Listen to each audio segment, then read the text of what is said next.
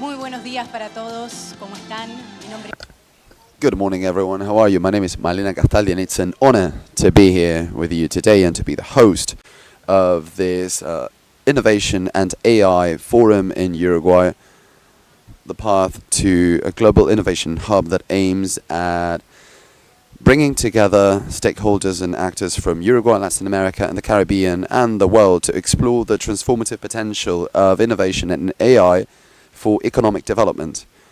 Welcome, everyone. It is a true pleasure to be with you all. On behalf of the Inter-American Development Bank and the Uruguayan government, I would like to welcome especially our participants and speakers, those of you that are here in the auditorium at the Latus facilities, as well as everyone that is joining remotely via streaming. Everyone be very welcome.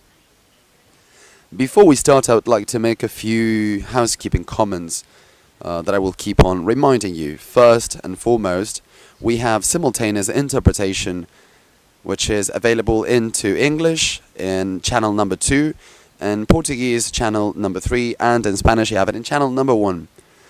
Please make sure to collect your devices at the entrance of this room.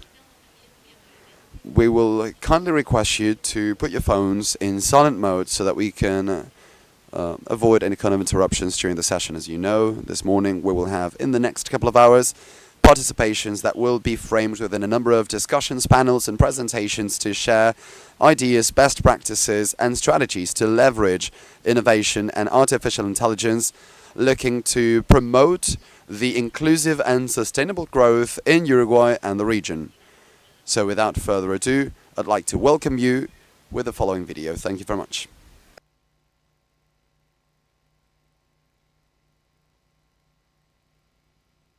Las innovaciones tecnológicas Technological innovations transform the notion of time, distance and space. What seemed impossible is now at the reach of our hands. Everyone can make a difference. Hace más de 30 años que Uruguay decided to bet on innovation 30 years ago. The IDB trusted the country's potential to create technological solutions to global challenges. With its support, we have conducted projects that are a reference and inspiration to the whole of Latin America and the Caribbean. This country, where a little over 3 million people live, set out almost 20 years ago to have every child with access to a personal laptop. The challenge starts with the youngest, but preparing a society for change means that you need to invest throughout the education process, contributing to inclusive development, the creation of human capital, and knowledge generation.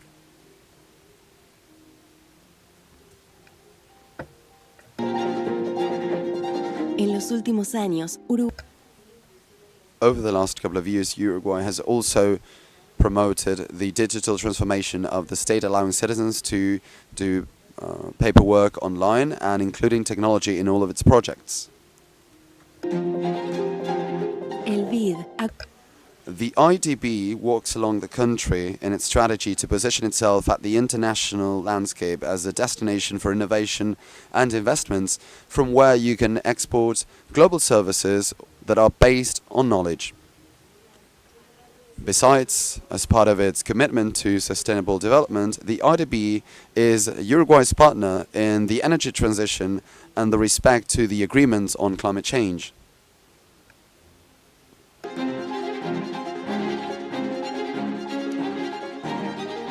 hoy.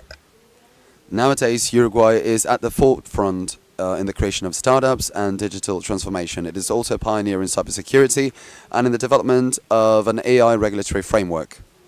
Besides, because of its modern telecommunications strategy, its sustainable energy mix, and a dynamic innovation ecosystem with qualified human resources, it is an attractive destination in which to invest. The IDB will continue to support Uruguay by promoting new financial opportunities and strengthening public-private collaboration. Its example shows that the path of innovation is possible, and that's why the IDB encourages all of the countries in the region to take on the challenge and to walk together towards the world of the future.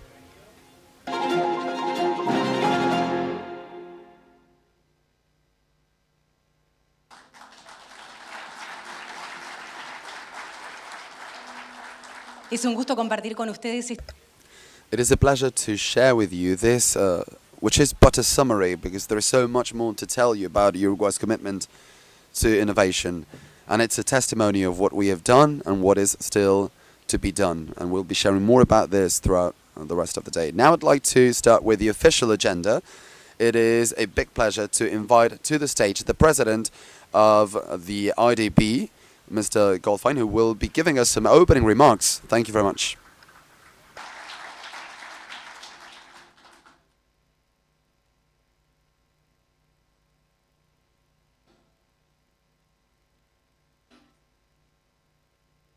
Muchas gracias. Thank you so much. Welcome, everyone. It is a pleasure to be here. It is a pleasure to be in Uruguay. My warmest regards to the ministers here in this room, Arbeleche, Minister Fascio, Minister Paganini. I can also see here Enrique Iglesias in this room. Muchas gracias al gobierno. Thank you so much to the Uruguayan government for their hospitality in these 2 very intense days that we are spending in the country, and for co-organizing with us this innovation forum.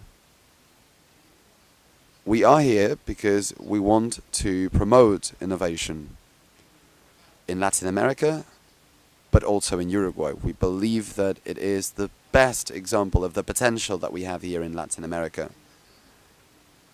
We are certain that Uruguay can become a regional model, but also a global model for innovation.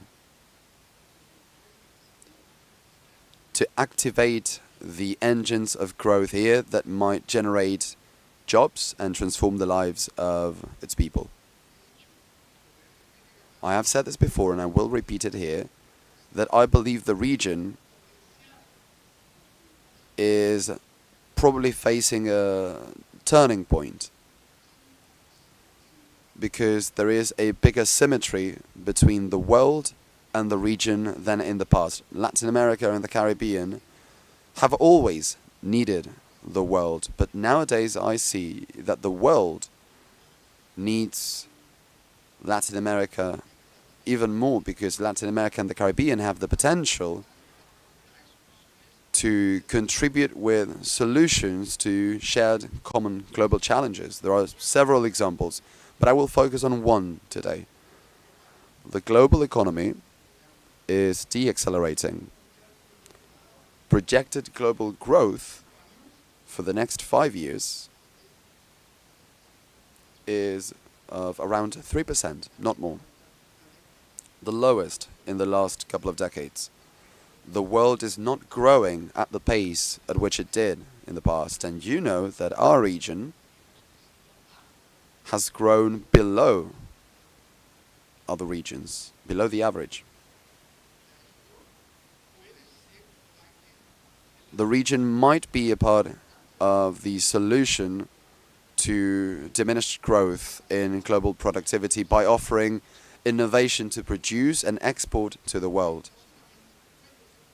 Uruguay might not be just a local example, but a global example. Uruguay is the 3rd largest software exporter per capita in the world. So it is the fact that we are in an inflection point does not mean that the region will automatically take advantage of this opportunity and will in fact manage to capitalize all these opportunities. To do so, we need to plan and we need to reform. To promote growth, we also need to implement reforms to increase productivity, and a key area to boost productivity is investing in innovation, because it offers an estimated return of 30% in the private sector and at almost 100% in social terms for low-income countries. So we need to bring about the right conditions to innovate and to become an innovation hub for the region, but also to export for the whole world. That is why from the ITB we want to support Latin America and the Caribbean, in particular Uruguay, to remain at the forefront of innovation, because innovation has an impact on productivity, productivity in turn has an impact on economic growth, and the IDB, with the IDB lab, is the most important external funding mechanism for Latin America and a key stakeholder in the development of the venture capitals industry. When we talk about innovation, I think it is worth mentioning that we are investing in venture capitals, but also in research and development. On the one hand, the entrepreneurial ecosystem of our region presents us with an opportunity for huge investments in absolute terms. In 2023, last year, venture capital funding in Latin America amounted $4 billion. That is 8 times more than the capital that was invested 7 years ago. Latin America has more and more successful startups. 54 new unicorns have emerged, which is also the case of dLocal in Uruguay. But there is so much to be done.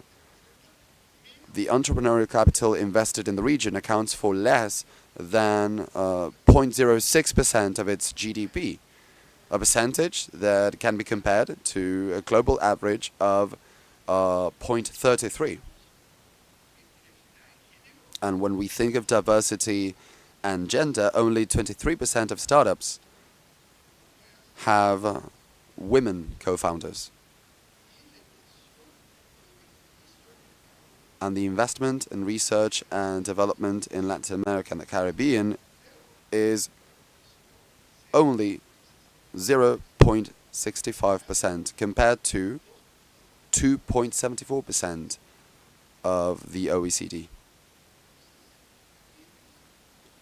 So we need to increase the investment, in particular in new technologies. In this event, we will talk about one of them, which is artificial intelligence. But in general, we will seek those investments that might help us to make solutions to local, regional, but also global challenges. The IDB seeks to accelerate the use of artificial intelligence in the region. Based on a vision, we always need to think of a vision.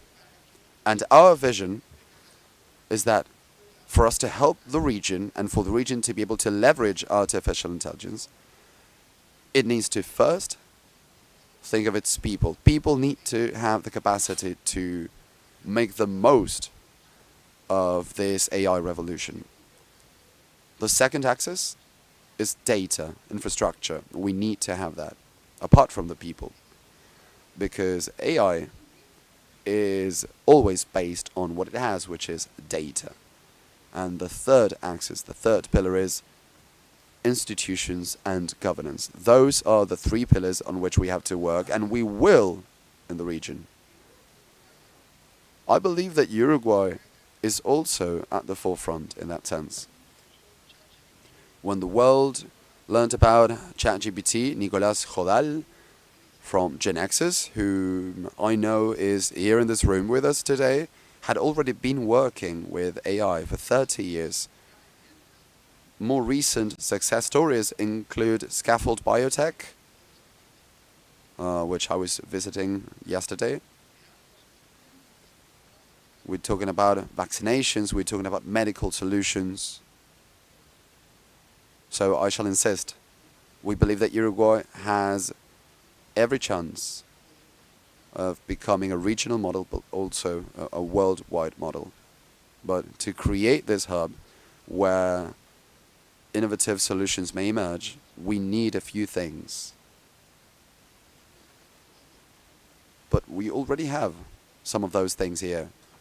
Human capital, for instance, which is very advanced. And the world has promoted that through several governments. You saw it on the video with programs such as Finishing Schools, which are also public-private partnerships for capacity building.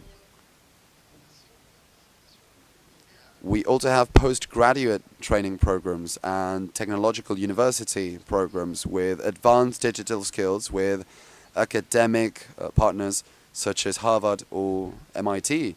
I was inaugurating a lab yesterday where we saw all the innovation that was taking place in food and in health. And the IDB, as you could see on the video, has been with Uruguay for the last 20 years as well, helping Uruguay, betting on innovation. By being a part of the creation and consolidation of the National Agency for Innovation and Research, ANI, by supporting teams of investment at Uruguay 21, also the Electronic and Digital Governance Agency, AGESIC in Uruguay, a body, an agency that is leading the digital transformation process of the Uruguayan state. But we also have the IDB Invest, and yesterday I visited a company which is the Megalabs Pharmaceutical, an initiative that strengthens the production of essential medicine for older people. It also promotes innovation and new products.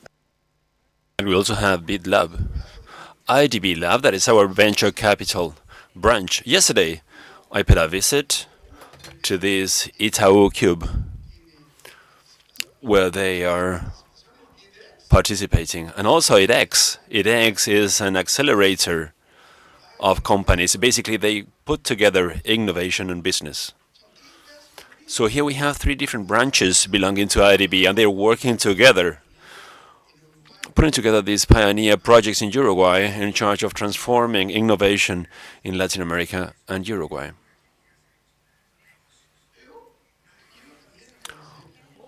I would also like to thank Uruguay because they've helped us with some other different kind of innovation, financial innovation, because it was from here that we created the sustainable bond. And that was really very well regarded. It was awarded because it showed the sustainability indicators that, and for the first time they had, or it showed a step down. So once you accomplish the goals, the cost of the bond would go down. So we incorporated that idea. We included that in our own project, and we called it BID Clima, or IDB Weather. And basically, we're talking about loans that, if the country reaches the goal set, then they will obtain a discount. And then that discount is incorporated into the country. We do believe that we want Uruguay to be among the 4 or 5 countries that will have a project on climate this year. We're working together with UTE so that we can have clear KPIs so that Uruguay is among the first countries to make changes in climate. So I'm really grateful to Uruguay that together with IDB, they are making possible to change the way in which we do business. An innovation hub needs to have a plan behind it. The roadmap that we have for an innovation hub is composed of many of the things that Uruguay has already been doing. Let's provide some context to this. First of all, we have human talent. I've already told you about this. Secondly, technology training, internet. Then, to have a solid and robust legal framework that promotes innovation. Funding should be available, resources. And finally, something that is a little bit harder to get, that is basically having the country within the international context, or to attract other business to Uruguay, to attract talent. Because we do know that when those two are combined, many more things can be achieved. Externalities.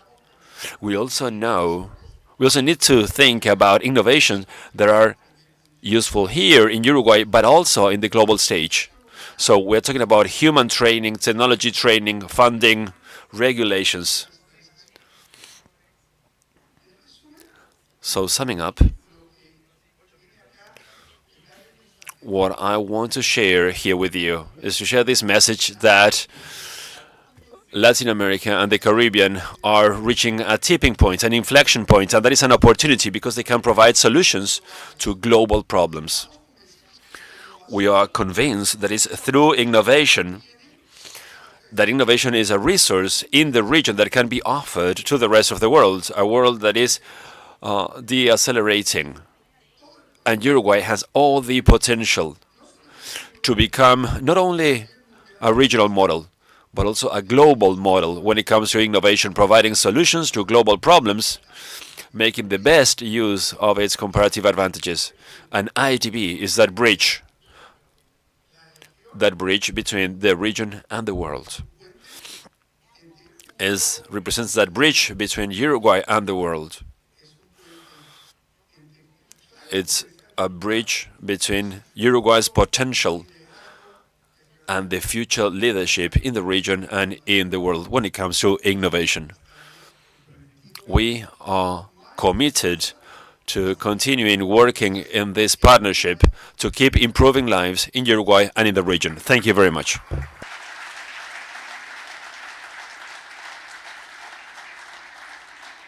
Muchísimas gracias. Thank you very much, Ilan Goldfein, President of the Inter-American Development Bank. It's a pleasure to have you here in the opening ceremony of this forum. I would like to invite now the Uruguayan governor before the IDB, Minister Arbeleche.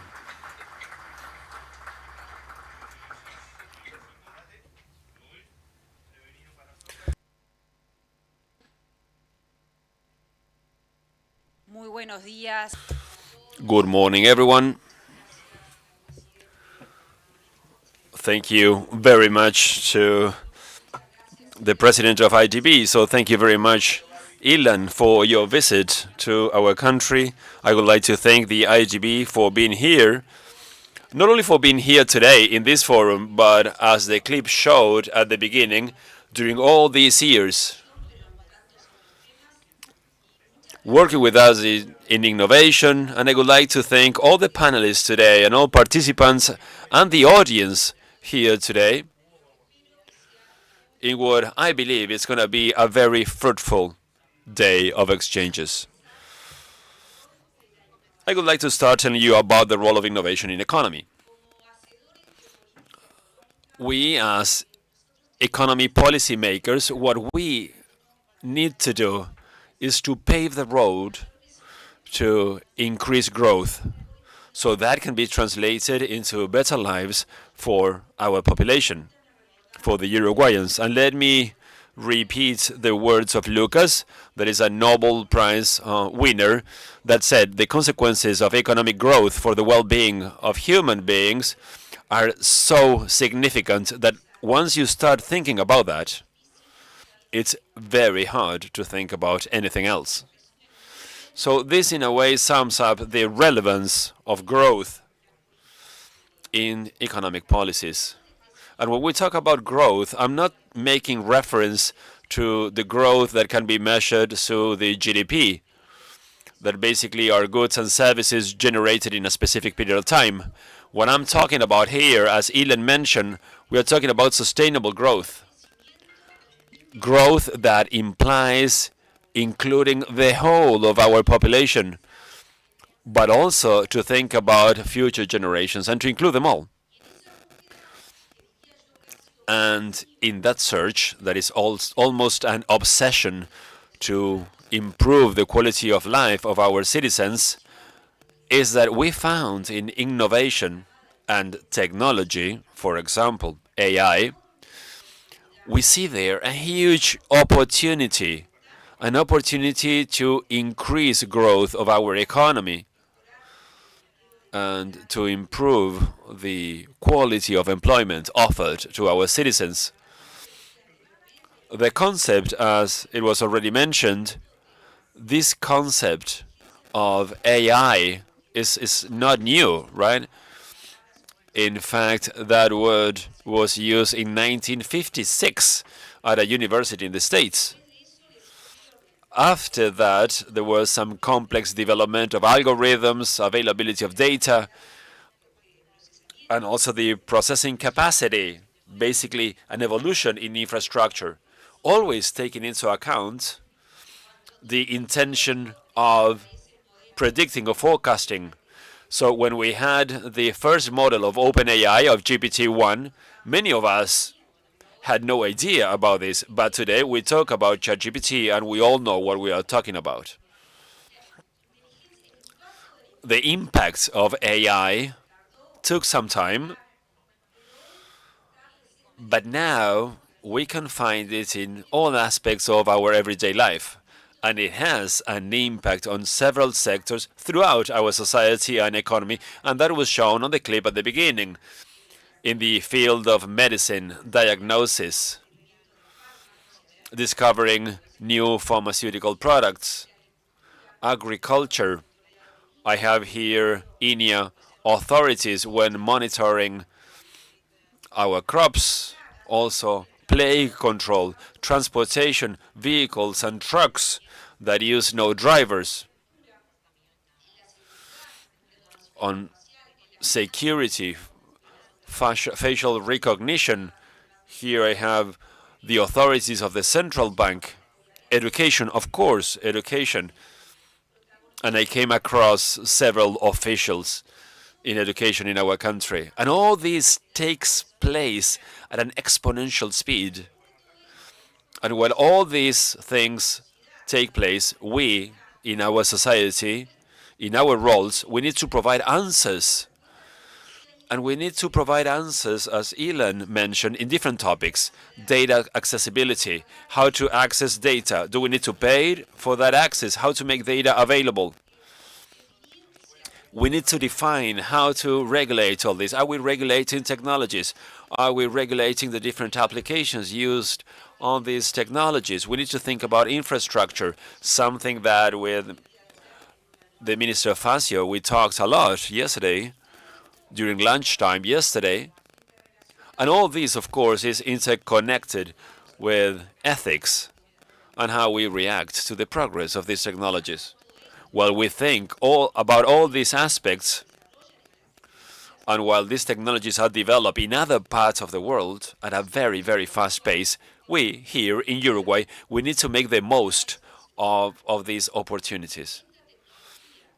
Because this technology is available for a country like Uruguay. If we think about these opportunities, if we think about the idea of generating opportunities, is that in 2022, the Innovation Hub was created. That was created by law. It was a law in 2021. For us, the government, our budget law,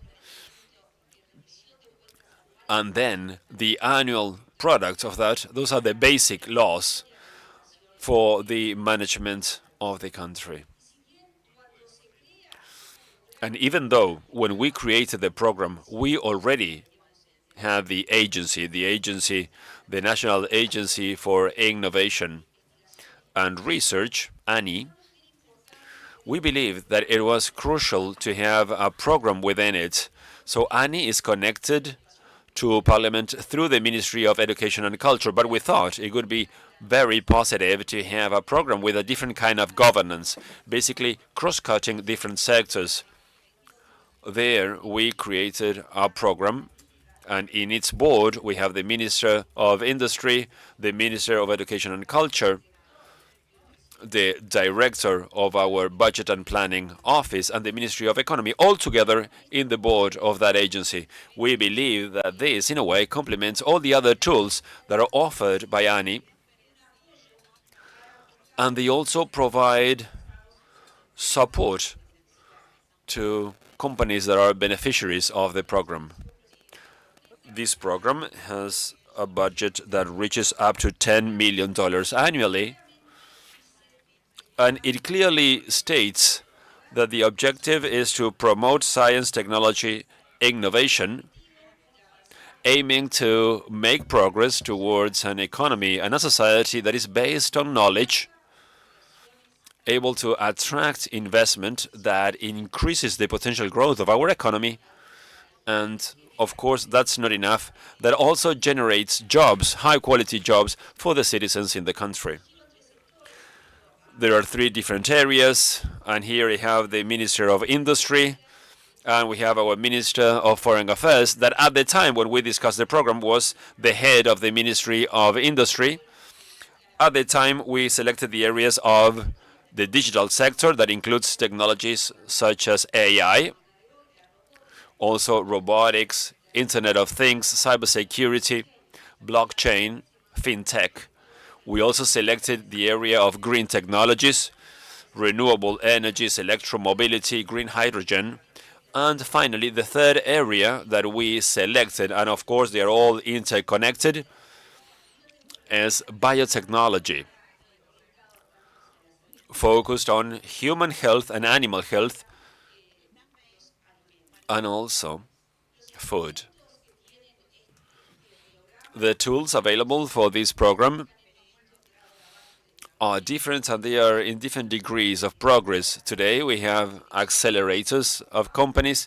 Now we have our crowd, that is one of them, that is leading all the operations in our country, together with 2 local stakeholders, like the Lato incubator Ingenio, and also another incubator from the Ort University. And then we also have Manatech, and that is an agreement that will be signed in these coming days. We also have a company builder tool. In that case, we selected biotechnology for this project. And there we have a consortium composed of Argen and Greenex that is ready to start working. We have a co-funding program, and here we have a record of all the possible investors to provide funding to this project. And now we are in the stage when we are having a call for projects. We have open labs that are working and making this technology accessible so that companies can generate prototypes and concept tests in these controlled environments. We've had for more than a year Microsoft with 100 companies a year. And I'm looking at everyone here in the room just to make sure that I'm not saying anything wrong, because I know that this is very dynamic and it changes on a weekly basis. But we need to remain open so that we can also have another open lab. Well, here we have the campus, which we inaugurated this year, and it's a very important environment because this generates synergies and it motivates the ecosystem.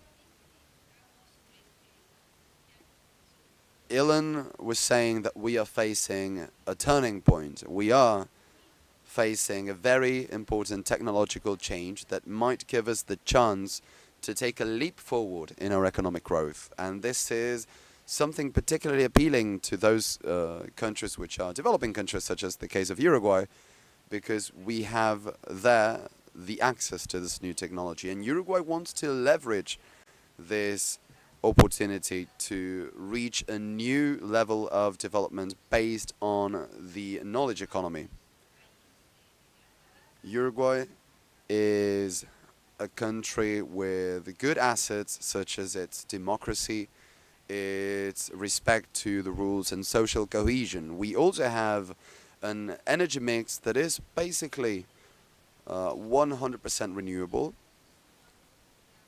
And on top of this, we have a macroeconomic policy that I would say has gained credibility over the last couple of years, and that is reflected in the fact that Uruguay has its lowest credit risk, not only in the region, but in its history, and its highest credit grading in its history.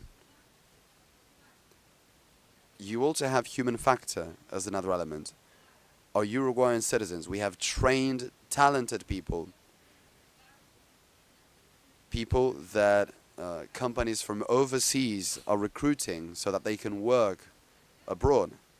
So that's why we believe that we have such a good opportunity, so that those developers can work in Uruguay, creating products for Uruguay in Uruguay, because this will boost all those areas where we have competitive advantages, such as agriculture, such as livestock farming.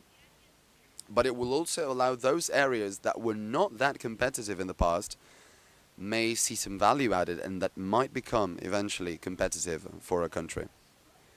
As a government, we have the obligation to train and to promote and encourage our citizens so that they can learn about these new technologies and to be part of this transition in the employment sector for these new sectors.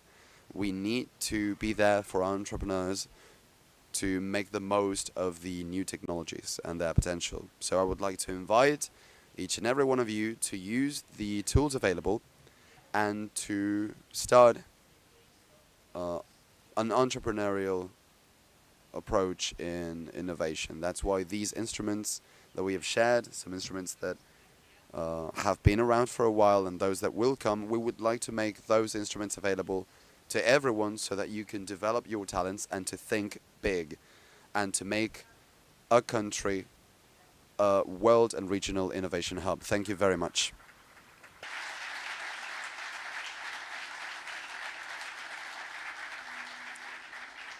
Muchísimas gracias. Thank you so much, Minister Azucena Arbeleche, for these opening remarks, which are laying the ground for the discussions that we will have today in the morning. Now I would like to present the first panel of the day, which is called Innovation for Economic Development and Productivity. In this session we will explore the role of innovation in increasing productivity, trade and competitiveness in Uruguayan and Latin American and Caribbean economies. Now I would like to invite our moderator, Ana Maria Ibañez. She is the Vice President of the knowledge sector of the IDB. I would also like to invite our panelists, Paulo Costa, CEO at Cubo Itaú,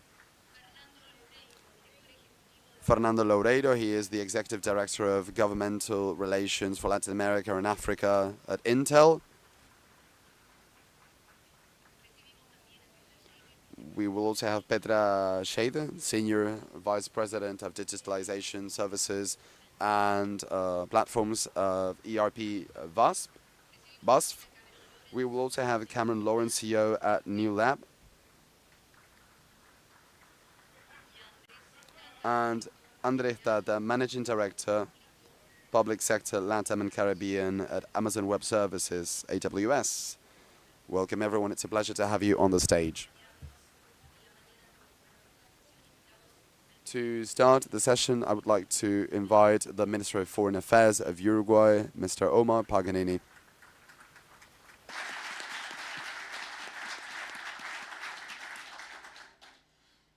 Muy buenos días.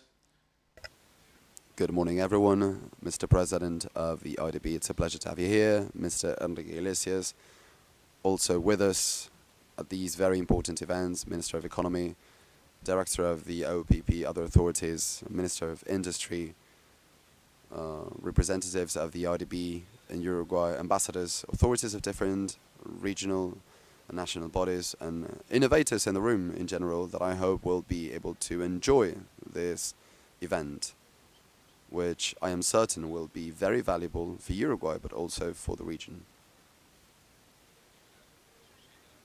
The truth is that taking the stage after Azucena is complicated because everything that she said is what we've been working on together for the last couple of years, and we basically agree on everything. I agree with everything that she said, and she left me very little to say. So I would like to make a few reflections from a regional and development standpoint for Latin America in general and Uruguay in particular. Oh, Mr. President of Latvia there, I hadn't seen you, sir. it is clear that the world is facing a turning point of opportunity and risk, and the key word is innovation. By innovation, we mean the capacity to do things in a different way, in a better way, by applying knowledge and technology. It is always said, but I think it's worth remembering that knowledge production is applying resources to generate new ideas, but innovation is taking new ideas and generating value for the people. In a broad sense, a value for the people may be sometimes new products or new services or different ways of doing the same thing. And I think that the world is the history of innovation, because all the economic growth that we've had has been due to new ideas that have enabled new developments and getting to more people with more goods, more products, more services, and using fewer resources. And Latin America is facing a big opportunity, and that opportunity is skipping that traditional vision of a stage-by-stage development where it was primary services, secondary services. Then, well, we can just say in this new world where we are, we can take a leap forward and be more innovative than the most innovative person. We can put our talents and our capacities into practice with a global vision that will allow us to do new things, to add value, and to grow. Knowledge nowadays is readily available. Talent maybe not so much, and that's why we need to work so much, so that our citizens will be prepared for this new world. Resources are also there, and we can get them. And if we have a global vision, we can be innovative for the world, as other small countries have been, countries that have opened up to these changes. And we can't but cite the cases of Israel, of Finland, South Korea as well, although their strategy is dating back many decades. The case of Ireland. Countries that are seen as global countries, and they don't just restrict to the traditional way of doing things. And that's what we're trying to do. And we are convinced that with Uruguay's legal security and those lifetime assets that we've had, as Madame Arvelice was saying, we can be a hub for the region.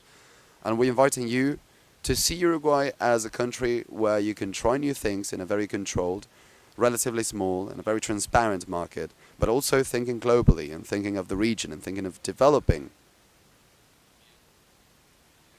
And also, if you come here and you see a way of life, a very attractive way of life, I think it is something that's very interesting for all our professionals around the world in a very complicated, very demanding, difficult world where you have which you have in megacities under a constant stress, which is commonplace nowadays. Yesterday we had the pleasure to participate in the anniversary of BASF at the World Trade Center, and the announcement that was made to us by our friend Patricia that they were going to develop here a digital development center for the world was a big thing, and that is because of the many reasons that I've just mentioned, because Uruguay is a place where you can definitely take a look at it as a possibility for these startups and these businesses. When we look at the innovation challenges between 2020 and 2025, we see that this cannot be conceived without an ecosystem. Perhaps in 1990 there was an idea that you could innovate in a vertically integrated way in our companies. In the 2000s, we thought that youngsters in a garage could create the next global startup, and nowadays we see that if you don't have an ecosystem, you just can't take that leap to the world. And an ecosystem calls for a very close interaction between great companies with cutting-edge technology, with startups that are willing to risk and try new things using that technology, having funding that may be external, having a friendly regulatory framework and a platform that will springboard you to the world. So if you have that vision of an ecosystem, you can understand why we're talking about Uruguay. And that's why the program that Azucena described also includes this vision of open labs, of risk investment capital, of startups, of incubators, accelerators. And I think that if we think like that, we might be able to transform Uruguay into an innovation hub. To wrap up, I would also like to say that this needs to be leveraged by Uruguay's soft powers in international relations. And I can't but mention how Mr. President Lakachepo in November last year raised his hand when President Biden said, I want to have an innovation line, and Mr. Lakachepo said, I want that to be in Uruguay.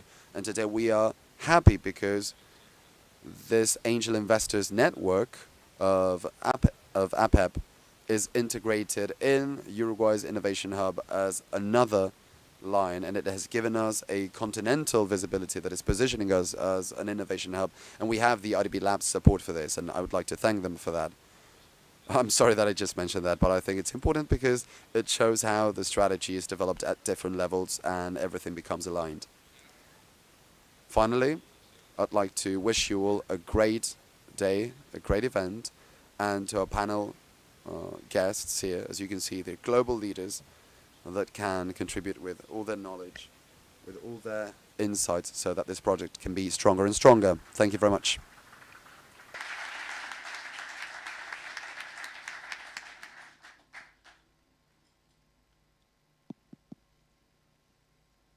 Muchísimas gracias, ministro. Thank you very much, Mr. Minister, for these kind words. It's a pleasure to start the session with your words. Before we start with the panel, I'd like to thank the presence of some of the authorities that need to briefly leave the room, and then they will be joining us again. Thanks a lot to the IDB's president, the Minister of Economy, the Minister of Industry, also the Minister of Foreign Affairs. They will all be doing a little tour in parallel, and they'll be joining us again very soon.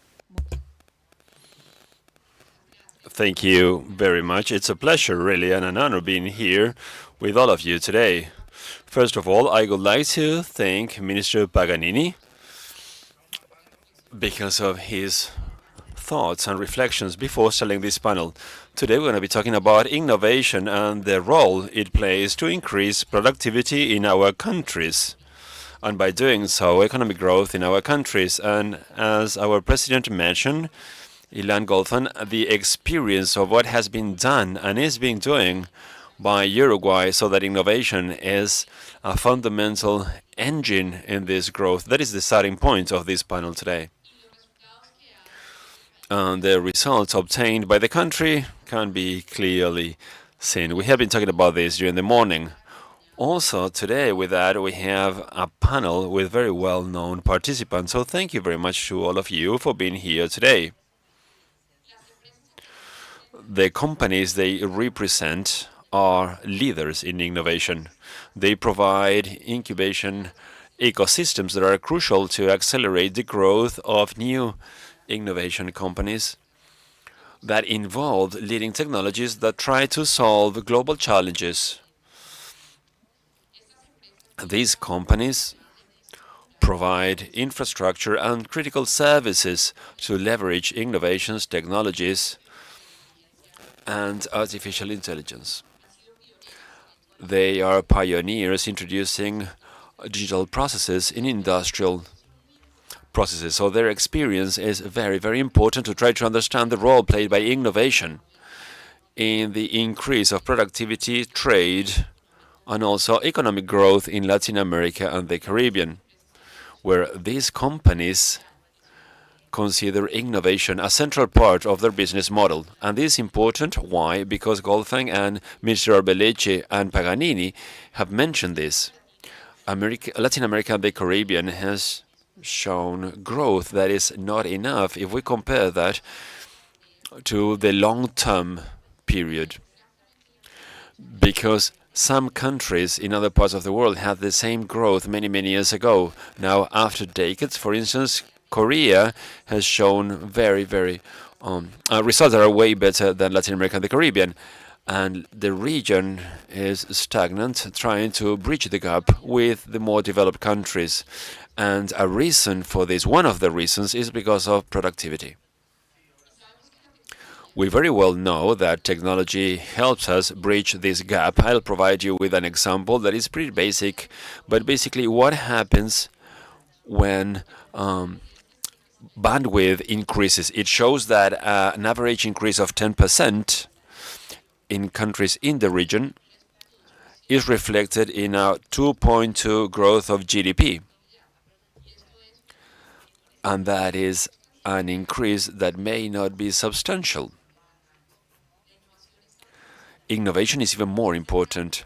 It's key to increase productivity. Once again, evidence shows that 75% of differences between productivity rates among countries is explained through gaps in research and development. That's why, and as our president mentioned, at the IDB we are promoting a strategy to promote innovation and promote AI that is based in two main principles: to do more and to do it better. And it has three different pillars: infrastructure and data, institutions and governance, and human talent and capital. And we are here, we have spent a whole week here because we are providing support to Uruguay so that they can keep growing strong as an innovation hub. We know that Uruguay can be the leading country in the region. For us, it is very important then to provide support from the IDB. In our conversation now, the panelist will tell us more so that we can understand how to maximize impact of innovation in each company individually, and also in an aggregated way for each of the countries and the economy in general. Try to identify which are those emerging technologies that can play a key role in the near future, and also to debate about the role of AI and how it can accelerate innovation and productivity. Our panel in English. Thank you very much to all our panelists. And I will start with Paulo. Paulo, thank you very much for being here with us. Itaú is a leading innovation hub. And I would like to ask you, how do you see AI and the emerging technologies driving improvements in productivity in Uruguay and Latin America? And what are the key challenges in scaling these technologies across the region? Okay, so hello, good morning everyone. My name is Paulo Costa. It's a pleasure to be here. I'm the CEO of Cubo. Cubo, it's one of the most relevant hubs, innovation hubs in Latin America. We were founded in 2015 by Itaú, the largest bank, one of the largest banks in our region. Nowadays we have 500 startups, around 50 big corporations that trust us as an open innovation platform and corporate venture capital platform as well. We have a community of investors as well. 20 investors is with us. So we are a hub of connections. We are extremely focused on business generation to this community. We are going to our 9th anniversary now. So the results, it's showing up, not in the first years, but now we have great results. Going straight to the point about the key challenge that we have in our regions, I would say that the first one, it's about tech infrastructure to enable the AI platforms. The second one is talent development. But for me, the main one is money. It's all about money at the end of the day. When we have abundance of resource, people, and money, we will transform the society. All the hubs around the world where we admire the results that they have for decades, you're going to see a lot of resource, money, and people dedicated to that. So I'm going straight to the point about the main challenge for us. It's abundance of money in this point. Being very conservative here about the future of our region, we have 50 startups applying to be part of Cubo every month. We have a selection process, a curation process that will select our startups. As I said, we have 500 startups now, and we are growing 5 to 10 startups every month, and we have 50 applying every month. And what we are seeing, we are not very optimistic about to have AI per products in the short term. We are seeing it in our pipeline of application. So what we are doing now is to invest in accelerate the adoption of AI in our community. We have 700 companies inside this hub, startups, big corporations, and investors. What we're going to do to the short term to have results in the midterm, it's accelerate the adoption of everything. all the companies that it's with us. Volume, intensity. So we are about to launch a platform. It's called Cubo AI in a few days. And we will have Microsoft, AWS, Oracle, NVIDIA, McKinsey, Meta as main sponsors of this platform. And we will structure this platform in 4 pillars to accelerate this adoption of AI in our region. The first pillar, it's about awareness. So content, bring the experts around the world to talk and to bring their expertise. The second pillar, it's about hands-on. So we're going to bring the problems that big corporation is trying to solve with AI. We will bring to this platform, and we will use big tech companies and startups to solve the problem as hackathons, labs. So this is the second pillar. The third pillar is about improvement. The companies that are mature using AI, you're going to try to bring one-on-one conversations, mentorships from around the world, benchmark cases from other countries that are having great results. And the fourth pillar of this initiative is about responsible AI. So we dedicate time to talk about data protection and also about ethics in using AI. So Cubo AI is going to be alive in a few days in those 4 pillars. And our main goal in this very moment is to accelerate the adoption. Hard work. We don't believe in magic, in innovate. We truly believe in long term, but we will reach the long term with greater results in AI, working every day in a very intensive way. This is our moment as a Cubo. Thank you very much, Paulo. And I think you're stressing something that the Minister Paganini alluded to, the importance of an ecosystem to leverage many levers, to say it in one way, to really get innovation, but also the need to propel adoption of AI, which is very important. Without that, we will not be able to move much forward. No? Fernando, Intel has an extensive experience in driving innovation across multiple regions. So how do you see the role of AI and other emerging technologies specifically boosting productivity in Uruguay and in other Latin American and Caribbean countries? Thank you. Good morning first, and thank you for being here. Well, just talking a little bit about Intel, right? We're a semiconductor company.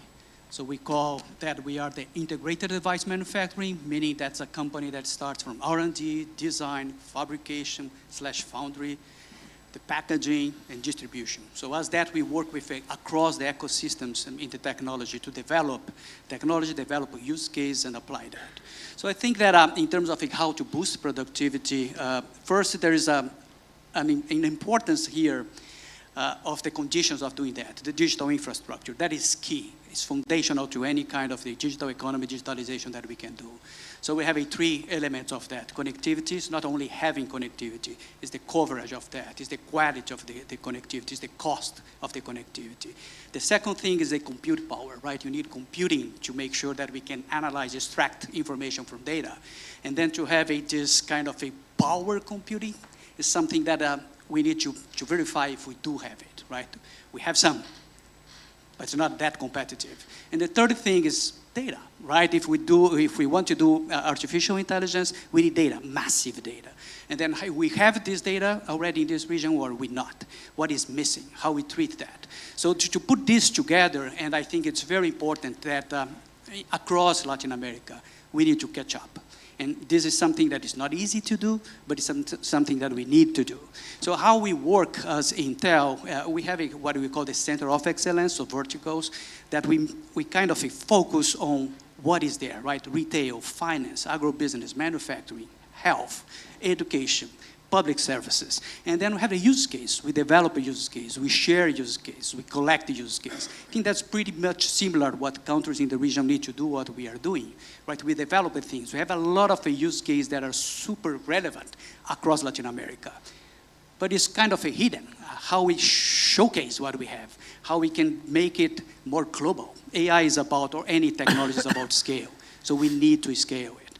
I think each country is identify what is your core, and then make sure that not inward, but also outward.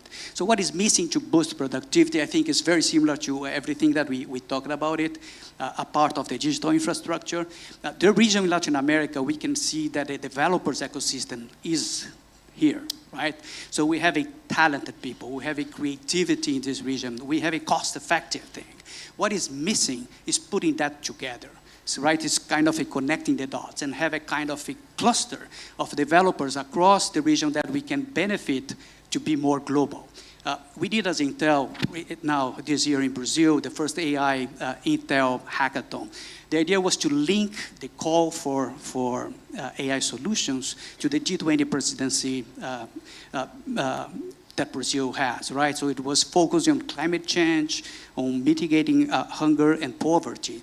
And it was gladly surprising to see the number of startups, the number of solutions, the creativity that they have there. So what we did with the winners, we put inside the Intel that we had some accelerators programs we call Intel Liftoff, Intel Ignite, and we put this as part of global networking. So coaching, mentoring, access to our tools, data, and potentially to capital, venture capital. So I think that we can do a hackathon across the region. That would be fantastic. If we can link to some kind of platform, let's say Summit of Americas next year, and then we show up what this region is capable to do, that would be something that would be very, very effective. And lastly is the AI, the digital readiness, the literacy, right? It's not only AI for technical people, especially also AI for non-tech, and also AI for users, not only AI for developers. So we have at Intel what we call the AI platform programs. We have a digital, several programs, AI for users, or for AI for citizens, AI for youth, AI for current workforce, AI for future workforce, AI for public leaders. The idea is this content we share with governments is for free, it's no cost, and we have some countries in this region already with these programs, like in Argentina, and Brazil, Costa Rica, and Mexico. But this is utmost important. If we need to and we want to leverage AI and other technologies, we need to focus on literacy and AI literacy and technology literacy across the region. Thank you so much. Thank you, Fernando, and we have a lot of work ahead, I think. We need to create and boost the ecosystems that we have. As Paulo mentioned, we need the money and the foundations as well. We need to catch up, we need to go scale, and we need to connect the dots. So that's plenty of work that we need to do, but I think we have the capacity to do it, and we at the IDB, we stand ready to help all of you to do that. Petra, BAS has been at the forefront of digitalization and innovation in industrial processes, which is quite important. How do you see these advancements translating into enhanced competitiveness for the region, for the economies in the Latin American and Caribbean region? Yeah, thank you first of all for inviting me and also switching to English. Yeah, BASF is a company, I think, which has already a long history, more than 150 years in R&D, and innovation is kind of part of our genes. So I think we have been always curious, yeah, to find the new things, and therefore also now with these new technologies that give us great opportunities also to increase our productivity and also to increase our efficiency that we have. Yeah? We have worldwide a lot of new ideas that we implement, and we are looking at it holistically from the entire value chain, yeah, from the moment we buy the products for our production until the manufacturing, the way on how we support our processes, the way on how we deliver our services until, of course, products are shipped to the customer. Yeah? So some examples, I would like to make it a little bit more tangible maybe.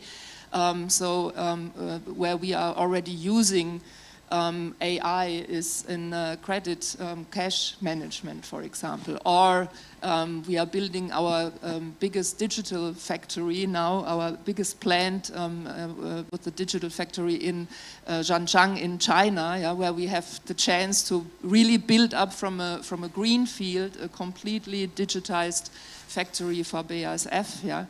And last but not least, I think something that is really also very much relevant for the region here in South America, Latin America, Uruguay, is really the agricultural business, which is our biggest business here in the region, where and I lived in Brazil from 2008 to 2011, and already there we had this idea of, for example, implementing a digital solution for protecting our crops, where we had these small little cameras where they could go to the field, take a picture of the disease, and then figure out what could be the right products. But there the technology wasn't that enhanced yet, So, but we never gave up on this idea and really developed it further. And now we really have a worldwide solution where the idea came up in South America, that we have implemented now, where we can really use this solution for our farmers, developing together with our customers, our farmers further, so that they can identify immediately the spread of a disease and use the right products in the right way together with us, accompanied, for example, by a chatbots using generative AI, on giving them also dedicated and tailor-made, custom-made advice. And I think that's something where we really further need to develop on, and this is why we also democratized kind of the way on how our people work with IT. It's no longer like in the past that you have a digital department like ours and then people go there and get a solution. I was yesterday here for the 10-year anniversary of BASF in Montevideo, and I saw so many great ideas, innovative ideas, using digital technologies that not came from people that originally came from the IT. These were people that really working in the processes in our service hub, creating ideas that help them to improve their processes and get more productive. So we have introduced our concept for citizen development, for example, where people not from IT, like you also mentioned it, are using tools that help them really to improve. And so we saw that so many ideas came also from the service hub here, so that we decided a couple of weeks ago that we also would put our digital hub, one of our 6 worldwide digital hubs, to Montevideo to really create even a bigger space for innovation also in the digital environment. And I was really happy to be here to be able to announce that. And so we have the last thing, I think, which is something that we really need to take care of, is developing our talents in that area and grow our people here. So BASF has built a digital academy for innovation and data for the global workforce that we have, and that we have to also, let's say, introduce in all of our different sites that we have, and also Montevideo here, because we saw such a great energy here. Thank you, Petra, and it's fascinating all the examples that you are providing to show how really digital technologies can enhance productivity in agricultural production and many other realms, and I think that's important, and how this interaction between the users of technology and the developers of technology is so important to have relevant technologies for increasing productivity. Cameron, we have been talking about ecosystems, and NewLab has been a pioneer in fostering innovation ecosystems. How do you see the role of collaborative innovation hubs like NewLab in accelerating economic development and productivity in Uruguay and across the Latin American and Caribbean region? Thank you, and first off, thanks so much for welcoming me to your beautiful country. It's been fantastic. So the point of an innovation hub is really to provide the critical support and infrastructure that that startups need to be successful. Not only the startups within the local ecosystem, but ideally creating the conditions that startups from the broader region will come to the hub to build their businesses and be successful. So New Lab, our first innovation hub, was in Brooklyn, New York. And again, we're a venture platform focused on supporting startups that are looking to address critical technologies. Typically, deep tech and climate tech are our core areas of focus. So when we opened our New York innovation hub, it opened the doors for about 200 startups to join. This was around 2016. It was the key components, the government and corporate partnerships were critical, as well as the infrastructure within our labs that enabled these startups to build their products and get to market quicker and on a much more cost-effective basis than they could without having the ability to leverage our platform. And what we've seen over the years in that 8-year period is those startups, you know, they're coming from schools like, you know, MIT and Columbia and Harvard, often just a single founder just getting a desk at New Lab to start building their company and building their products. But over time, those startups have raised over a combined $4 billion US dollars. Valuation growth is over 12 billion on a combined basis, and we've seen 3 billion of exits, which is critical for investors to get repaid so they can invest in the next generation of startups. So the answer to the question about the economic development, it's actually been pretty profound in terms of driving job growth, economic development in the regions that we're participating in. And really, we see Montevideo is our second hub, first in Latin America. And that's the same type of economic activity and job creation that we want to help support here as well. Thank you very much, Cameron. Again, you're showing how important it is that many actors work together in order to achieve the objectives that we want. Now, Andres, I'll switch to you. Amazon Web Services has extensive experience in cloud computing and digital transformation, and this is part of the foundations of what we are discussing at the panel. So how do you see cloud technology driving innovation and economic growth in strategic sectors across Uruguay and Latin America? Sure. Thanks. First of all, thanks for the invitation, especially to IDB. We see Gen AI will drive significant economic growth around the world and especially also in Latin America. A recent study by Goldman Sachs mentioned that Gen AI is going to increase global GDP by $7 trillion over the next 10 years and increase productivity globally by 1.5% per year over that same period of time. Latin America is no different. The impact on GDP in terms of Gen AI is going to be 5.4% from now until 2030, and a relevant increase in productivity if, this is important, if we're capable of developing the policies in terms of, you know, focusing on digital skills and focusing on infrastructure, some of the things that have already been talked about in this panel today.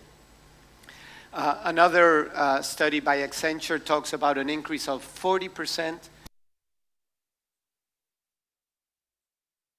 based on Gen AI, automating routine tasks, and especially reducing the cost of running your business. So our vision at AWS is that thanks to Gen AI, the constant digital transformation is the new status quo. We're going to be constantly transforming the way we run our business on a digital basis. It's going from a linear innovation to a logarithmic innovation. It's not a simple iteration of a new cell phone that's coming out on the market, but it's actually a true revolution, comparable only perhaps to the advent of internet 3 decades ago. Key sectors that will be, that are clear examples of where innovation powered by Gen AI can unlock huge value, agtech, manufacturing, all types of governments, education, healthcare, justice courts, for example. So to realize that potential, Latin American countries need to have a close collaboration between private entities and the governments in order to have a Gen AI impact that's responsible and inclusive. So in that sense, how can Gen AI help increase productivity? It can help governments, for example, take decisions in near real time based on data. We talked about data a little while ago. Personalizing solutions, improving productivity across sectors, while customizing services. Why? To enhance customer experiences. And that is particularly relevant for government entities. One example that I like to give in AWS is the work that we're doing with justice courts.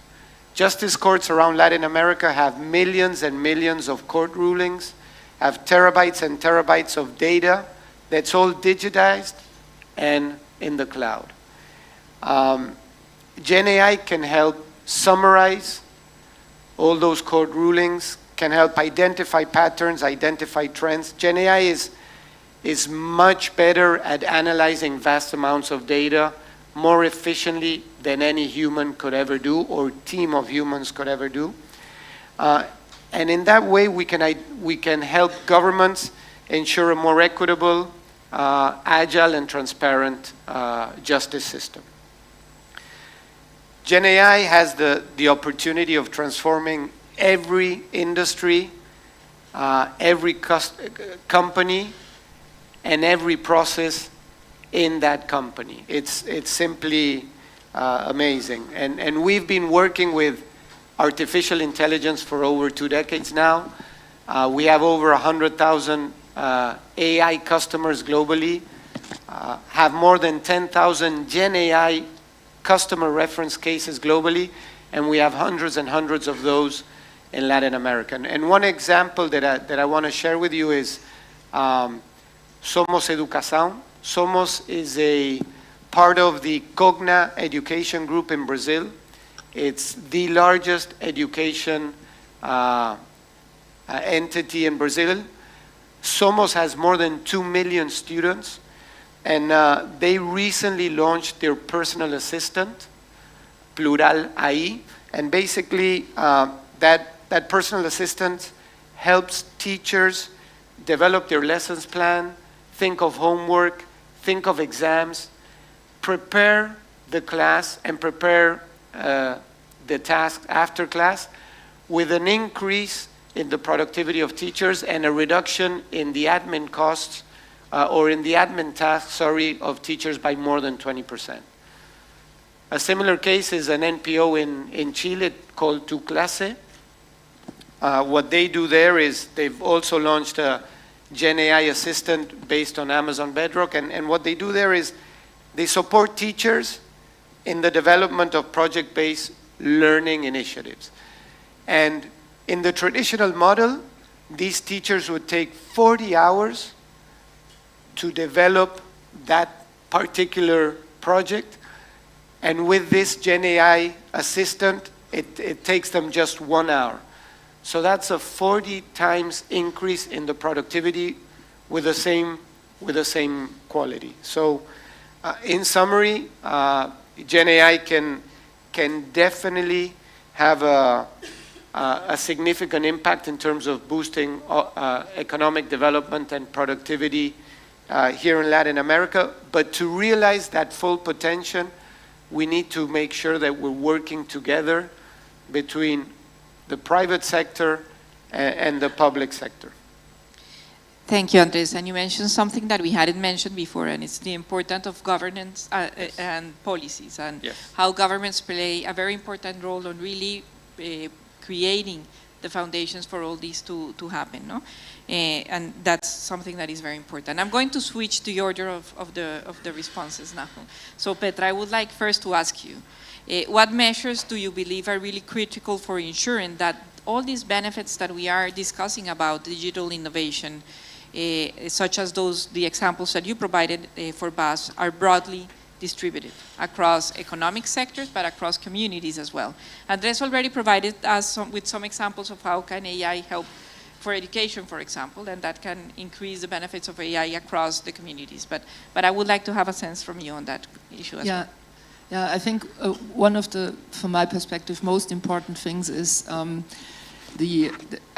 think we are standing at the front of a revolution with generative AI and what the opportunities that brings us, like it was described. And this also changes the way on how we work with companies. Yeah? So I think one of the most important success factor to make this revolution also successful is that we look holistically through the entire value chain where we are using. This means on one hand, we have to work together with our partners on the software side, on the tool side, on the development side. So we have a lot of partnerships for co-innovations and co-creation with our, on the one hand, big partners like SAP, like Microsoft, like AWS, yeah, but also including new startups, new ideas to come in. Yeah? And we should never lose, I think, the perspective that we have on the other hand, including also our customers from their side, because at the end, I think everything we are doing needs to be tailored and needs to be structured to what our customers need. Yeah? And that's for us the most important thing that we should not lose by all this new technology development. Yeah? So we have to co-create and integrate also our customers. There is, for example, this in the automotive industry, we are working very close with the Catena X, where we try to harmonize data models so that through the entire value chain, from us as being the original producer of many products that the automotive industry is using, through the person at the end driving the car, yeah, has a data transparency from end to end, because this is like we have to deal with all the regulations that we have. Another example is in the sustainability area, yeah, where we have big targets specifically in our chemical industry for for our net zero targets that we have, yeah, and also here we have to include all of our partners and even competitors, yeah, to be able to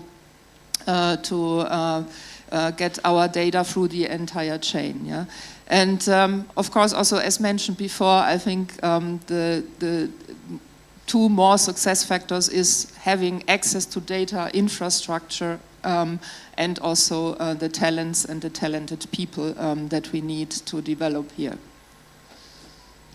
Thank you, Petra. Fernando, I would like to turn to you and talk a little bit how we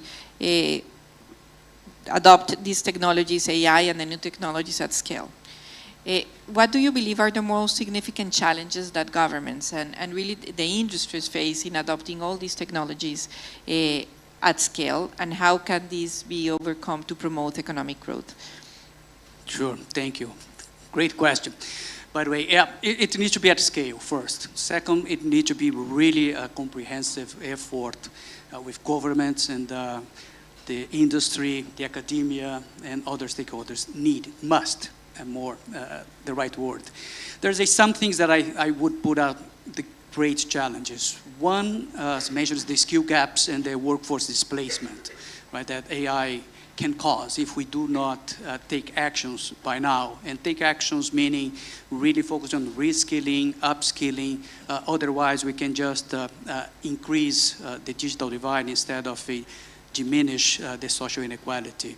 So this is key. A second thing, especially in this region where small, medium enterprises are key, relevant game players, the cost of this digital infrastructure.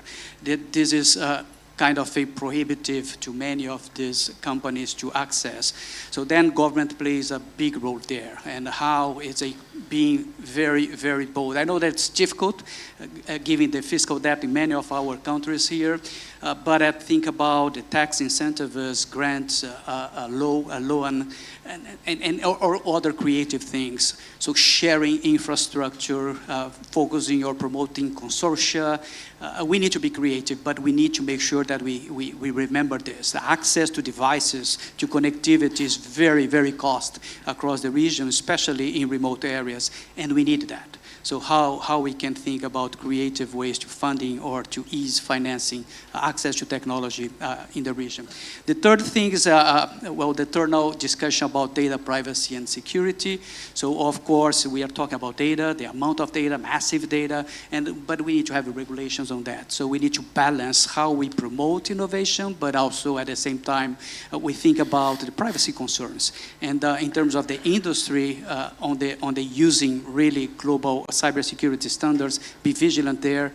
Technology is neutral, right? The good or the evil will be how we use it. So we need to think about how to drop these things. And the fourth, but very, very important, mentioned before, is the ethical and also the bias associated to AI. So in this technology, we can exacerbate, we can perpetuate bias if we do not have actions here.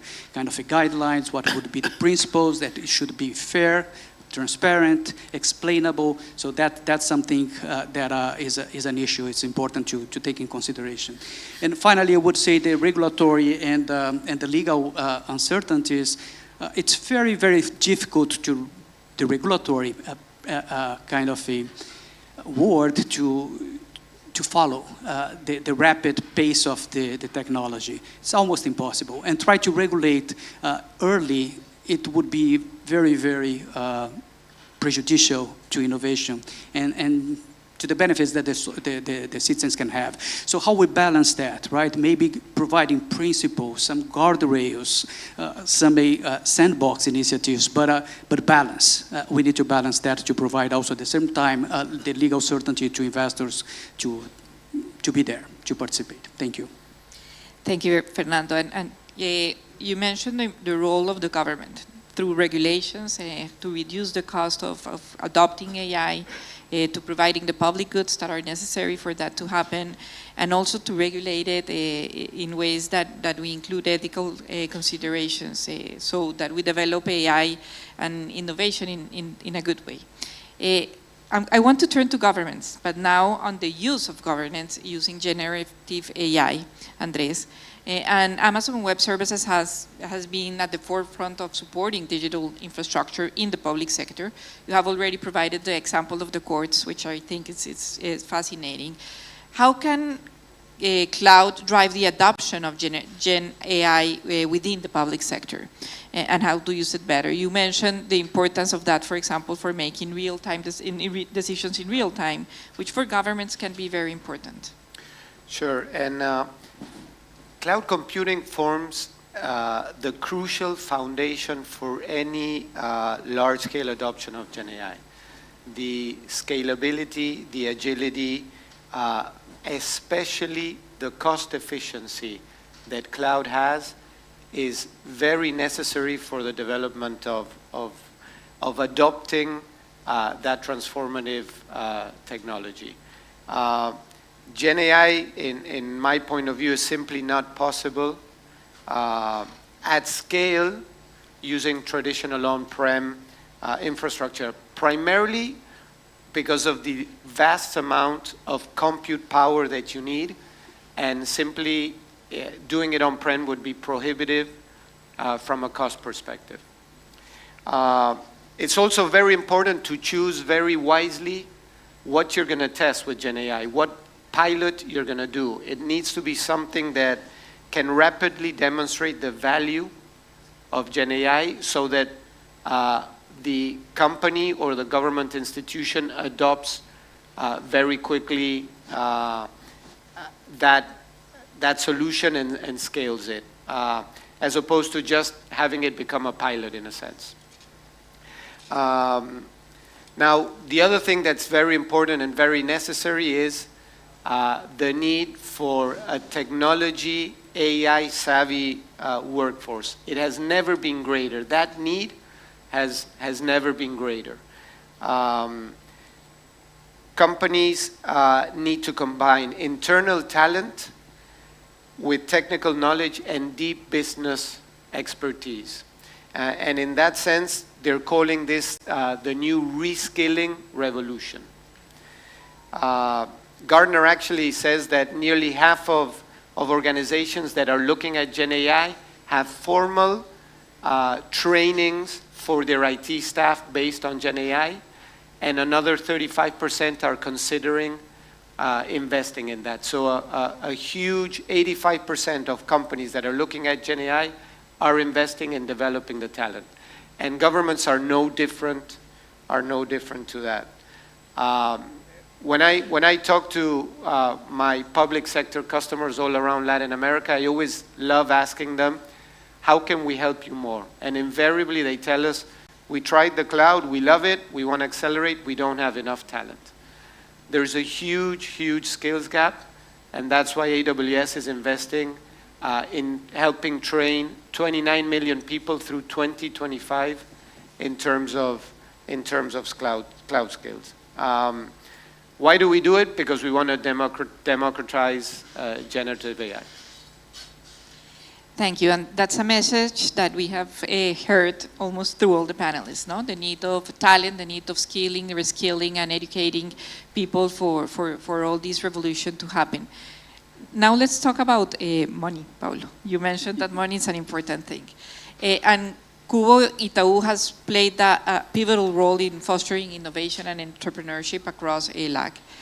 Can you share with us some experience and specific examples where Cubo initiatives have directly enhanced productivity and competitiveness in Uruguay and in the region? Sure.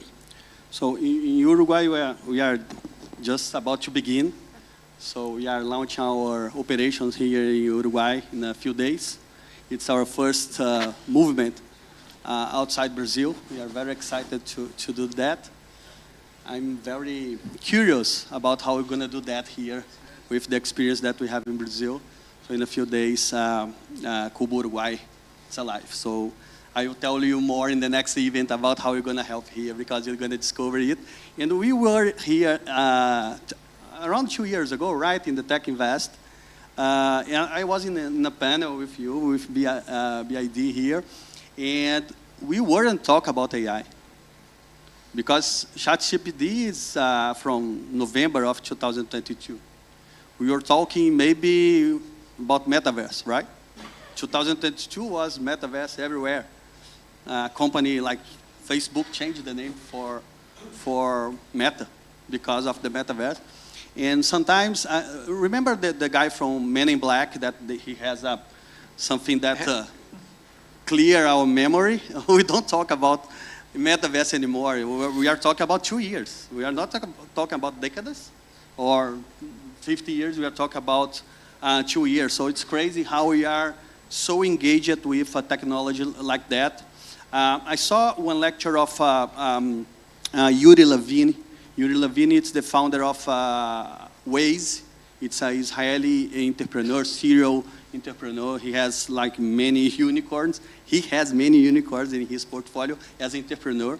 And he launched a book called Fall in Love with the Problem, Not with the Solution. One of the main entrepreneurs in our generations, he talk about fall in love with the problem. So as we are very business-oriented at Cubo, we are focused on problems of our sponsors. We are trying to see and to understand the technology as an enabler to bring convenience to the client, to focus on the client. So yes, as an example, as you bring the question, I will bring the examples of hubs that we are putting as a strategy of Cubo. We have 10 specific industries hubs inside Cubo. We have health tech, Cubo Health, Cubo Fintech, Cubo Retail, Cubo Education, Cubo Logistics, Cubo Maritime and Port, Cubo Constru Living, and Cubo ESG, and Cubo Agro. I will go deep on Cubo Agro, how we are helping the region. We used to have nothing in agribusiness 3 years ago.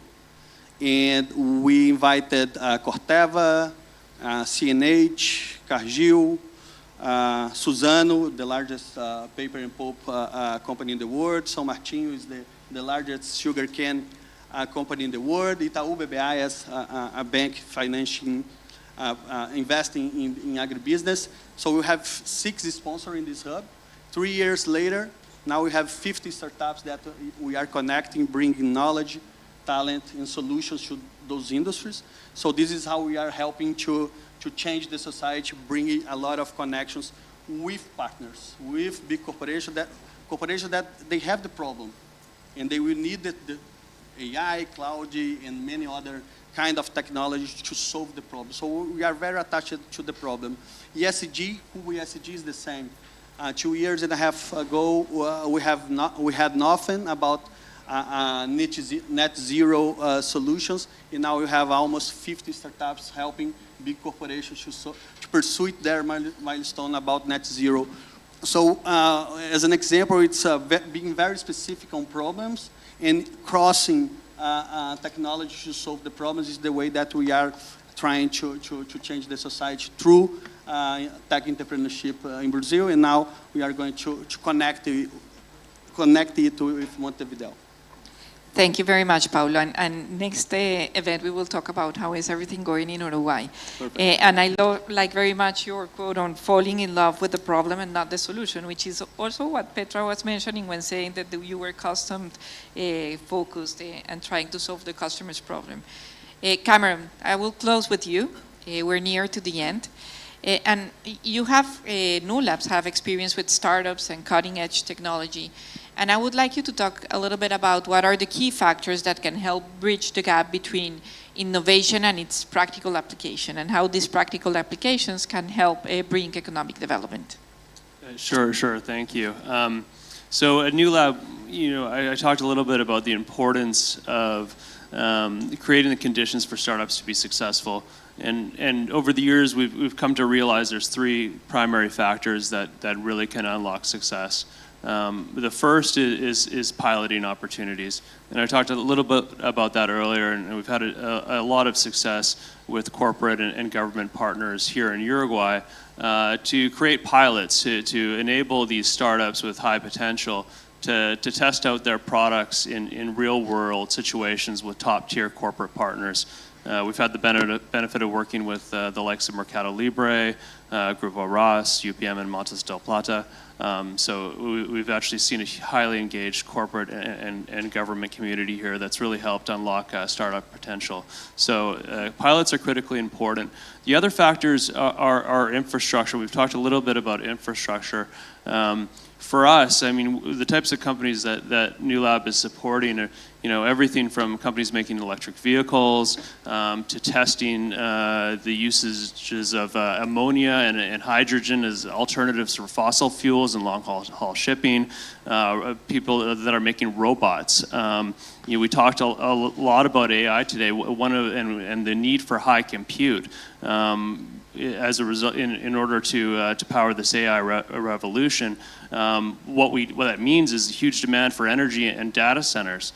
So all of the startups that are looking to enable that to happen, how do we ensure that our electric grids are resilient? How do we ensure that we can, the greenhouse gas emission components of this data center explosion can be done in a way that is minimally impactful to our environment? Those are solved by the startups that we're looking to support. So in order to do that, we need to have infrastructure.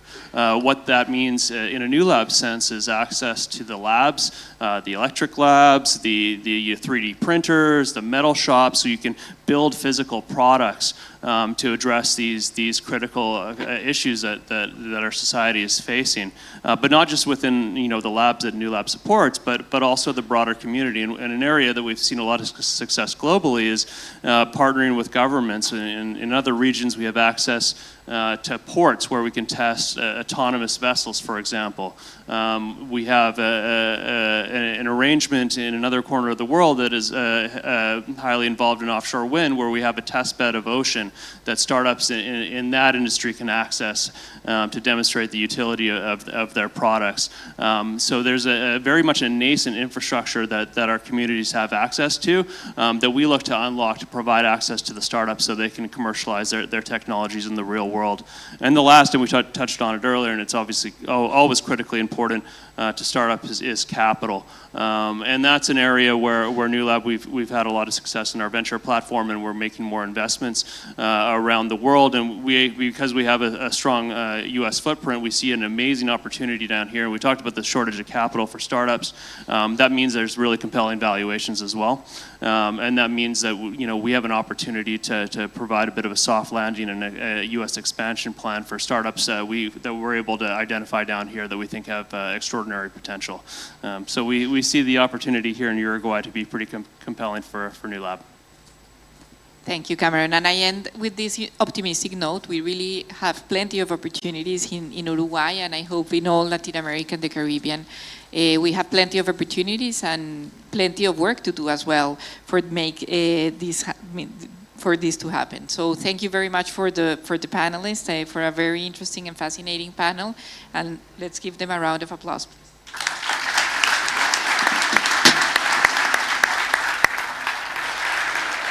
Muchísimas gracias.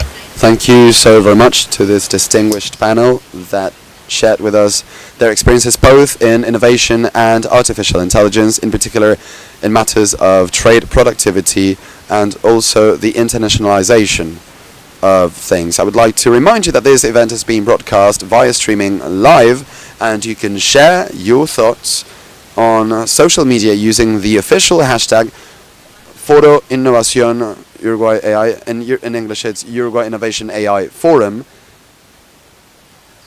Remember that we have simultaneous interpretation. You have access to the devices at the entrance, and now we will have the next panel. So if you wish to get your devices, it's now. Remember that channel number 1 is interpretation into Spanish, channel 2 is for English, and channel 3 is for Portuguese. Now, yes, we will move on to the next panel, which is called Innovation in Artificial Intelligence for Strategic Sectors.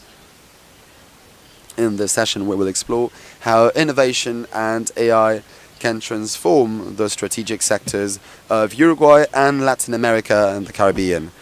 The moderator of this panel will be Raúl Echeverría, Executive Director of the Latin American Internet Association, who I'd like to invite on the stage, as well as our panelists. Thank you and welcome. We will also have Walter Barken. He is a senior researcher at the National Institute for Climate of the Columbia University, current vice president of the INIA in Uruguay. Thank you so much for being with us. Also, Alexandre Sucolo Varagachi Andrade, manager of the International Cooperation Department, FINEP of Brazil. Welcome, thank you. We will also have Laura Maxio, co-founder and CEO at Metabix Biotech. Please, the stage is yours. Tomás Pacheco, Trade Commissioner in Chile, Business Finland. And Felipe Garcia, independent consultant on sustainable livestock, climate change, and biodiversity. Welcome to this panel as well. We are honored to have now the Minister of Industry, Energy and Mining of Uruguay, Madam Elisa Facio, for some opening remarks. Thank you.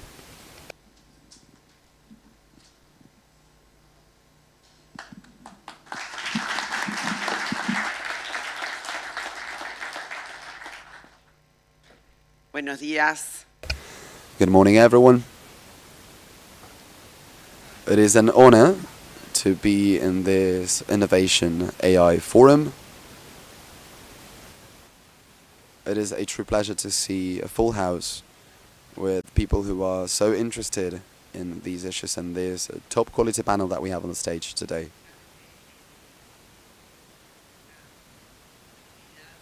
This event is of utmost importance as a high impact topic in the development of the region and the country. We're in a crucial time of our history where the dynamic nature of inventions and technological advancements are redefining our economies. our industries, and our societies. That's why at the Ministry of Industry we focus on promoting innovation. Today, innovation is very much driven by AI because it's not a remote possibility but rather a present reality that is offering us the tools that can help us overcome long challenges such as improving our competitive advantage and promoting a more sustainable development. And I really liked to hear that the name of that book that was mentioned, You Need to Fall in Love with the Problem, Not the Solution. Truly, when we take a good hard look at the problems, it's when we begin to see a possible solution. And the transformative potential of innovation and AI is part of the strategic program of Uruguay and Latin America and the Caribbean, and today that's a fact. Let me tell you a bit about the uses of AI that are already being implemented in Uruguay. Madam Minister Arbeleche was sharing a few. I've got some others. In the agro sector, it is used for a smart management of crops, monitoring in real time their health conditions as well as soil and climate conditions. We also use AI to optimize the drying time of rice, grains, depending on external variables that may be affecting them. In the livestock sector, Uruguayan companies are developing AI solutions to predict fertility rates and detect diseases in animals. There are countless examples. Just one more. In the energy sector, we're using AI to analyze the consumption data, aiming at optimizing the efficiency of the grid and reducing waste. The work that is being done by UTE, the National Utility Company of Uruguay, in reducing this loss with all the information that it gets from smart meters is truly noteworthy, and it results in substantial savings for the country. Por eso decimos que los usos de este tipo.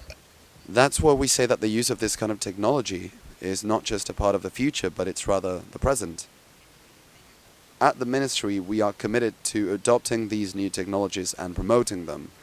We have had a key role in positioning Uruguay as a regional model in the matter, with an active role in the national AI strategy.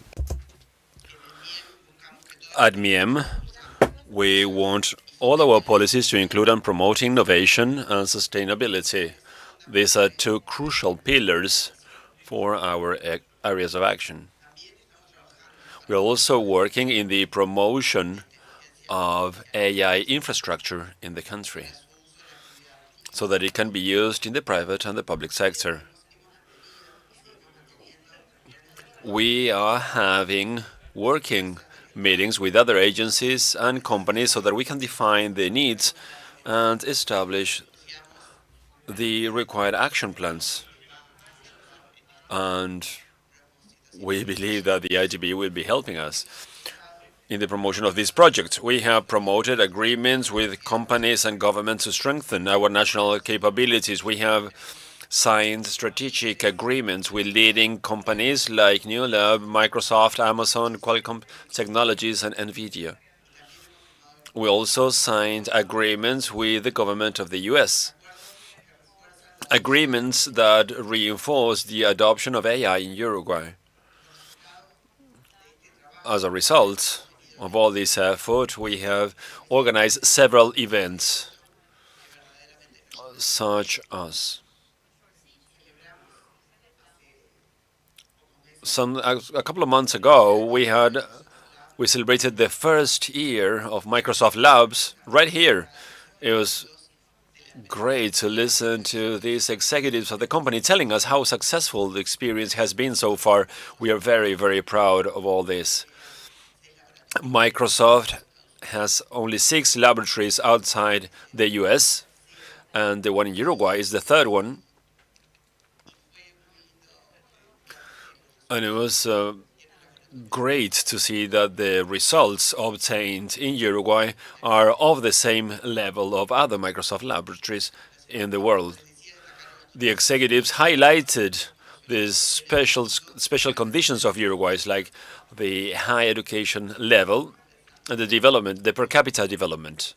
We still need to improve this, of course. And yesterday we were talking about how we can make young people to start working on this area. This week, in fact, yesterday, we celebrated the anniversary of New Lab in our country, another project that is aligned with the development of innovation focused on AI that works in Uruguay since 2021 and that connects company organizations and government agencies with different innovative startups so that they can make their ideas and projects a reality.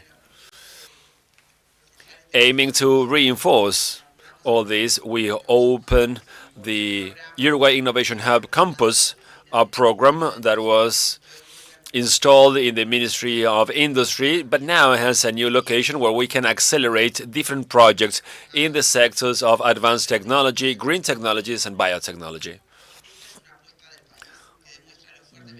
Uruguay is highly committed to strengthening an innovative ecosystem that is robust and dynamic, that includes companies, startups, educational agencies, and research centers. The objective of all this is to continue working so that our country is an innovation hub, so that we can be more and more attractive for this kind of investment. I also want to mention the very hard work in Uruguay in the creation of a legal framework that guarantees the effective use of AI technologies without forgetting about other very important aspects like security and ethics components. Uruguay wants to be a regional leader in AI, reinforcing its presence in the global stage of innovation. Our very rich history as innovators has shown that we can do it. Today, I am very proud of the talent of our professionals in our country. They are our most important asset. To promote these emerging technologies is fundamental so that we can make progress in the economy of knowledge. It's a huge honor, and for someone like me that chose to become an engineer 42 years ago, it is for me a real honor to be part of these milestones in the history of the country, a moment in which technology can take us to a future full of opportunities for the new generations. I invite you to work together so that we can make innovation the necessary tool to reach all the aspects of social and human development. Thank you.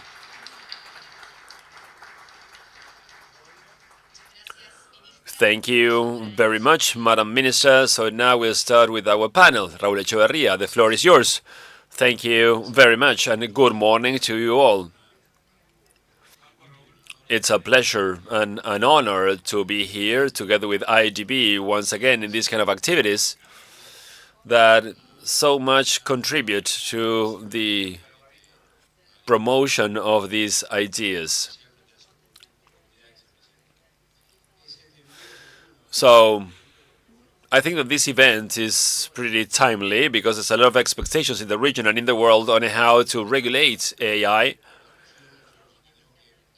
And we believe that we need to discuss more about the uses of AI so that we can accelerate the strategies of human and economic growth.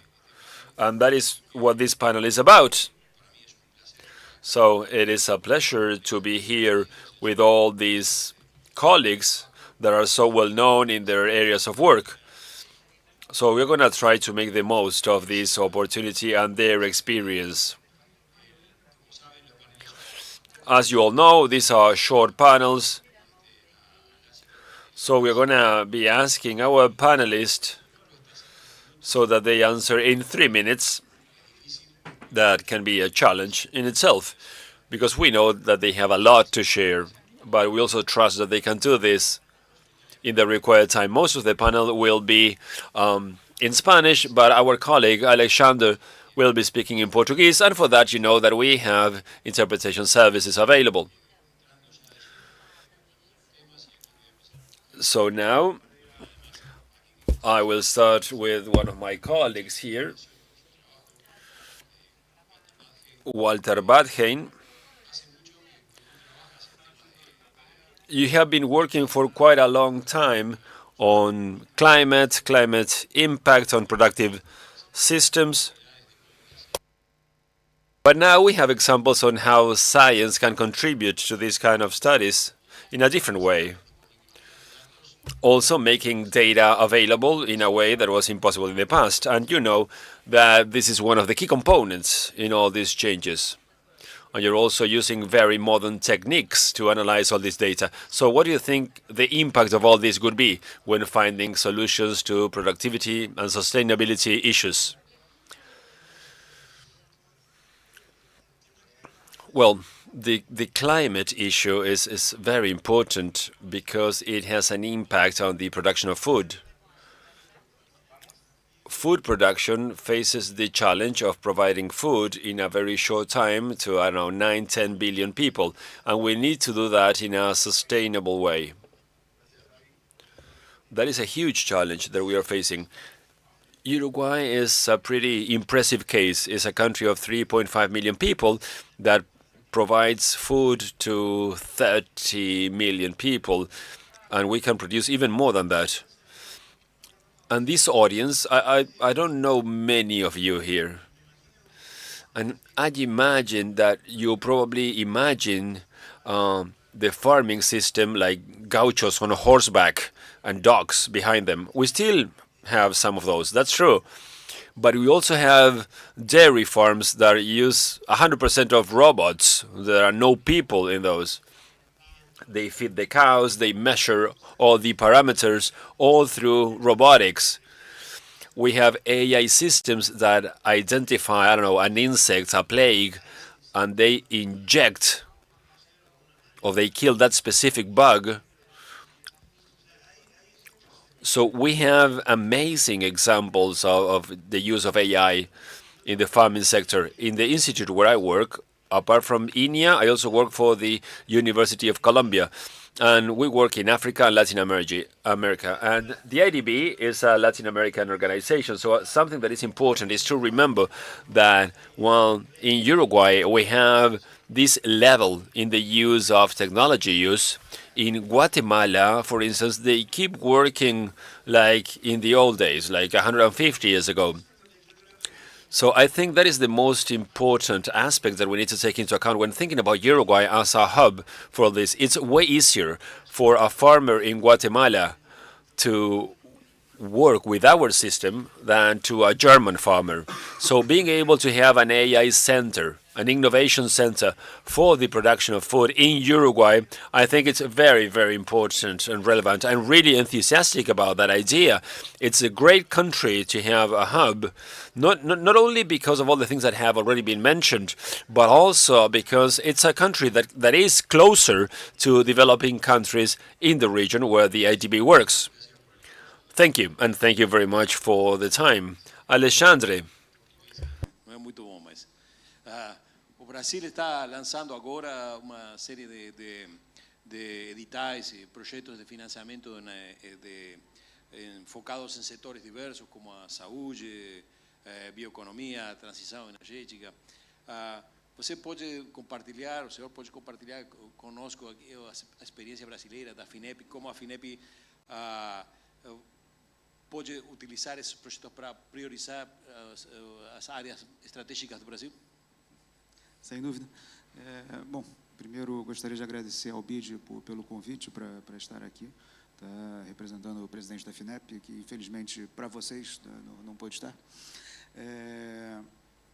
A FINEP, assim, acho que o melhor jeito de explicar aqui é a FINEP a ANE do Brasil. Explicar que el FINEP es como in English. I think that FINEP is like the ANI in Brazil. I think they are founding the group of innovation agencies in the region. Is another initiative that is pretty new, and it wouldn't have happened without all these efforts. We believe that we can transform Brazil through innovation. And that means transforming Brazilian economy to work on knowledge and trying to include Brazil in a more qualified way. We believe that that is the best way of doing so. That also includes providing support to innovation to tackle with some society issues. Some of these issues are pretty significant, for instance, in the health sector, also related to metropolitan challenges. In these last 3 or 4 decades, we have been improving in almost all areas when it comes to the quality of life. So we believe this is a huge challenge. And we believe we need to work on this so that we can tackle all these issues connected to the environment, climate. This situation is getting worse in Brazil. Now we have very clean technologies, biofuels programs, and this is the best way in which we can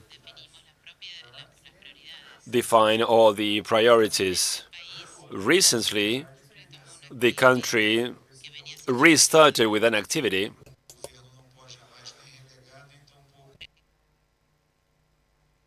that, for instance, and this has to do with planning. Planning was led by the Ministry of Industry, in the past the Vice President of the Republic, because we do have a program that is called New Brazilian Industry. And our ministry had already defined the priorities. I think that this finished in August, where the 5th National Conference on Technology and Innovation took place. And that happened, I don't know, the last one took place like 14 years ago. Now we have new results and new data, and we can use that. Thank you very much for sharing those experiences. But it's great to have now someone working on biotechnology in Uruguay. What do you think, Laura, are the opportunities for biotechnology companies in the region and in Uruguay contribute to all these topics that we have mentioned, sustainability, productivity, in different sectors like farming, health?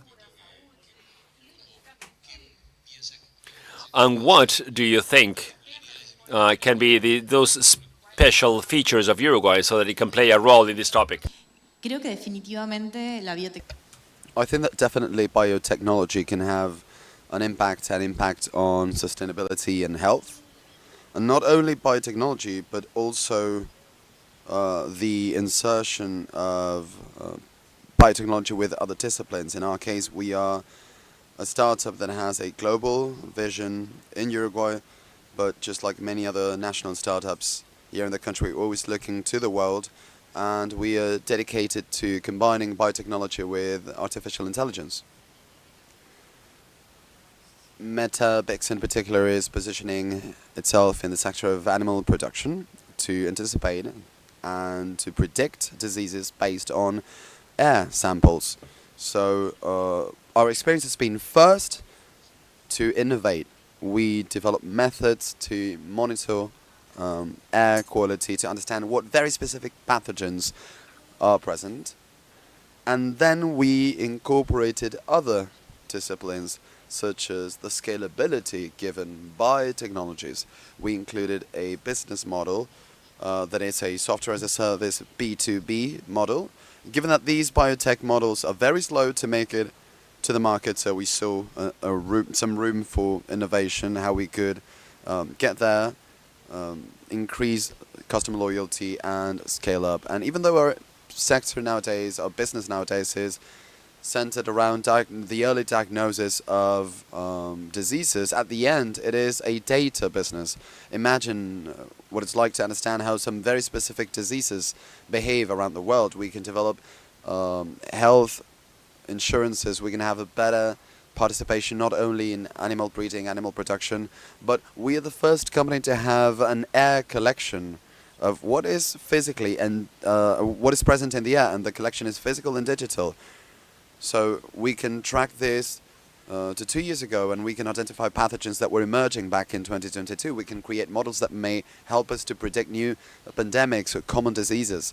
So I think that's a big opportunity, and needless to say, Uruguay has a very privileged position when it comes to human capital, and many conditions for stability are given, as was said before.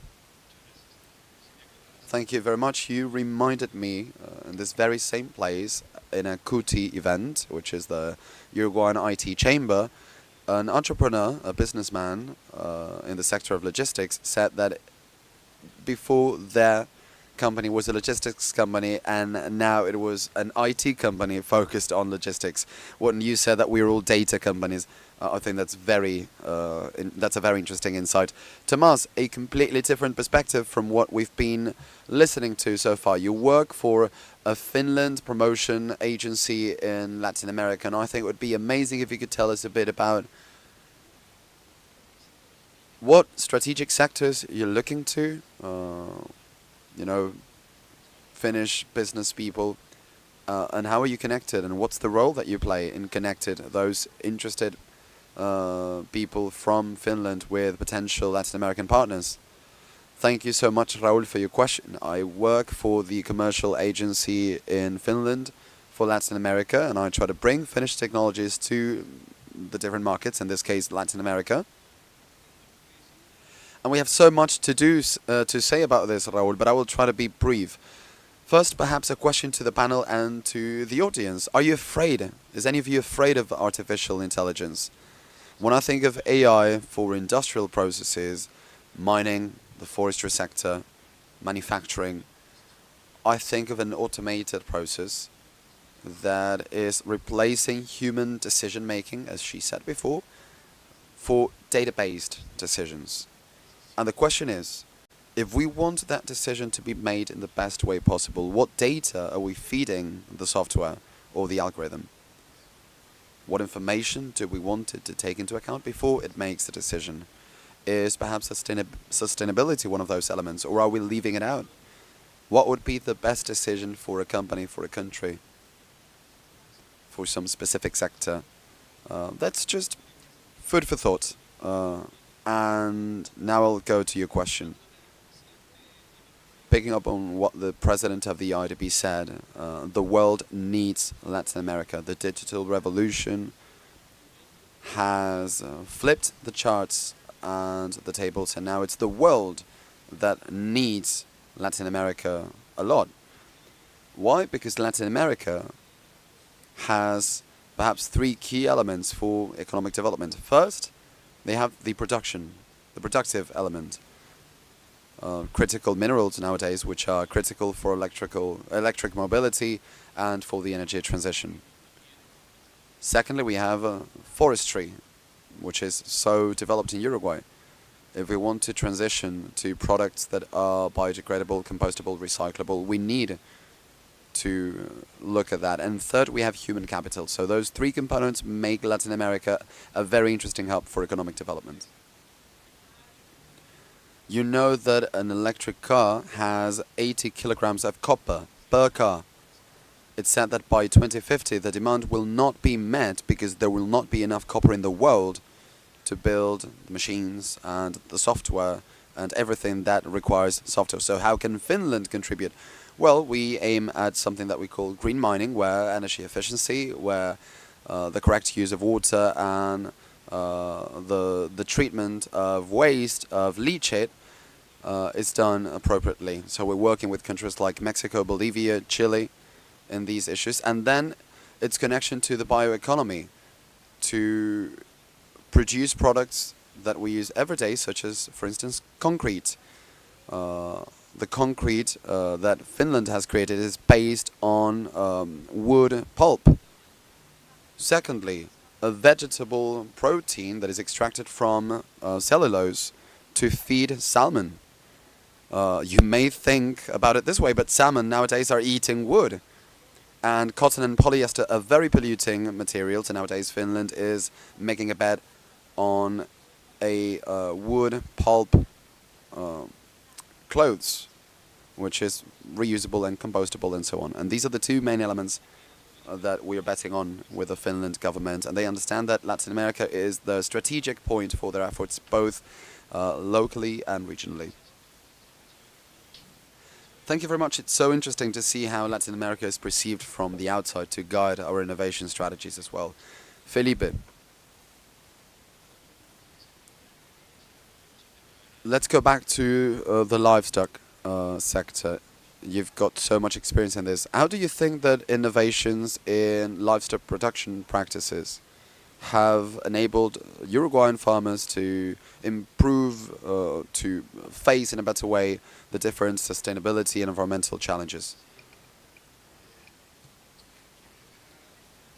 Okay, so first I would like to mention that livestock breeding has changed in terms of its context over the last 30, 40 years substantially. We've always thought of it as something that has always been there, at least that's the case of Uruguay, but the context and the way in which it works has changed dramatically in the last 30, 40 years. And I would like to mention an example of one practice that may help you depict how the different livestock practices have helped to solve some of the challenges faced by farmers in Uruguay. And in particular, I want to focus on cattle grazing management. Grass is a plant. It produces, it transforms the sun's energy in its leaves and therefore works as a solar panel. The more leafy the grass is, the more energy it will have to grow, and therefore the more leaves it has, the faster it grows. We see a feedback mechanism. But if on top of that you think that when the animals are grazing, we want animals to eat as much as they can so that they can gain weight faster and they can be healthy and they can be more fertile, we need to find some very delicate balances between the animal grazing as much as it can and the grass having certain size ranges where it will allow it to grow faster.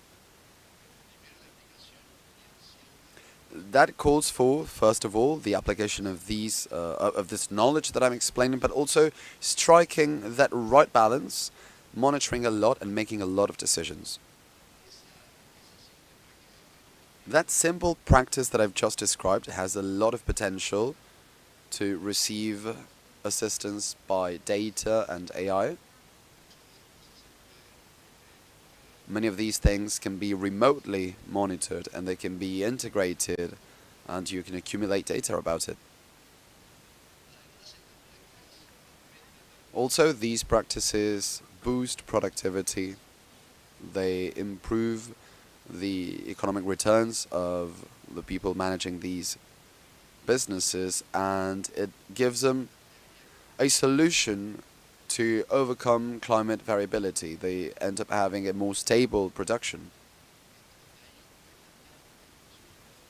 This is not that new so far, but it's well applied. But also, there is new knowledge, and there are new applications, and new things that have become relevant thanks to these practices.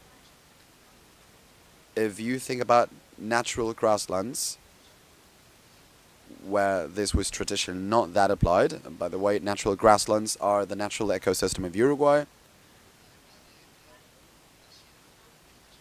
On top of having these impacts that were mentioned before, we are taking care of a natural ecosystem. We are boosting that ecosystem. We are restoring it in its basic functions and in the services that allow you to keep on producing, and therefore they give you a sustainability aspect, and it helps you maintain other services that depend on this ecosystem. And if we are making production more efficient, we are also making we are also improving when it comes to the emission of greenhouse gases as a result of this production. Because if we can produce more without having to have more animals, we mean that we are decarbonizing meat as a product. We are reducing its carbon footprint, so you can have meat that is linked to fewer or to less greenhouse gas emissions. So it has multiple co-benefits when it comes to the challenges faced by livestock breeding nowadays. Thank you very much, Felipe. We're running short of time, but I would like to ask you one more question. So I will try to ask you to be very concise in your answers. And I was starting with you, Felipe, again. Okay, we're going to do it the other way around.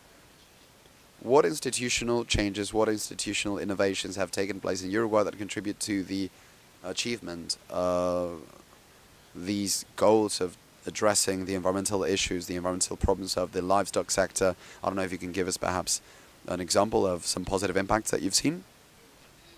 Yes, absolutely. I was telling you about the multiple opportunities that livestock breeding has to offer, and Uruguay set out to conduct projects to promote practices that would also be at the same time validation processes, working with real producers in real commercial contexts, and that we could measure by introducing new practices the impact that it might have on production, on economic returns, on nature conservation and greenhouse emissions. Based on these projects, we were able to quantify exactly the impact of these practices. While this project was being developed, the Paris Agreement came about. Uruguay ratified it. It wrote its first NDC with some very specific goals for the agricultural sector, with a strong commitment to reducing the emissions in the agricultural sector. And this has been a proactive commitment that was at the forefront back then at a global scale, and it has allowed us to build on that institutionality, this new institutional arrangements. For example, by generating solutions such as the climate funding. This is an example with the sustainable bond with environmental indicators that uses these developments to obtain and to get more investment for the country. And also a loan that was negotiated for the country, where all the environmental indicators connected to livestock, in a way, are connected to this loan. So it's a chain of processes that represent a state policy that could be inspiring for other sectors or countries. Thank you, Felipe, very much. So, Tomás, how can Latin America make the best use of the Finnish experience of green production, green practices, so that we can build our own sustainability objectives? Well, thank you, Raúl. That question is something that I'm always asked. They're always asking for the secret formula, you know. You know that Finland, as a developed country, it's way north. But in the 60s, in the 70s, it was a poor country. It was one of the poorest countries in the EU. But basically, that changed in the 70s. First, through education. They have the best education in the world. And you can tell me, yes, of course, they got the best teachers, they improved classes. No, what they did is they reduced the time children spent in class. They got rid of all tests, imagine. So they reduced the number of hours at school, they got rid of tests, and they got rid of standardized tests. They know that they have the best education when it's measured by the UN. So they're working on human capital and also innovation systems. You know that Finland, I mean, huge companies like Nokia are from Finland. It started like a startup, imagine. It's difficult to imagine how a huge company was born in a small country like Finland, but they have agile investors, venture capital, tax exemptions. If you want to set up a company And if you're a foreigner, you don't need a visa to have a company in Finland. And that created such a network of support that today, if you want to create a startup in Finland, it's very easy. You have a lot of support, and it's very easy to work with the rest of the world. So because of that, Finland is the most innovative country in the world, according to the UN, and with the highest number of startups per capita in the European Union. Because why? Because they work on education. It wasn't fast, it wasn't quick, but it ended up working out, basically because they provided support to all these components of the process. Then when these companies want to work abroad, it's very hard for them to export, or they do not get funding. That happens in Chile. Many of our companies went to the States. How come that the government of Chile could not provide the right support to its startups? So basically the system failed. Why? Because there was no government support. It's that easy. Sorry for being dishonest. No. What you are saying is very, very interesting. And I think it's a great introduction for our next question. Laura, I imagine that being an entrepreneur in Uruguay is not an easy task. So which is the role of private-public cooperation in this area? Do you have the right tools? Do you have any success stories that you can share? Yes, of course, there are. I think that the ecosystem is working very well. I think we have a huge opportunity to work on our strength when it comes to close the gaps, the remaining gaps. And one of the things that we have mentioned here is that critical mass.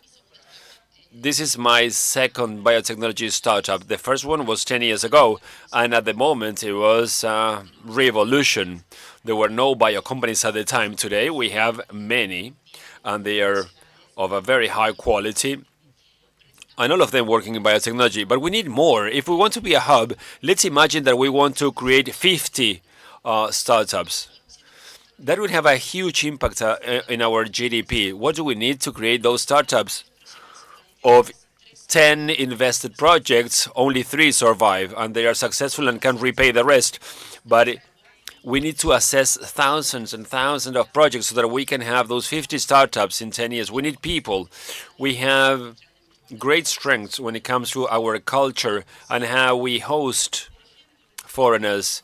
We need to have an innovation district so that entrepreneurs can live, where you can bring foreign talent so that they can work on startups. And I think it's a huge opportunity to attract capitals. In Latin America, we have a very active ecosystem, and there are many startups that are very creative, because we Latinos, we are creative.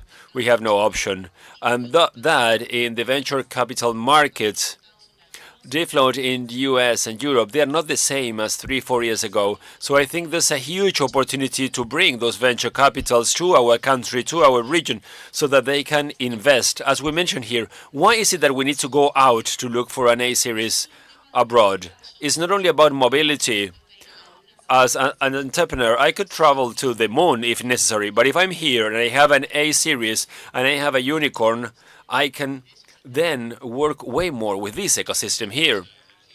Thank you very much for your energy. Alexandre, I know that you play a crucial role building bridges between different universities in the private sector in Brazil. What do you think that we can learn from those efforts? And which are the challenges that you think are still to be faced?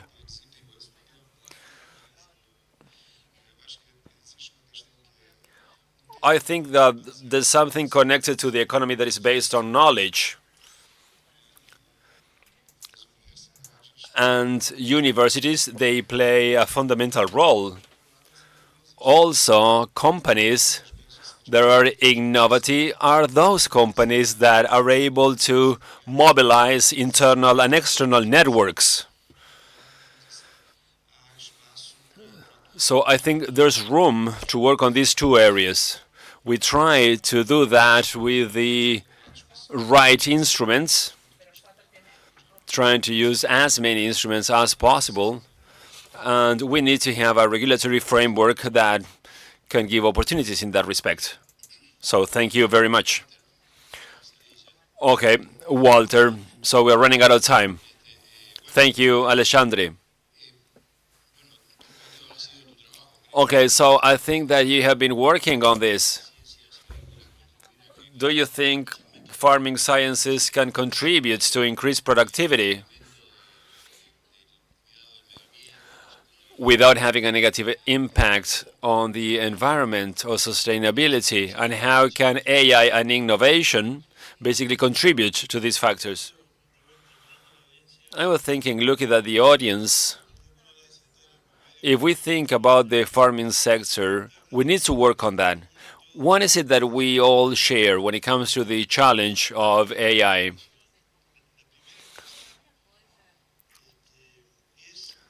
The first thing is that we are being flooded by data. There are too many data. There are a lot of data. Everybody wants data, but data, we have too many of those. One of the challenges in all areas is to learn how to ask the question. Which is the question that we want to ask those data? And how to formulate that question. That is something that should be a focus on the training of young people. We are not doing that right now, and we need to work on that. Secondly, there is, and again, I'm repeating this, we have the data, but I need to distinguish good data from bad data. If I have millions and millions of terabytes of bad quality data, I can use AI and all the most advanced technologies. Still, what I'm getting as a result is bad information. So how can I trust?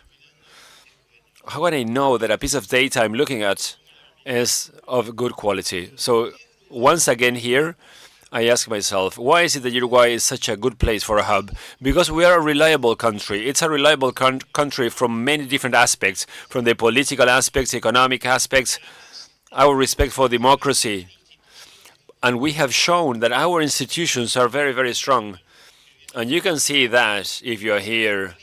The political sector, they are having their issues. It's like cats and dogs. They are discussing all the time. But there are just a few state policies that are important, and those continue in time, regardless of who is in power. Some institutions that are strong, they continue working in time, and that provides a lot of stability. So having millions of terabytes of information, if that information is not reliable, we cannot use that. So once again, that concept of having a hub in Uruguay, I think it's the right place, because that is what we can offer. Okay, thank you, all of you. I think we have learned a lot about current applications of innovation and how innovation can have an impact on sustainability in Latin America, and more specifically in Uruguay. We have talked about public and private cooperation, about strategies to be implemented and followed to overcome barriers. So I think that we all now have more information than a couple of minutes ago. So thank you very much to the audience for their time, and thank you to our panelists.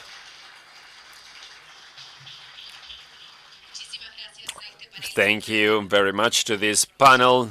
There's no doubt that we got a lot of new information and high quality information, and it's important to know about these strategic sectors to Uruguay.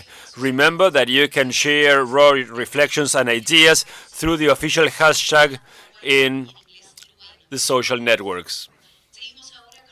So now let's continue working, and let's move on to our third session and the third panel, that is called the conditions for innovation. This panel will be talking about the essential conditions to provide support to innovation, including the development of human resources, critical infrastructure, data management, regulatory framework, and the ethical use of technology. I would like to welcome our moderator, Fabricio Operti, that is the manager of integration and trade at the IDB. Thank you very much, Fabricio, for being here. And our expert panel, I will invite Álvaro Soto, that is the director of the National Center for Artificial Intelligence, Chile, Pedro Les, that is the vice president of public policies for Latin America, Meta, Ilian Elbaum, that is the manager and co-innovation lab in Uruguay, Microsoft. Welcome. Alejandro Anderlich, Head of Government Affairs and Public Policy Latin America, Salesforce. Also, I would like to invite Eleonora Rabinovich, that is the head of government affairs and public policy for Spanish-speaking LATAM from Google. Welcome. And Carlos Echeverrigaray, director, country lead Uruguay Mercado Libre and head for Colombia, Peru, and Uruguay, that is Mercado Pago. Welcome and thank you for being here. So Fabricio, the floor is yours. Thank you very much, Malena. It's a pleasure to be here, being able to moderate this exchange with all these very important guests. And in two very important topics that personally I love. One, it's Uruguay, of course, my country. I have been living abroad for several years, but I really love my country. And the other one is innovation. Innovation that in a way guides multilateral banking systems for development. Innovation at IDB, it's plays a crucial role, and especially in the sector which I lead, that is integration and trade. We launched a social network of companies. Imagine, that was the first in the Americas. Many of you here, you know this. It's called Conecta Americas. Conecta Americas now is present in 180 different countries, 15 million visits, 1 million users. So it's a way of using technology to promote trade, integration, innovation, okay, in practice. In fact, right now, since you need to reinvent yourself all the time, we're using the AI lab of Microsoft. We are their customers, so that we can create an algorithm that works 24/7 that allows us so that when a person registers on the platform, they will be sending information of interest, suppliers, buyers, all those things. So many of the companies here are funding partners, in fact, of Conecta Americas. We are creating an AI task force in the private sector, so that all these exchanges then are translated into public policies recommendations that are very specific. I don't want to repeat all the things that have already been mentioned here about innovation and the key role it plays for productivity, for growth and job generation. I think it's key, of course, but it is also key for international markets. You need to innovate so that you can sell goods and services. So we need to have a sophisticated proposal, intensive from the information standpoint. And as small markets like Uruguay, or like most of the countries in Latin America, innovation can be translated then into the exploitation of services, as our president mentioned and the different ministers mentioned in their presentations. So, recapping some of the elements that we're going to be talking about are those enabling conditions. Talent is key. If you don't have talents, you cannot innovate. We need to have the best people for that. Infrastructure, of course, telecommunications infrastructure, that is also key. And also that critical infrastructure, such as laboratories, research and development, aspects connected to the generation of renewable energy, access to credit, especially for startups and SMEs, access to credits, that is key. And also regulatory framework. Regulatory frameworks that in a way should provide ethical values and at the same time letting entrepreneurs work on that area. It's a balance that is difficult to reach. And we want to learn about this in this panel. So without further ado, Alvaro, let's start with you, Director of the National AI Center in Chile, SENA. And I'm going to ask you, Alvaro, what steps are being taken at this center to build and to strengthen an innovation AI ecosystem in Chile? And how do you see that this ecosystem can benefit the region, the whole region, Latin America and the Caribbean? Do we have a mic? Thank you. Thank you for the invitation and for letting me be a part of this forum. Regarding your question, this national center in Chile was created 3 years ago and has three main pillars. One, which is research, then also creating links with the community, with schools, etc., and then technological transference. And I want to center first around that for your question of how this impacts the ecosystem and how it can project to Latin America. One of the things that was part of the motivation of the center is that there is a lot of technologies that nowadays are readily available. You can download, install, and run, and it's working. But the problem is, how do I package that so that it can be transformed into an application that will respond to the business needs? So that was a bit of the challenge. And what we did was, at the center, we created a software engineering group, because that packaging, when you talk about AI, well, what are you talking about? So we have a very strong team of more than 20 software engineers with AI knowledge that are doing this packaging. And in this way, we've had a lot of collaboration with Chilean companies and government entities. In fact, we have collaborated with the IDB to make a course that is called Management, which is a course that wants to show through different cases and applications that we used all the knowledge that we had with a software team and a scientific team that knew more about AI itself. And the program was a success. We've done really well.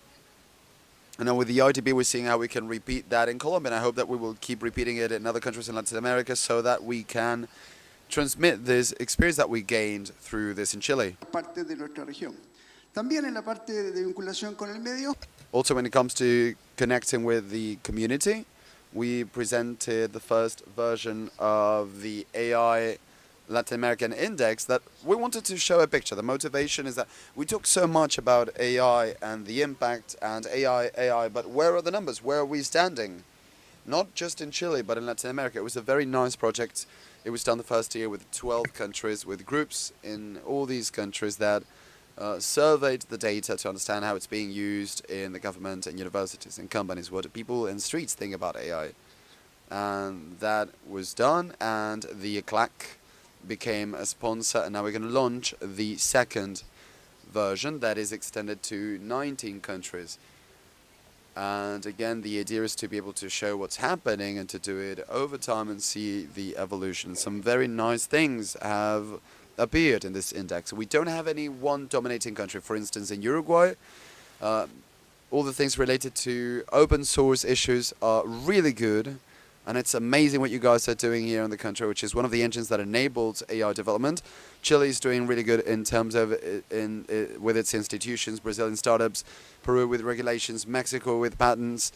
So you always have something that you're doing good, and you need to improve in some other things. And that results in cross-learning. We are not almighty, none of us are almighty, but if we work together, if we share the experiences, and if we think of a common future, I think that we can be much more powerful. Thank you, Alvaro. I love what you said. I think that we have a lot of things to do, and I think that the IDB is a natural actor for this know-how transfer. And I'm sure that my Vice President of Sectors and Knowledge, my boss, she will love that. So we need to talk about this after the panel. Pedro Les, Vice President of Public Policies for Latin America at Meta, a friend at the IDB. How can the public and private sectors collaborate in the collaboration and maintenance of critical infrastructure for AI? What is the role that Meta can play in this process? Thank you so much, Fabricio.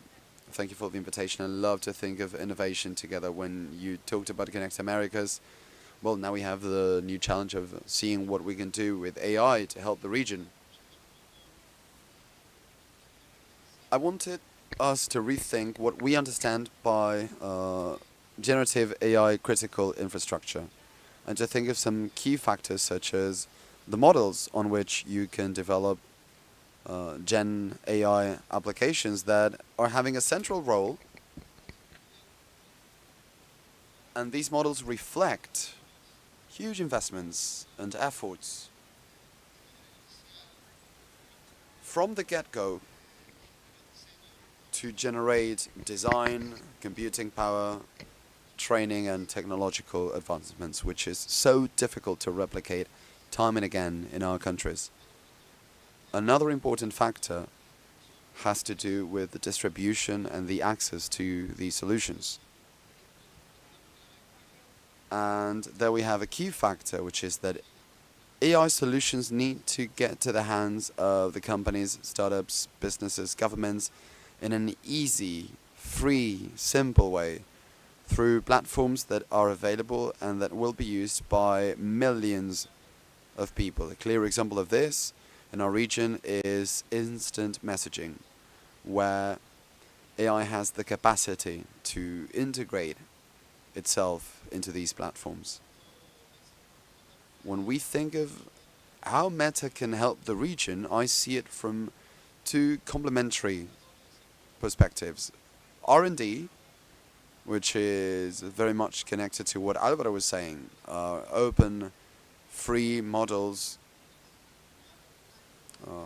give to specialists like Alvaro and the centers like Sena that they can run on their own infrastructure or third parties' infrastructure, but that are usually localized, and this can be done at much lower costs. We're talking about probably 50% cheaper than using other models, bringing along benefits for public, private, and private-public developments. In matters of scale and efficiency, the integration with the different families of Meta applications can help dozens, if not hundreds, of companies to develop economic solutions, commercial solutions to optimize their development processes and their production processes by saving time and money. Going through, for instance, clients' data, content creation, and optimizing processes. And the same thing can be applied for governments.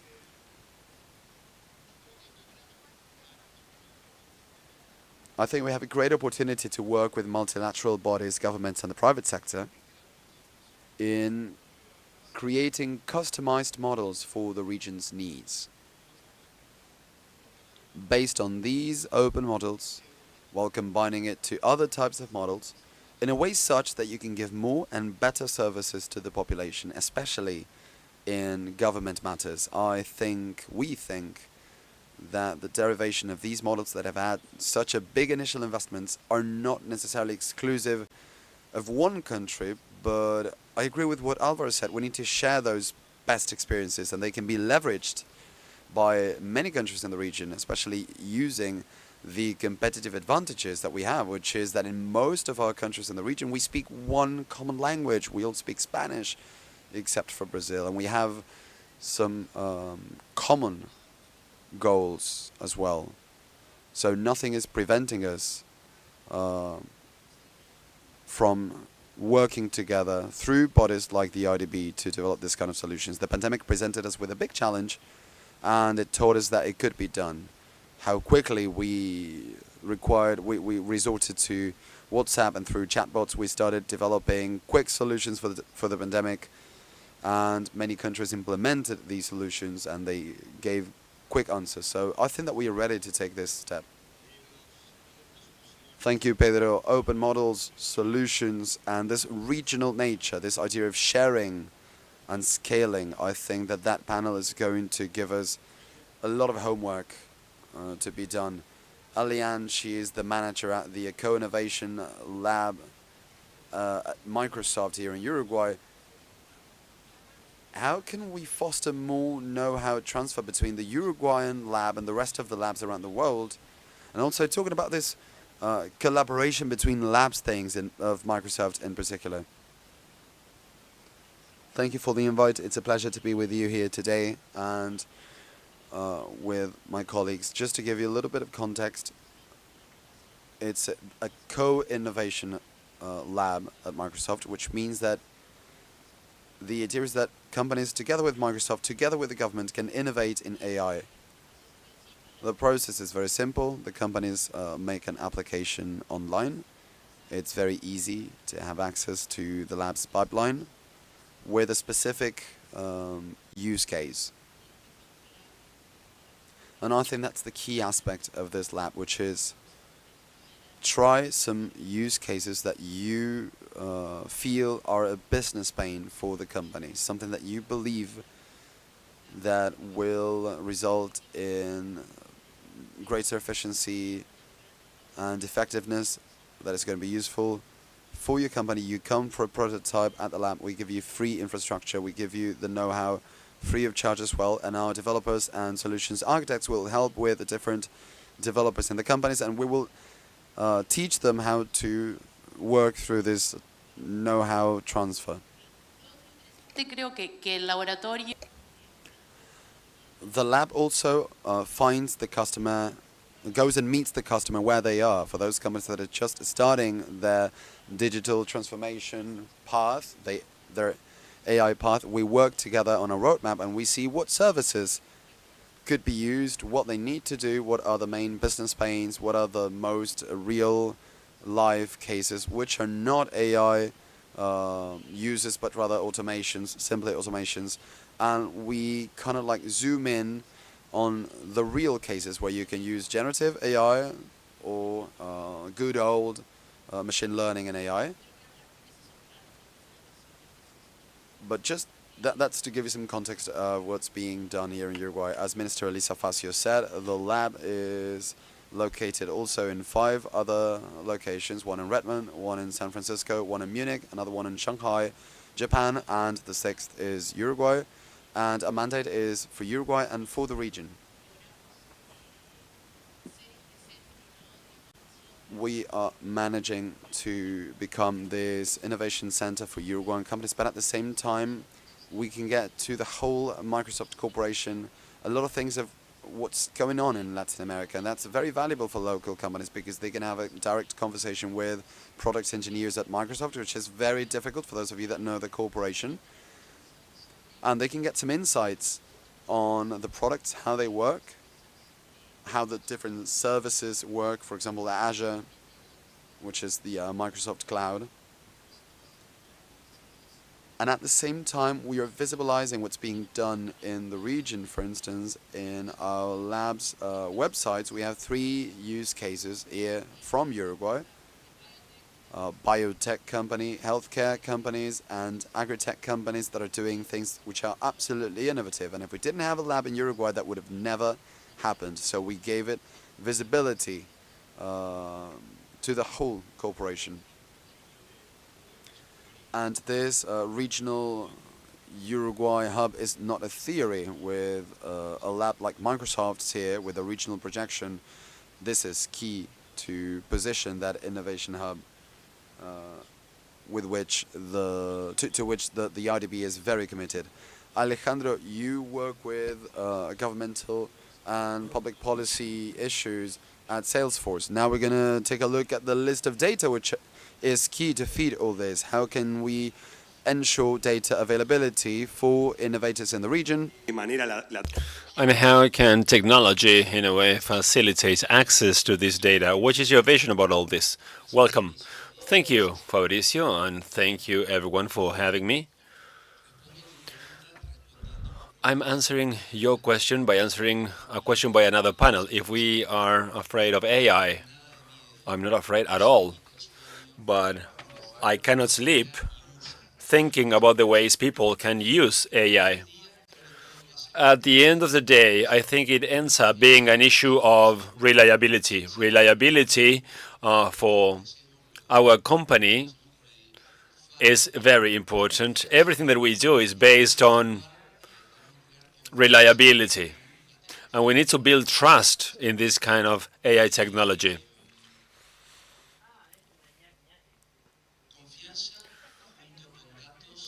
Reliability, data, AI, and the connection between companies, customers, governments, and citizens, that is the value proposal of our company. And I believe that something that is key is to understand what kind of data we are talking about when we mention data availability. For Salesforce, data it's more than a product. Data belong to clients, and the idea is to guarantee integrity of data. And the fact that data used on our platform are curated 100%. So that's why we have different kinds of AI.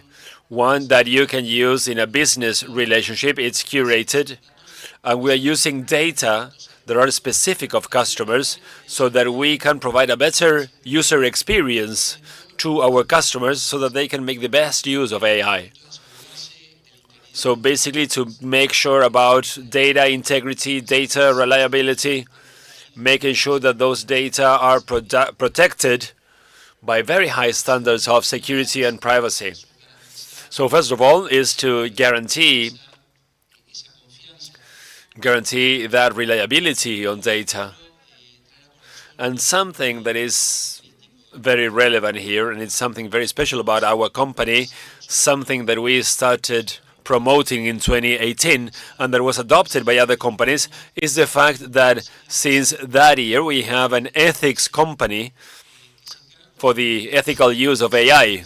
Basically, it makes sure that our products are developed following the highest standards when it comes to protection, and making sure that those in charge of deploying our platform have the right tools so that they can make sure that those data can be used in the right way. Among other things, we have something. Einstein is the name of our AI tool. We like playing with that idea.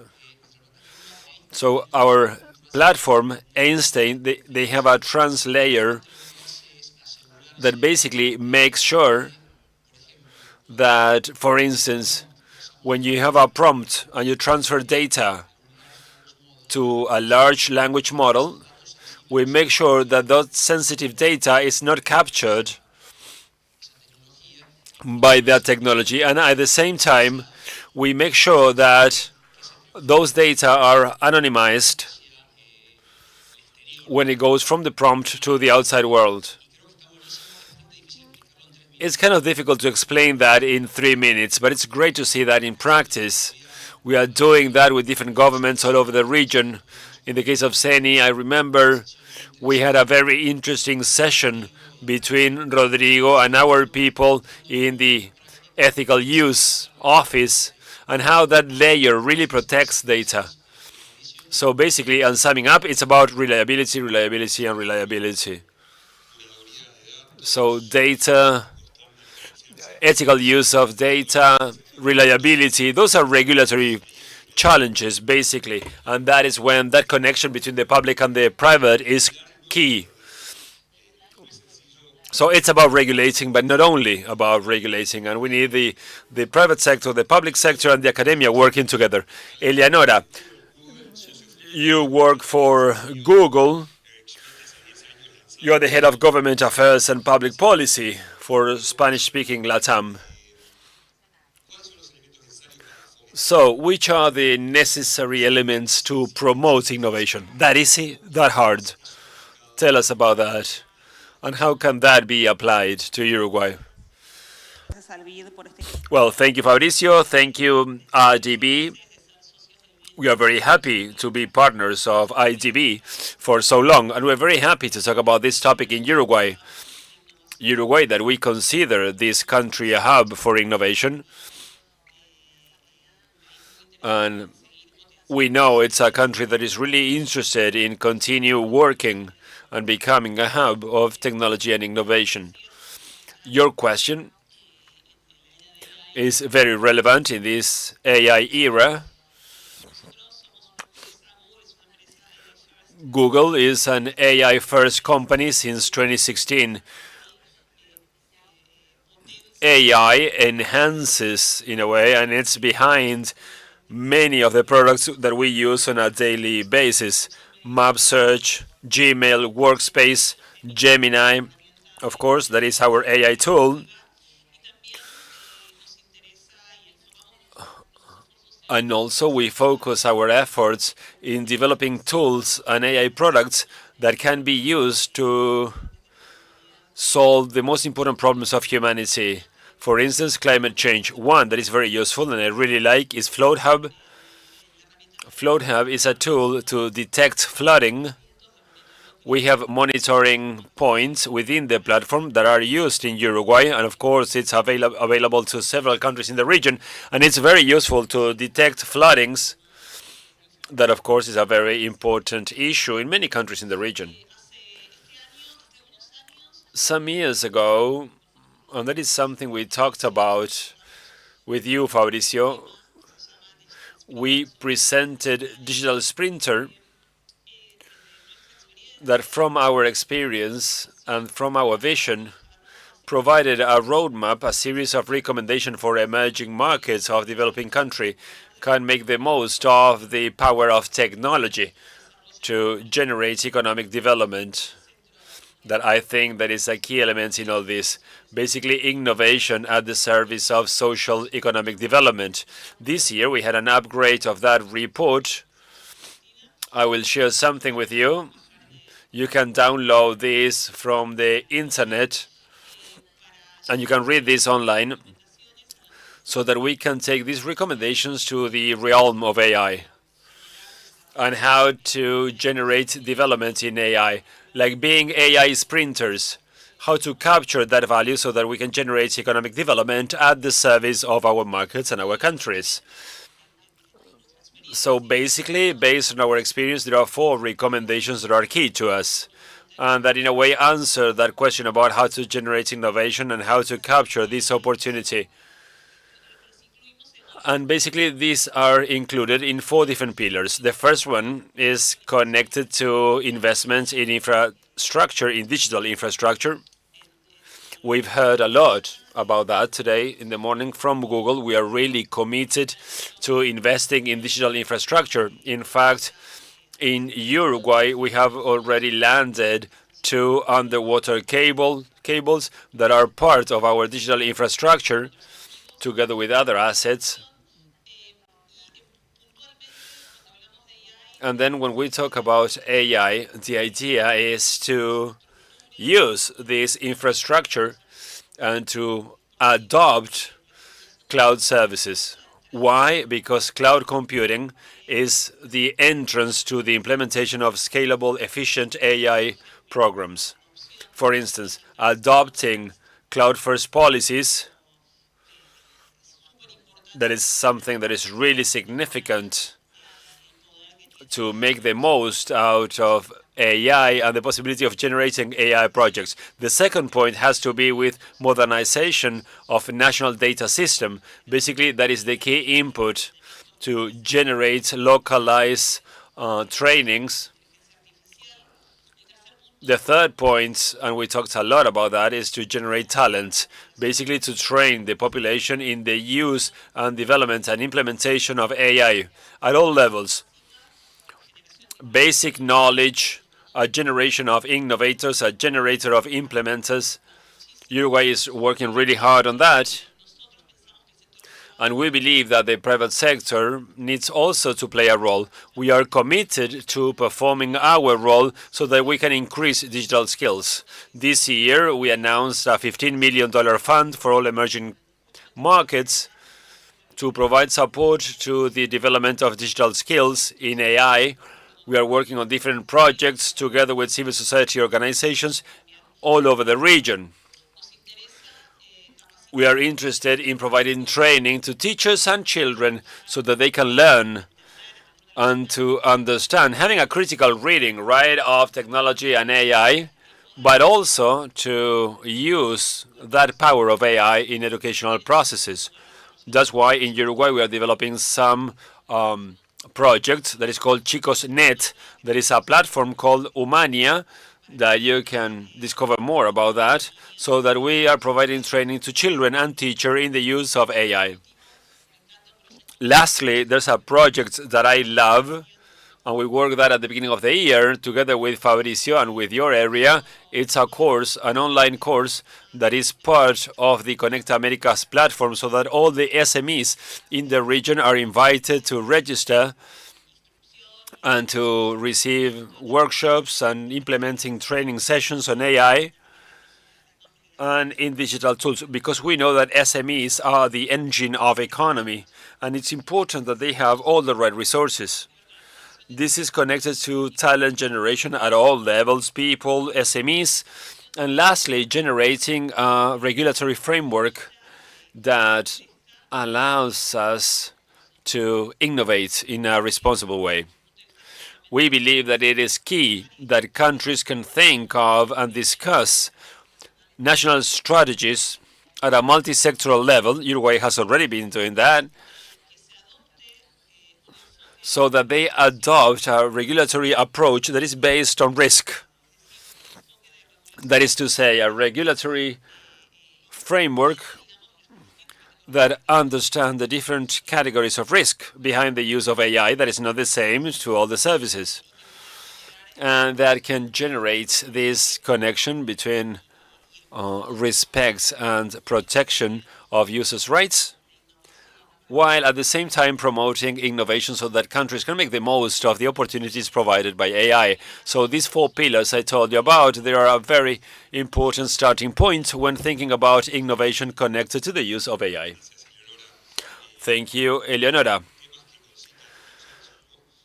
There are disagreements about some topics. For instance, we talked about infrastructure, talent, and regulations. I believe that we all agree. And we also mentioned the relationship between public and private. You need two to tango, right? So those recommendations are very, very good. Thank you for that. So now, Carlos, you are the country lead for Uruguay Mercado Libre. So from Mercado Libre, what is the role to be played by critical infrastructure, like payment platforms? What is the role that they play to promote innovation and trade, in this case, digital trade in the region? Well, thank you very much for that question, and thank you for having me. From our perspective, in Mercado Libre, we see that we are using technological development in order to build an innovation engine. And we believe that rather than being disruptive, it works on integration. That is to say, on practice, we base our work on observation about what our users need and which are the problems that they are facing, rather than focusing on what our platform can provide from the technological architecture standpoint. So the observation through a lot of data and through studies of the user needs, that is our main area of work. Also, we know that we need infrastructure that is robust and reliable, and without that infrastructure, we would not be able to satisfy the needs of our users when it comes to speed, security, and scalability. That's why when we are developing infrastructure within Mercado Libre, we know that there are two main components. One is that designing infrastructure should be able to work with all the high numbers of daily transactions that we have in our system. The Mercado Libre processes some 400 transactions per second. And at the same time that in the design of this infrastructure, apart from that high volume of transactions, it may be designed in a way such that it will make it possible to quickly adopt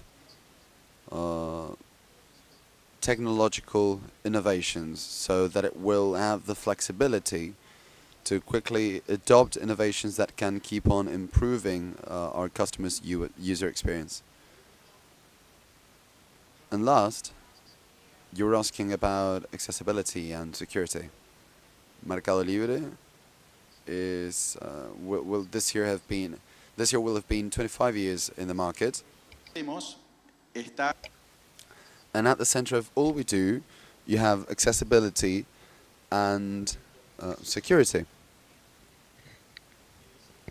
So in the design and development process of our product, we have an ongoing improvement process to make the digital accessibility constantly robust so that everything that we do in terms of goods and services has no barriers, and that it will create that ultimately frictionless user experience that will be good, but at the same time safe.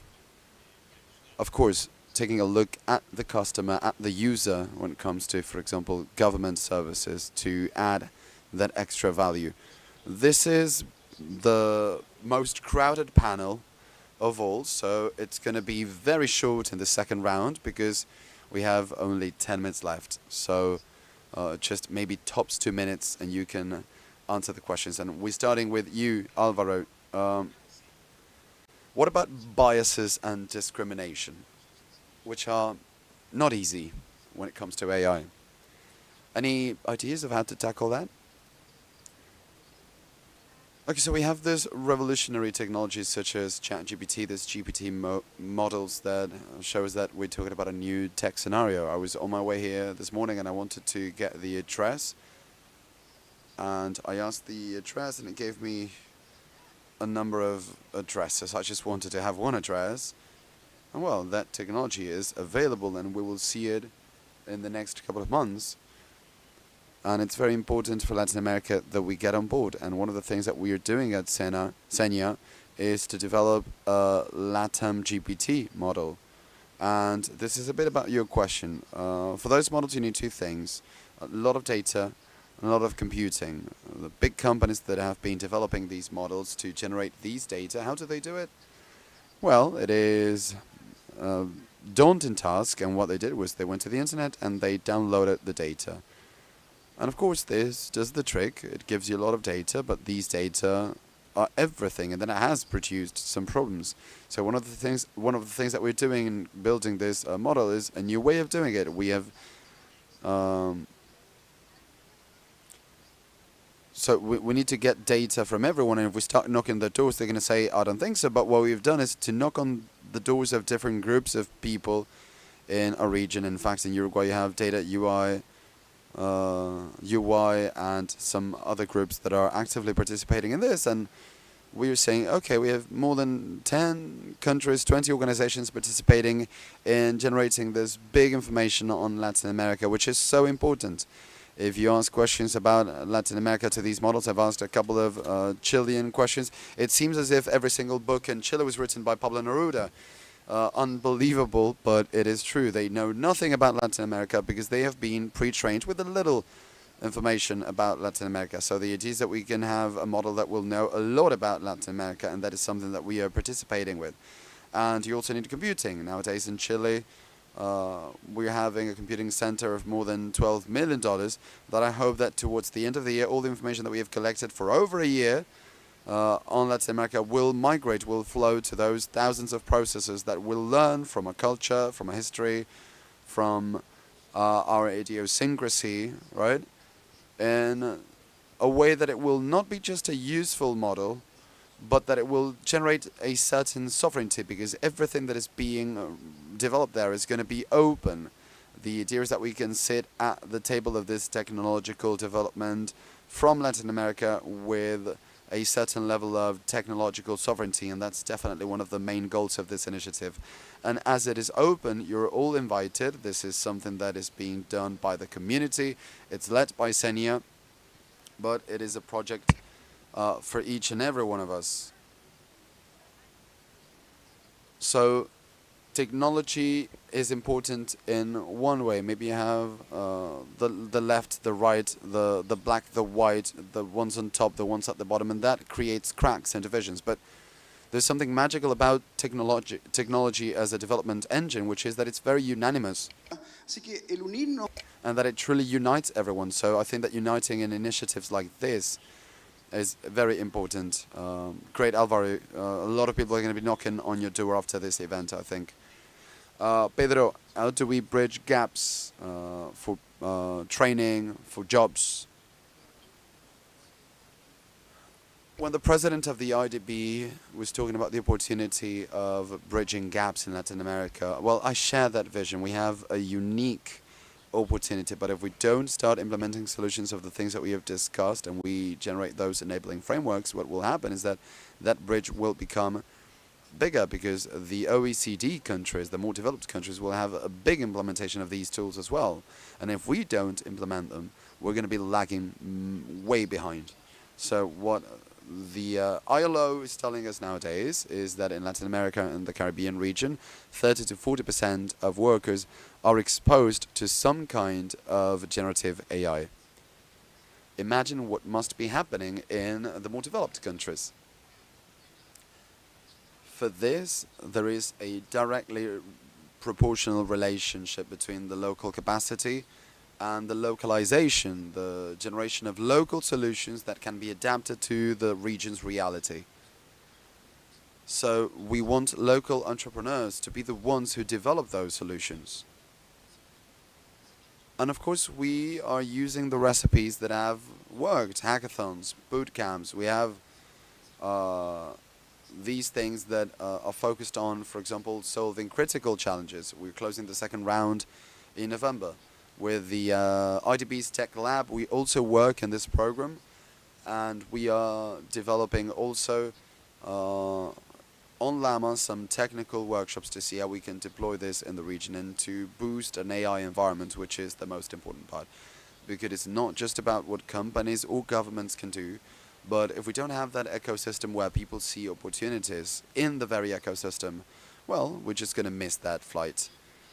And just to wrap up, I'll give you one example of how this can be applied. Using Llama, for instance, to organize and communicate patient information in Brazil in a safe way, which is called noharm.ai.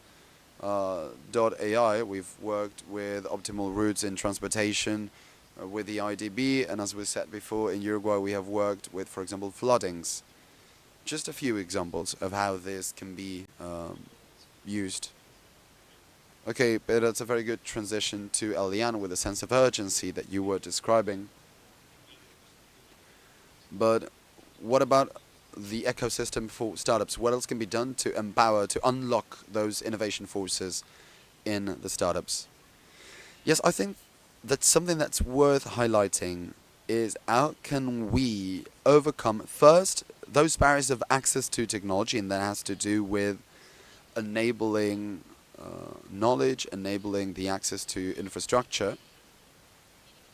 But it also has to do with a cultural shift, where you say, okay, I have an ecosystem that allows me to go to an AI lab, and this idea of overcoming barriers has a very high impact, because maybe a startup that has barely an MVP and those startups that are much more advanced can all be part of these activities and these initiatives that will give them, will help them take that first step to the AI world. And then, of course, you need to take the big step. And that big step is how do you put together the innovation jigsaw puzzle for the country. So open labs such as Microsoft, such as new labs, allow you to prototype, to create these roadmaps, and then what you need is the effective capital to turn these prototypes into something that's in production, to allow startups to truly have the possibility to take these prototypes to the form of real solutions from Uruguay and from Latin America to the world. And I think that's critical for startups. It is one thing to overcome the access barrier and to try to be as low code as possible, so that those people who do not know how to develop, how to code, or maybe they're in a different company, they need to find a way, well, that they can use these technologies to make a prototype, to solve their business pains, and only then, yes, move to production and to lower the costs for experimentation, for testing, which is what we do at the lab, so that the testing costs will not be that high. Thank you, and I loved the notion, that image of the innovation puzzle, and for it to be accessible, that's great. Some reflections on regulatory issues in the region. What about where we should go to? Okay, good. 3 ideas, Fabricio. Prudence, dialogue, and clarity. AI is part of our everyday conversations, and it's part of the conversations at government levels in all regions in the world, and we are losing track of how many AI projects are being presented. Every government wants to have their own roadmap. Sometimes they have several roadmaps at once. And before we rush, we need to strike that balance about which you were talking, Fabricio, when we say, okay, first of all, how can we ensure on the side of public policies that AI will be used and created reliably and ethically and responsibly, inclusively, sustainably? And then how do we make that regulation, how do we prevent it from killing innovation and from moving forward? So we need to be fast, but we need to be careful. The second point, apart from caution, was dialogue. A true dialogue, not a bunch of monologues as you tend to see nowadays, both in the private and the public sector. Every government needs to have more internal dialogues. They need to have more conversations with other governments in the region. They need to try to find best practices in governments outside the region, and that the private sector can also be part of that conversation, but that it will not be just bi-directional, that it will be a conversation with everyone sitting at the table. So I truly celebrate that we have representatives of the Americas business dialogue promoted by the IDB. I think that the opinion of technological leaders can really help enable things and bring along that clarity that is so much needed. There are other very interesting initiatives, such as the one that is being promoted by UNESCO with their Business Council, and the meetings that are being conducted, the ministerial meetings that are being conducted, the ones that we had last year in Santiago, the one that will be taking place next month, organized by Mr. Paguas and his team. It's going to be led by Uruguay, and we have a lot of expectations. And last, I said clarity. Clarity so that we can understand that corporate or business AI is not the same as consumption AI. The conditions are completely different.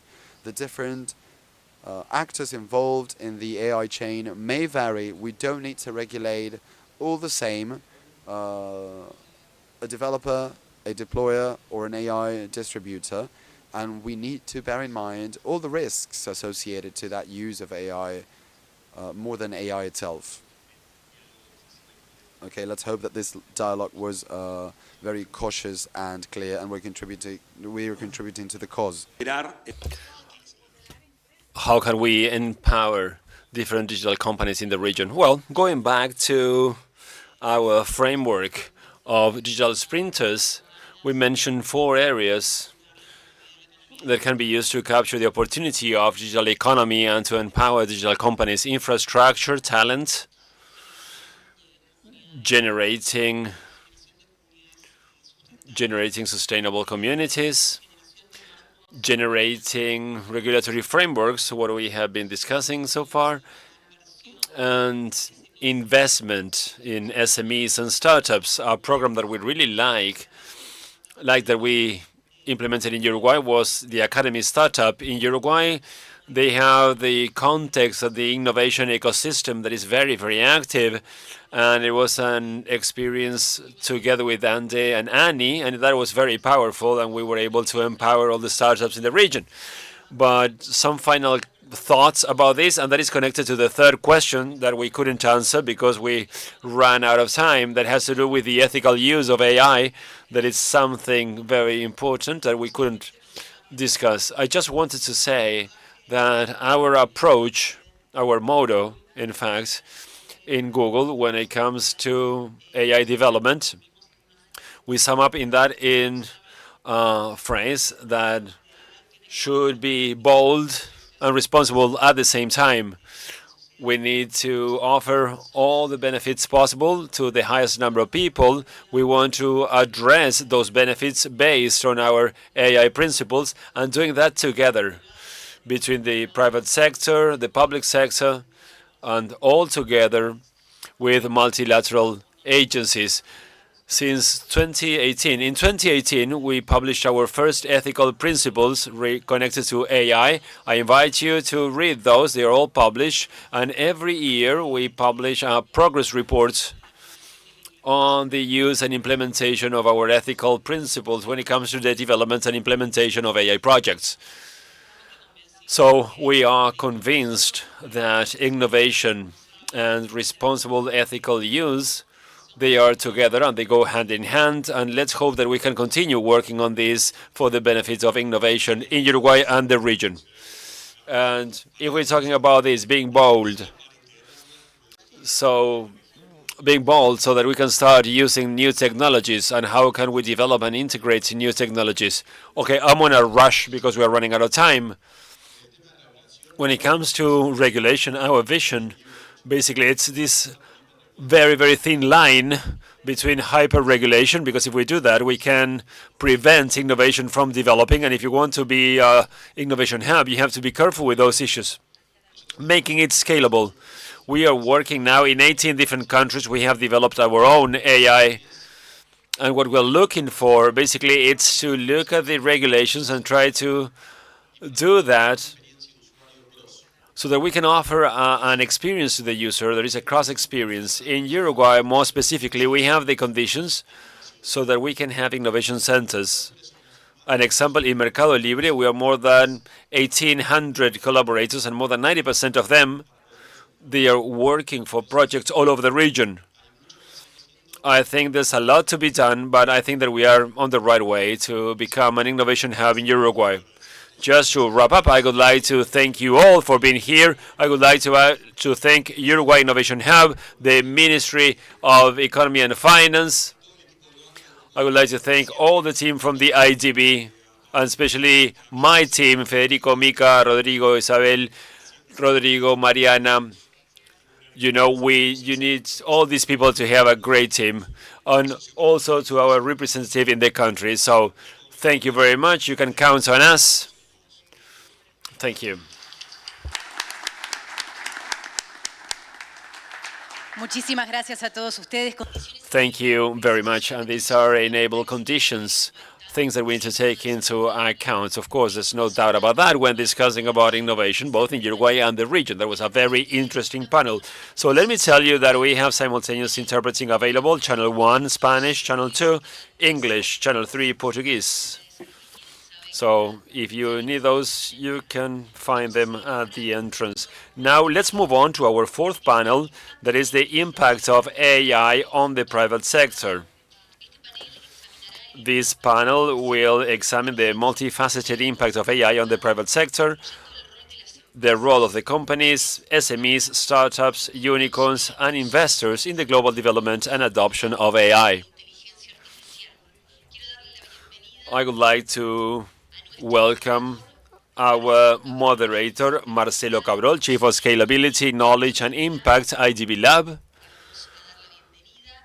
Welcome, Marcelo, and our panel of experts, Matias Peire, that is the founder of GridX, Álvaro Pena, Strategic Transformation and Global Future Specialist from the Technological University of Uruguay, UTEC, David Brojeras, Head of Digital Transformation, IDB Invest, Jorge Iglesias, Chief Executive Officer of Topaz.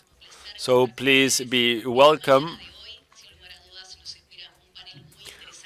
This is a very interesting panel, of course. Marcelo, you have the floor. Good morning, good afternoon. So we are very happy to be here. This is our fourth panel, the fourth of five, in fact. So I wanted to tell you that we're in charge of talking about the private sector and AI. So which are the challenges that we are facing? But the thing is that the private sector is very different when it comes to the size of companies, the different type of companies, and also in the type of business models that we can find within the private sector. So it's rather complex to cover all these different types.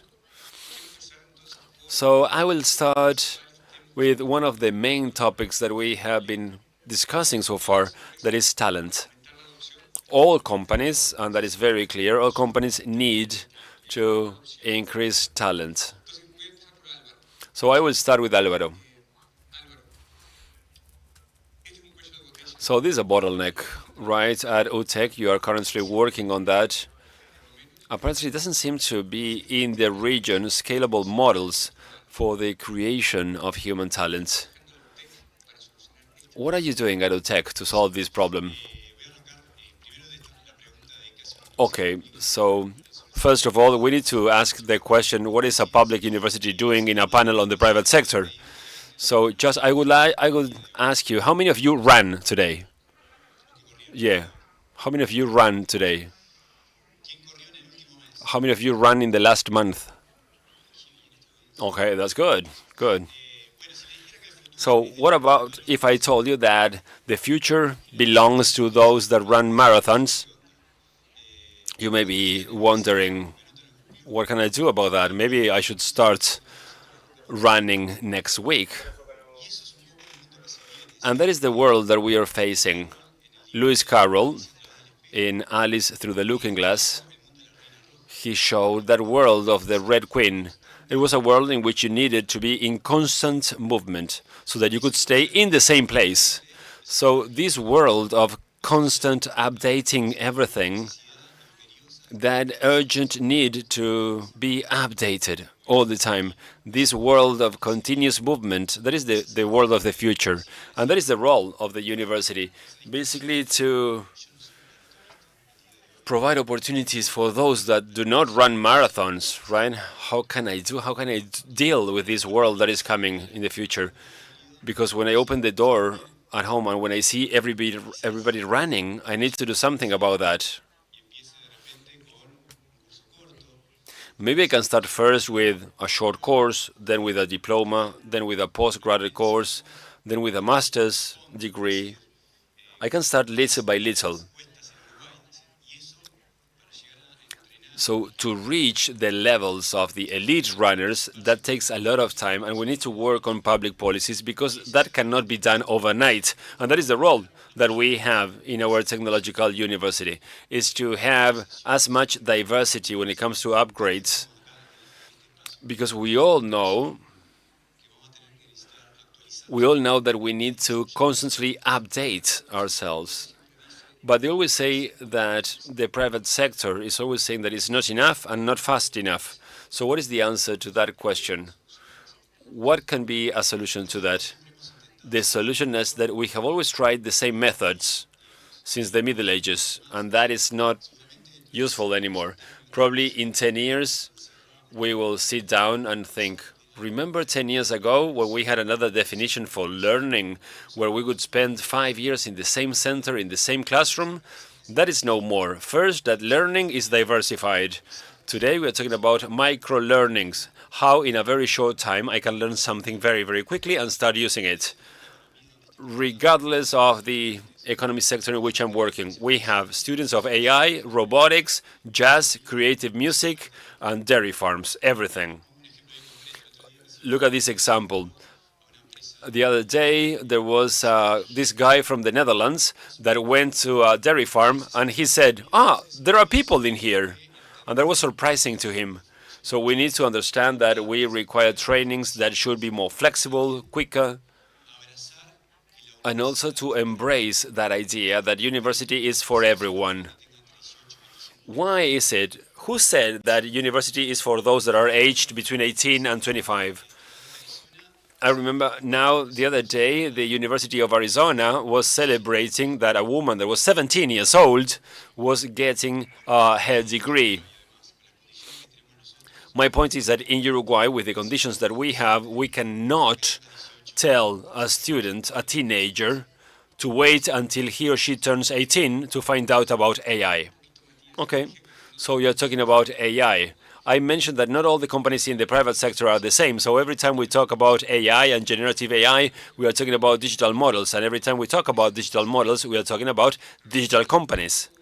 But the thing is that there's a whole area of the private sector that has to do with deep tech companies. So now, focusing on the industry, how AI, generative mostly, is changing these industries. I'm sorry, that was for me. No, it was for Matthias. I'm sorry, since you were looking at me. That's why, because I'm sitting this way. Okay, because he's speaking with the Argentinian tone. So biotechnology, since the work on the human genome went through a digitalization process. Something like 30 years ago, they started the project of the human genome, where we wanted to translate all the information of the DNA to a digital context. That took several years, and it was millions and millions of dollars. And then they defined $100 million to be able to sequencing the human genome. Now you can do that for less than $1,000.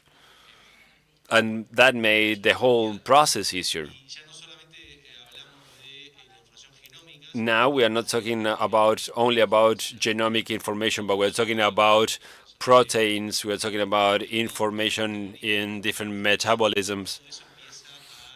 And all that is possible, and all that generates data sets. And those are data sets used by biotechnology, and that can then interact with data from the real world, how a person behaves, their context, whether they run or they don't run. So we are not talking about biotechnology anymore. Now we are talking about data. Biotechnology is digital. And in that sense, we need to talk about those issues for companies that need to understand data management. They need to understand how the digital world works, but from a different approach being followed by traditional companies. Because in general, companies are users of technologies that are produced all over the world. We have the opportunity now, thinking about these type of companies that we call deep tech, and biotechnology is a part of that. These are companies that are building technologies for the rest of the world. And I believe that we have a different kind of approach over there. There are different founders, different investors. There's a report that is called Deep Tech, the New Wave, where we describe how this ecosystem is being built. Okay, David, now I'm looking at you.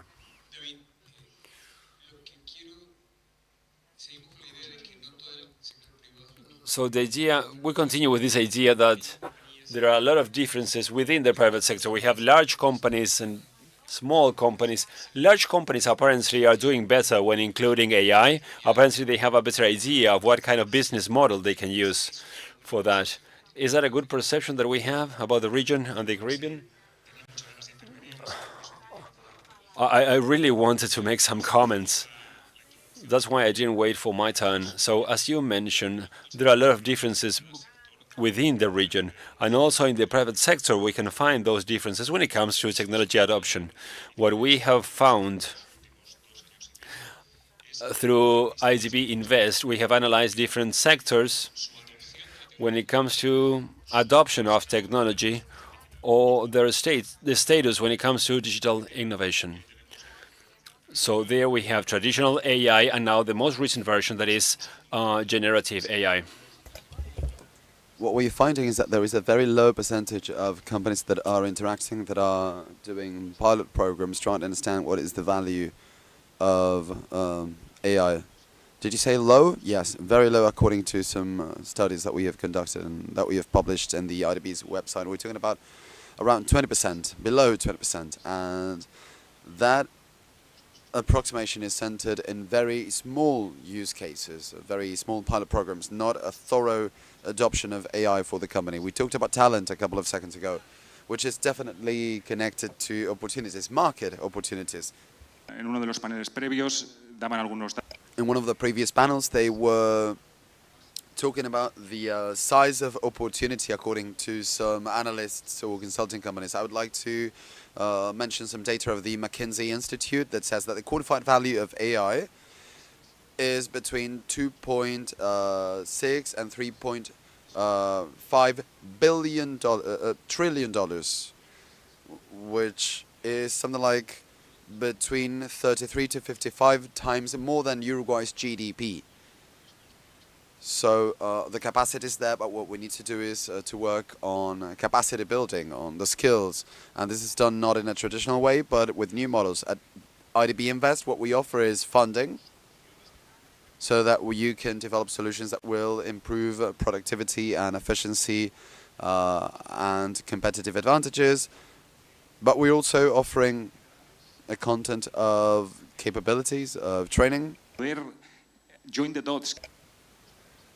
In one of the previous panels, they were talking about creating these ecosystems so that people in the private sector can can make use of this opportunity. Good. We're talking about small companies and big companies. And Jorge, one of my favorite industries is fintech. Oh, I thought it was biotech. No, it's fintech. I've changed my mind. The only thing I will not change is my football team. The rest I might change. Fintech has been transformed by the advent of AI, generative AI in particular, but I would like you to tell me a bit more about how the industry has changed. Before we start, I wanted to use this opportunity to thank the IDB for this magnificent event. Truly, also to extend my regards to my fellow panel colleagues. It's a pleasure to be here with such distinguished people. Before I answer the question, I'm sorry, I apologize for my Portuguese, my Brazilian accent in my Spanish. I will do my best. If I fail to be clear, I can repeat myself. I'm here to share effective future perspectives. I am a professional with more than 20 years in this financial world, and the financial world is not innovating. It is being revolutionized. There is a revolution that's happening. The adoption of technologies such as AI for now, but also other technologies that are revolutionizing the way in which we will interact with financial institutions. So I wanted to tell you a bit about these innovations that will forever change our relationships with these institutions. One, of course, is AI, and we have spoken largely about it, but there are very clear applications of AI, in particular when it comes to natural language by these LLMs, large language models, where the different digital channels that used to be chatbots are now being changed and are using virtual assistants that will develop much more complex functions and features and solutions, and we will have the possibility to effectively give us advice and make financial decisions. There is another very important technology, which is blockchain and smart contracts. What is this? We are going to become more transparent in our transactions. We will reduce the number of intermediaries, which is going to result in tremendous operational efficiency to make it more competitive. Then we have quantum computing, which is important because nowadays, if you can use AI, it is because you have a big processing happening in the background. And if you apply this in the financial world, we are talking about calculating risk, for example, when you take a loan and you have a risk assessment with quantum computing that allows you to have many more variables and have different scenarios, and maybe that can result in more accessible, cheaper products for all the population. Then payments. We talked about instant payments. That's already happening in Brazil, but here we're talking about payments through biometrics, through voice, through your face, and even your hand, the palm of your hand, to make payments that are safer and more convenient. Then open finance, which is another important innovation issue where we will be able to take our information from one bank to another with more security, and it will result in more competition and more inclusion. All of this because of technology. Then also embedded finances. So we're going to take these financial transactions in a sector or a situation where there are no financial systems. And I want to highlight this. The idea of embedded finances is to allow us on an everyday basis to not to even think that there is a financial transaction happening. An example of Uruguay. Many of us, maybe at the weekend, we want to go to Punta del Este for the weekend. We take the Balnearia road, and we have the toll booths. And we don't pay anymore, right? We don't need. I mean, we pay, but we don't need to have cash in our pockets. That is embedded finance. Yeah, that's how we use it. Jorge, let me just challenge you a bit here then. We're all expecting AI and these new technologies not only to be adopted, but to increase inclusiveness, equality, to also have that social role to play. For the financial, in particular the fintech industry, financial inclusion has always been a challenge. Are you optimistic or pessimistic that these technologies may increase this? And what are the conditions? And don't tell me just, I'm optimistic. Tell me why. Okay, I'm very optimistic. I understand that this revolution and the use of innovation in the financial sector is inclusive. There are technologies nowadays that are being developed which are inclusive. And for example, I think that you must have heard that in Brazil we have instant payments that is called Pix. In 2 years, this financial inclusion in Brazil changed because of one technology. We're talking about 2022, where we had less than 50% of the Brazilian population in the financial system, and nowadays, only 2 years later, 2024, more than 85% of Brazil's population is in the financial market, in the financial system. It was a massive inclusion because of one technology that was developed to meet a need that the society and that the population had. So that is what we talk about when we talk about inclusion. These need to be technologies that need to contribute to our societies and not just for some sectors of the population. And PIX, I think, is an example that has affected everyone.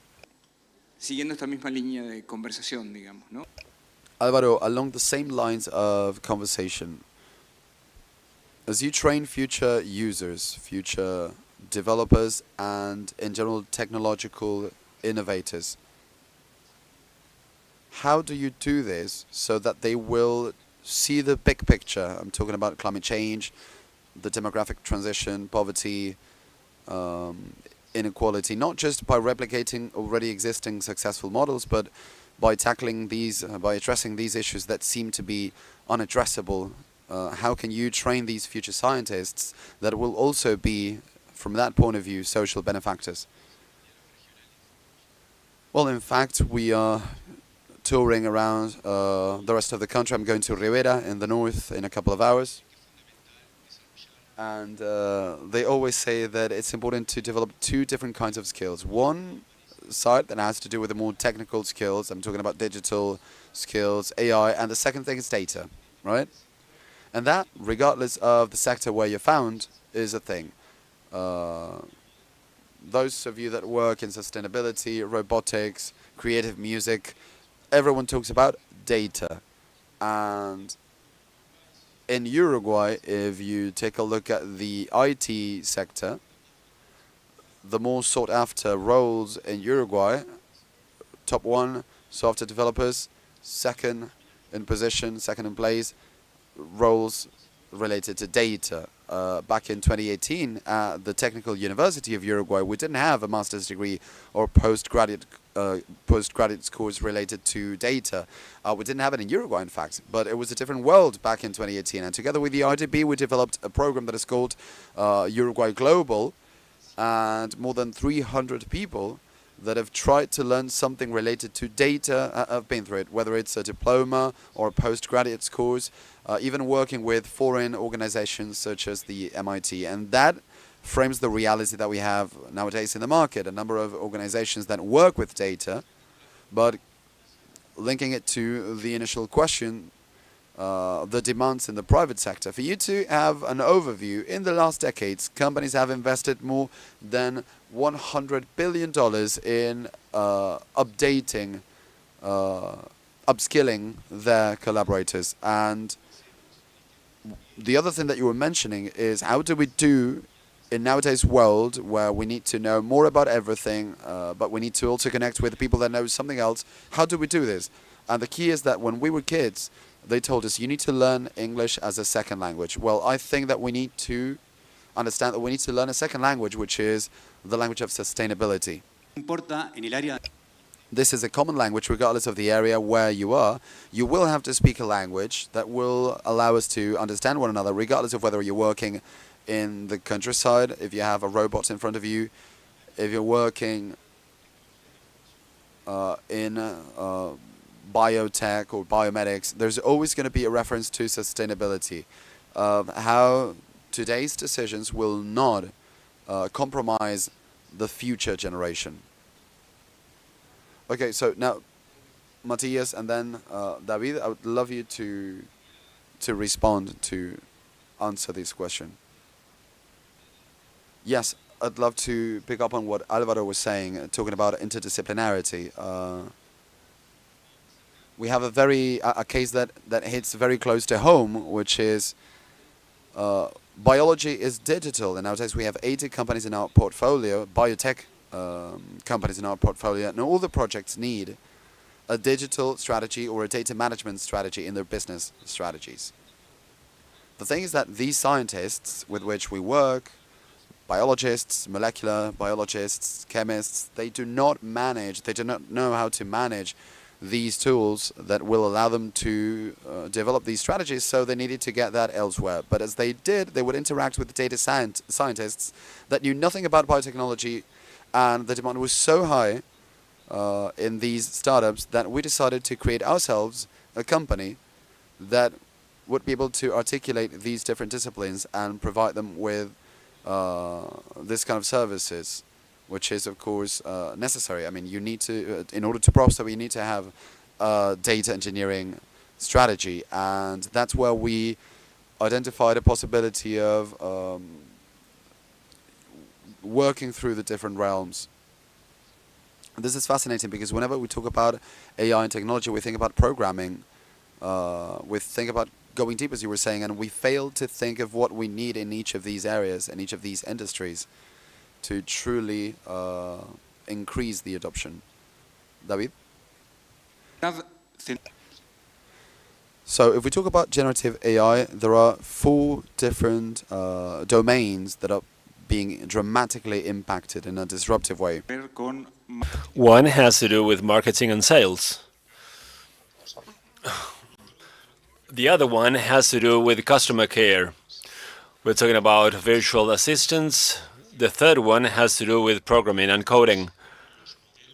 More and more, those models based on AI are basically improving the productivity of programmers. And let me share, okay, so can you repeat that? Because we're talking about a private company, then where should we start this journey? Okay, I'll answer that. Let me finish my idea and I answer that.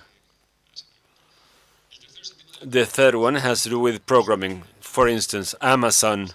We had a representative of AWS. Amazon has its own AI that is called Amazon Q. With Amazon Q, they have managed to transform their internal technology infrastructure based on Java to update the latest version, that is Java 17. So now they estimated basically the hours required for a programmer. Basically, it would take 4,500 years, imagine, programming. So the cost, the money that they have saved by using AI, using Amazon Q, has been around $260 million. This is a basic issue in productivity.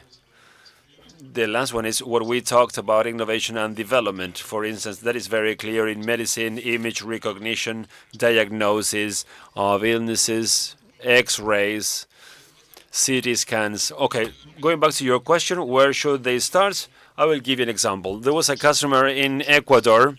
We got there in a mission, and we took 12 customers of Bitinvest to Seoul, to the AI fair, the most important one in the whole of Korea. So as part of the program, there was a contact with a local company, and they decided to run a pilot program to analyze a specific issue of this company. That pilot program was successful up to a point. And that point is when they wanted to escalate that pilot and integrate that into the company. The problem is that the internal infrastructure was not ready for that integration. So from the technical standpoint, the pilot was successful, but from the business standpoint, the pilot was not successful because it could not be escalated. So the normal thing is to start with efficiency, to reduce cost, and automation is a key component. What we do in Bitinvest is basically we need to make sure that that automation processes does not imply that it's a reduction of jobs. Basically, we need to go and rescaling and reskilling so that people have more options to share their contributions. Jorge, I saw that you were nodding. Yeah, exactly. Just to complement these answers, I believe that there are several ways of doing this, of course, but one of them to have people that are trained that can handle all these technologies basically is to recycle these professionals. What do I mean by this? It's not about training, but it's about to create an innovative culture. What we do is basically we generate stability. And always in this context of growth, in this context of disruption. And it's this culture of professionals nowadays, and we have a lot of people that can recycle themselves so that we can have this labor force to enjoy of this technology that is coming to stay. There's no going back with this. So I think that recycling is fundamental for this. It's not only about training, but it's this continuous education and creating this different culture. Something that we have not mentioned is the traditional industry versus this new disruptive industry. So where do you think that these technologies can make a difference? Who can have that competitive edge in the industry of financial inclusion? It's not an easy question, I know. So disruption in the future is on these financial institutions and their use of technology. We develop technology for these institutions. They are the ones that use that technology, and they are really aware about the use that they can make of that, about the ethical use of these technologies. More and more, we need to work on this area in a transparent way. We need to work on this ethically. When I'm talking about technology, I'm talking about protocols, integration, AI. And I believe that banking technologies are global. So that can bring another perspective for the future. I believe that we use and consume financial services, and every time we do it in a global way. In current society, we are like only one person in social media.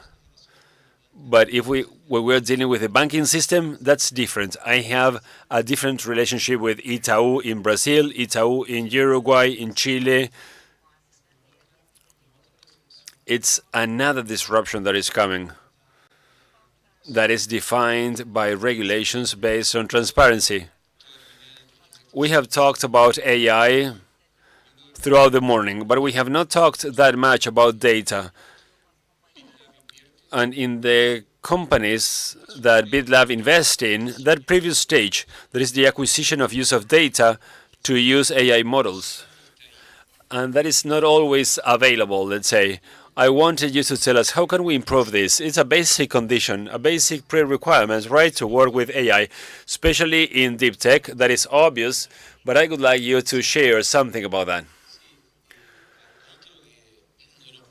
Yeah, I think that that is an opportunity. Any organization nowadays should think about themselves as a company dealing and managing data. It's impossible not to think about that.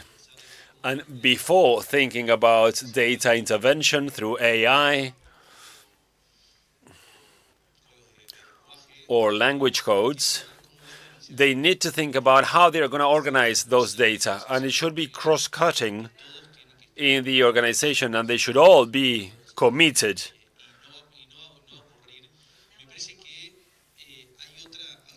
And I think there's another dimension to all this, and thinking about education. And we can include primary and secondary education. That is basically, what kind of questions are we asking those data? I think they talked about this in the previous panel. So basically, how can we be connected to this data? Because we need training on how to ask those questions. So we need to think about how we organize data, the kind of questions that we ask that data. I think that we need to work on that. So Alvaro, this is your last comment. So just to complement what Mattia was saying, I believe that that is what makes us special, our ability to ask ourselves questions. Maybe in the past we would ask ourselves questions for which we didn't have the technology to answer. Now we do. We have the technology that would allow us to explore those questions. So what happens, what you were talking about, for instance, to share an example. I know there are several economists. You have 30 seconds, okay. Imagine you have a cell, and the information on a cell is the average salary of a person annually, and we are analyzing the development of a city. That is possible. How to analyze every kind of information in the cells, how they interact, how they talk to each other, all the bacteria that we have in our body. And we can do that. And a key, and I finish with this, that has to do with the skills that we have. And this is a final hopeful note. What makes Uruguay special is that most of our children, they are using a program that is called computational thinking of Plan Ceibal. That is unique of us. And we have to make the most of that opportunity to work with that critical mass so that we can change reality in the future. Thank you. Just to wrap up, Marcelo, I would like to share two ideas. First, the role to be played by corporations in the private sector regarding the adoption of AI. That is a question that we are always constantly being asked. There are three roles. A role that is maker, that is closer to the LLMs. There's another role that is shapers. How can I train? And I'm feeding data to the model so I can customize it. And the taker role. And basically is to use these GPTs or these applications that are specific, with a specific function, and that improve the models. That is the first message. The second one has to do with data, and I think that we didn't spend enough time on that, is cybersecurity. Cybersecurity is becoming more and more important because these models of generative AI are being used to try to bridge gaps, trying to enter companies. And there are a lot of examples. We have examples of fraud against different companies using AI, and that is something that we need to talk about in the region and locally. Jorge, your last comment to wrap up? Yeah, when it comes to the use of AI, we need to learn much more. We need to work on the ethical components of this area. The sources that we are using as references should be clearer. We need to know what kind of sources we are using. And also, we need to talk about the use of AI and generative AI. The best possible use for that AI is when we know what kind of questions to ask, when we provide context. So we need to make the best questions so that we can get the best answers. Those of us that we have all the experience, it's not about young people. It's us here, we have all this background, and we can provide the right context for those prompts and getting the best answers. I love that idea because I feel identified. Perfect. I'm not a young guy anymore, clearly. So thank you very much for being here, for sharing your ideas. I learned a lot. I would like to thank all the people in the auditorium. Please join me in a round of applause. Thank you. Muchísimas gracias. Thank you very much to all of you for being part of this very interesting panel. We would like to acknowledge Nicole Chaparral that couldn't make it today because she had some issues with her flight. Let's move on now to move on in the agenda in our Forum of Innovation and AI in Uruguay. Our next panel, and the last one, that is Uruguay as an innovation hub and a global player. This panel will be dealing and exploring Uruguay's aspirations and vision for becoming an innovation hub and a key player on the global stage. So let's welcome our moderator, Herbert Paguas, Executive Director, Electronic Government and Information and Knowledge Society Agency of Uruguay, AGESIC. Welcome.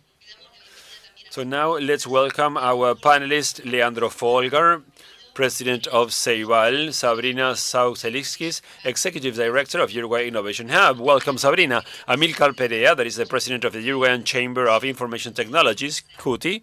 It's a pleasure to have you here, Amilcar. Cecilia Targueta, the Global Staffing Director and Country Representative for Uruguay of Globant. Thank you. And Nicolás Jodal, co-founder and CEO of GeneXus. So thank you very much, everyone, for being here. Gracias, Malena. Gracias a todos por estar todavía acá con nosotros. Thank you, Malena, and thank you all for being here. I think we are the best panel, in fact. So I was thinking, while listening to the other panels, look at the title of this panel, that is, which is the way to become an innovation hub so that Uruguay can finally become an innovation hub, a global innovation hub. And I do believe that Uruguay has the right credentials when it comes to state policies that are sustainable in time. And thanks to these credentials, that 5 of the most exported products in Uruguay are the forestry law that allow the country to become one of the countries with the largest exports. The beef industry, Uruguay is very competitive with products that are environmentally friendly. Soy, that is another of our products. And then technology, that represents for 4.3 of GDP in exports in Uruguay. And as I told you, it's among the most exported products in the country. For this to be possible, we need to have 3 things. First is a strong private sector. And we do have a strong private sector. There's no doubt about that. We have with us here the president of CUTI. The second could be state policies that are constant in time, that allows interaction between public and private services. And we have Sabrina from Uruguay Innovation Hub. And the third is a pushing, thriving public sector that will help the private sector. And I think that we have that. It is no coincidence that Uruguay is positioned, and that the title of this panel, as well as the program conducted by Sabrina, is called Uruguay Innovation Hub. as a way of example, in Uruguay the digital gap is 17% according to the latest poll of UTIC done by the National Institute of Statistics and AGESIC. We are leaders in digital governance, we are leaders in broadband penetration, we are leaders in IT adoption, we are leaders in subscriptions and connections of optical fiber, but we are also leaders in democracy, quality of life, rule of law, and we also have something that makes us stand out and a lot, and that is legal security. I know that it feels like very far away, but if there is one example of public-private collaboration and the maturity of Uruguay's ecosystem was the management of the pandemic.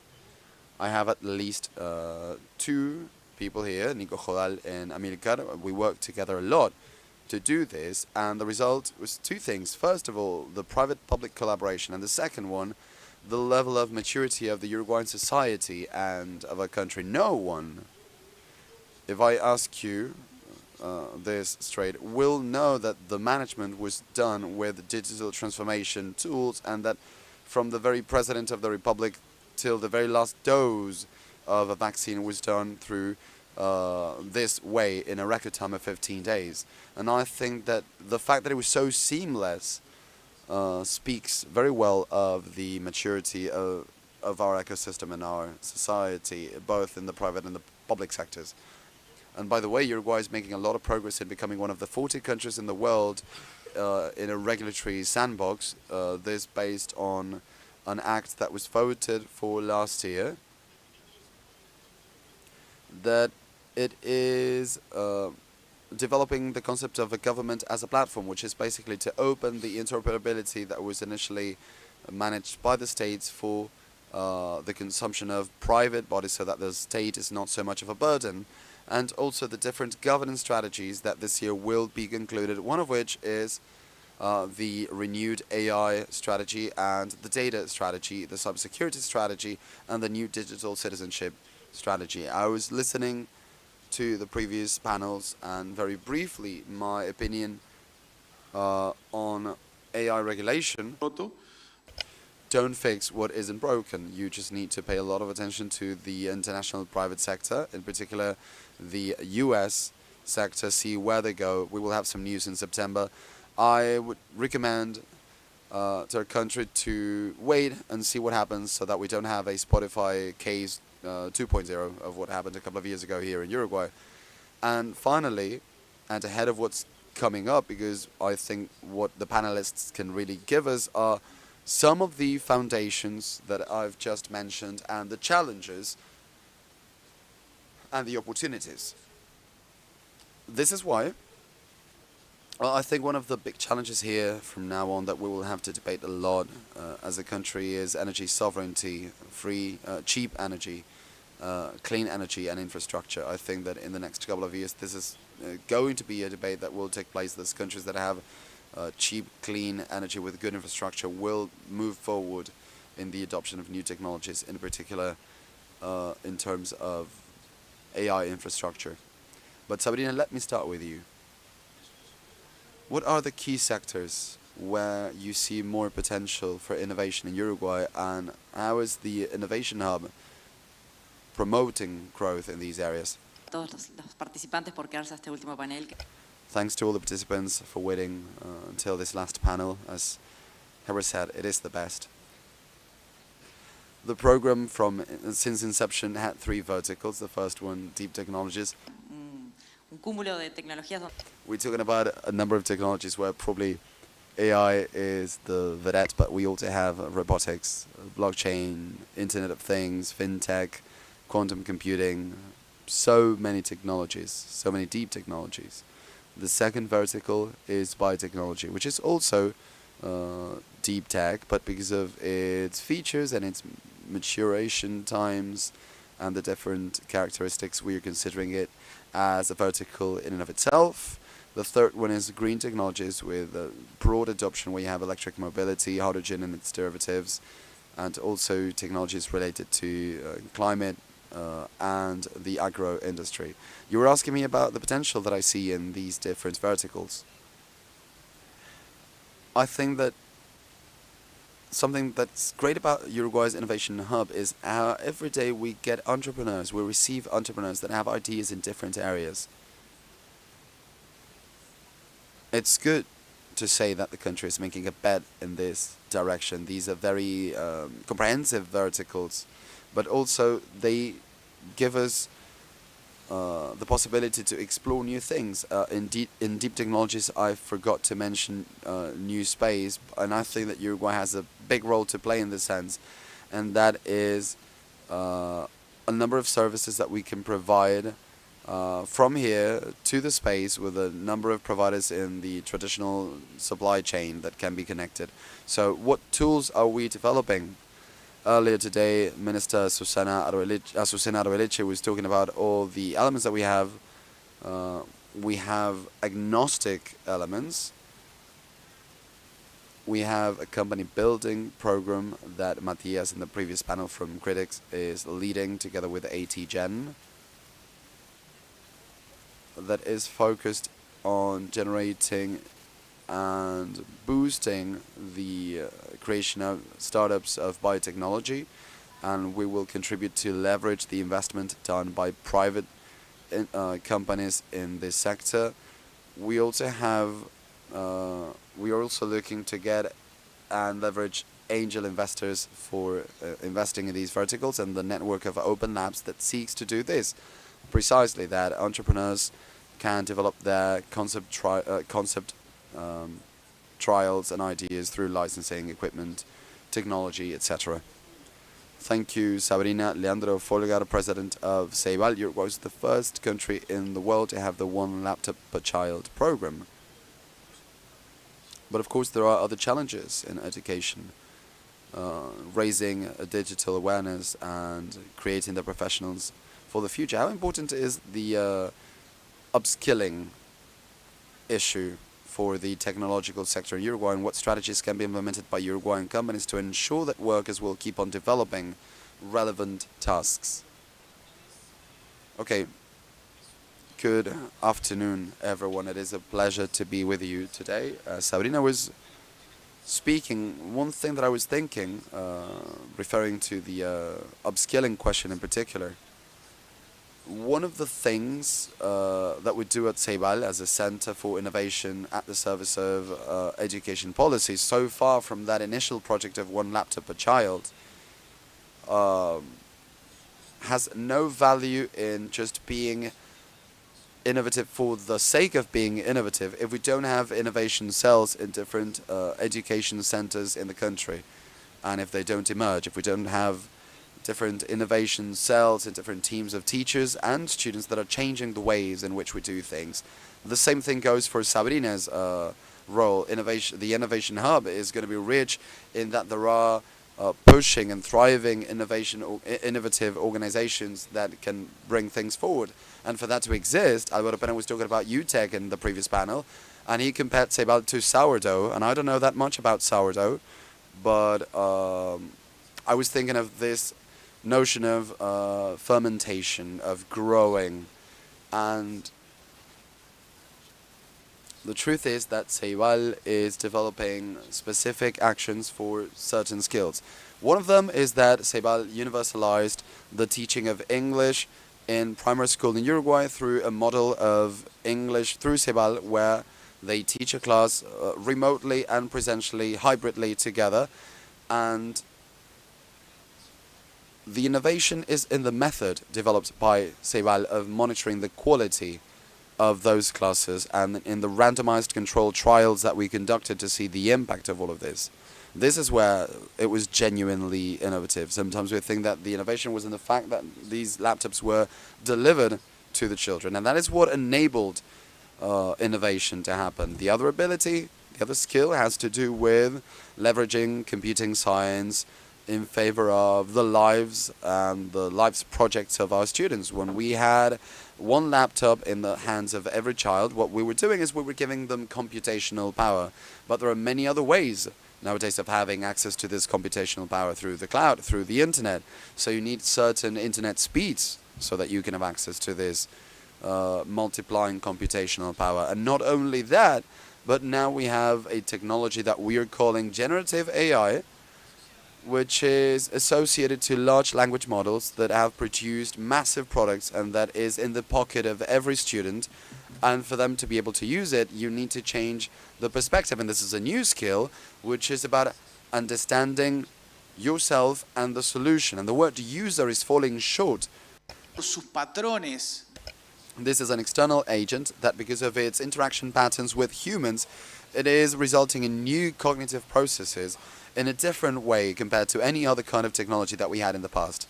So the question that we are asking ourselves at Ceibal and that we are asking ourselves as part of the education system is, what skills are required, what skills should we develop so that in a class, a group of students, if they have to welcome a new classmate that has access to the whole of the human knowledge, okay, what kind of interactions, what kind of relations should take place? How can we make the most of it? And the same thing for a teacher's staff room. Imagine these staff rooms in any kind of university around the world, and a new teacher comes and they have this amazing computing capacity and everything that is known to the internet available. How would that change your connections and the ways in which you work? And that's where this computational thinking program at Ceibal is framed. And we have the new national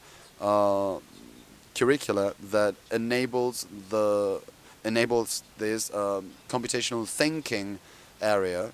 And in higher and in upper secondary education, we have 10,000 vacancies for programming learners, which meant, of course, that we also need to train our teachers. And we had the old program that was called Youngsters to Code, but now we're going to need a similar program for teachers because we have so many IT classes, but we are lacking the teachers that can actually teach those lessons. Again, from education, we're moving to the Uruguayan IT Chamber. Amilcar, what is the role of the Uruguayan IT Chamber in promoting this digital education and gender in the country? And how important are public-private partnerships to meet the demands in the increase of the IT sector? Good afternoon, everyone. Thank you so much for being with us. What we need in the private sector is expertise, and we need the knowledge to play, the capacity and the skills of our technical staff, our entrepreneurs, and basically how we can leverage this ecosystem. When Omar Paganini, the Minister of Foreign Affairs of Uruguay, was talking about the ecosystem, well, what entrepreneurs need, what the private sector needs, is precisely an ecosystem that will allow us to develop our potential to its fullest. Herbert, as he was opening this, he was saying that the IT sector is the 5th exporting chain in the country. 85% of what we export goes to the US market. Our second receptor market is the UK. So I think that it speaks with clarity of the quality of our work and our business people and our people in general. Today, people working in our company, they are not only programmers. In our companies, we have people working on user experience. They have more experience in the arts. We have people connected to operations that need to make sure that everything is working as expected. And that spilling of how quality work ends up in more open sectors. However, in that ecosystem, we're still having some issues with talent. We have significant issues, in fact, when it comes to talent, and that's why we like Ceibal so much, Ceibal, UTEC,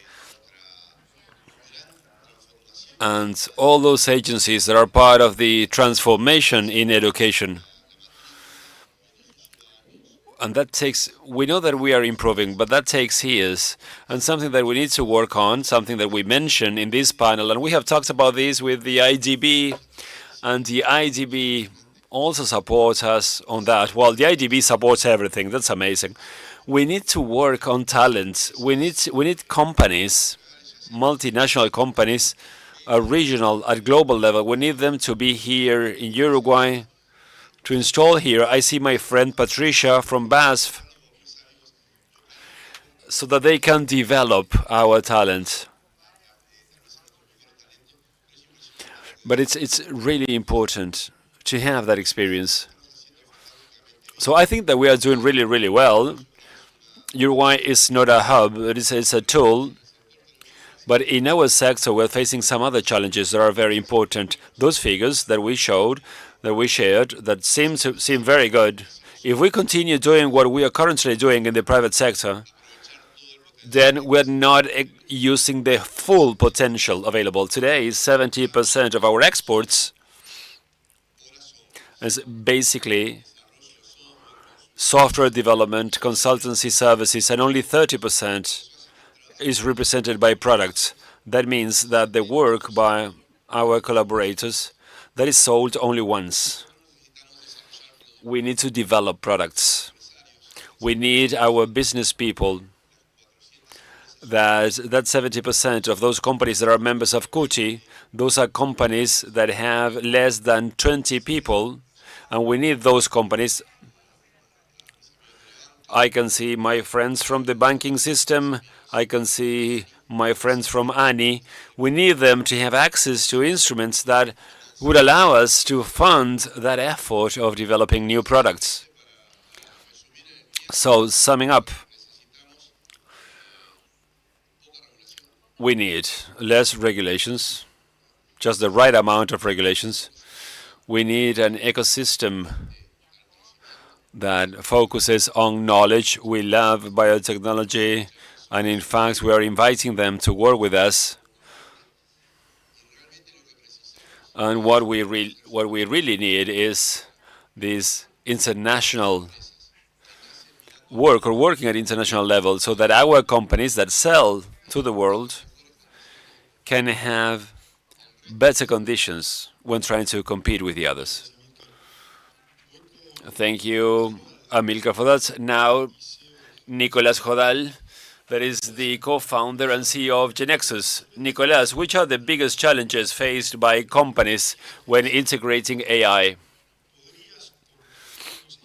Could you share some specific examples about how AI in Genexus has unlocked new opportunities for companies in Uruguay or in the region? Yeah, well, thank you very much. That's a very good question. What I think about AI, this generative AI, we're having now a new machine, basically, and we're deciding what to use that machine for, basically. So from our IT standpoint, the huge change that has taken place is that from now on, the text is one more object that we need to focus on. So far, we were focusing on numbers and storing things, but text in itself was not something relevant to us. In the same way that before 2008, telephones for us were not something we were interested in. We started programming phones as from 2008, and the same happens with text. The huge change here is that now text is something relevant to us. So now we are doing things that we wouldn't use in the past. For instance, one of our clients in Chile, it's an insurance company, and basically, I don't know, they work with, I don't know, a McDonald's, for instance, and they say, okay, you have some fire insurance for $2 million, and they sign a contract. Another role that they play is that in that insurance company, they go to another insurance company and they look for insurance for those $2 million. So they have two agreements, right, on both sides. If those contracts, if there are some kind of errors in those contracts, it can be so negative for the company that it can break, you know.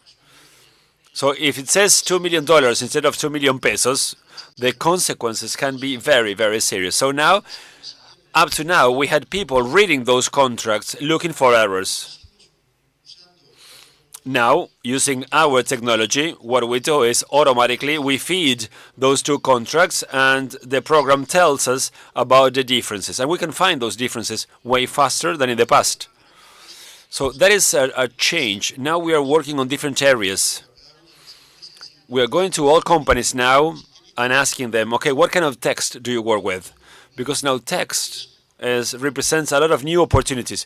We are doing that with IDB because they have a lot of contracts with several places and several countries, and they need to monitor those documents. And that would be one example of the things that we are doing. Thank you, Nicolas. One of the examples that have chosen Uruguay, it's Globant.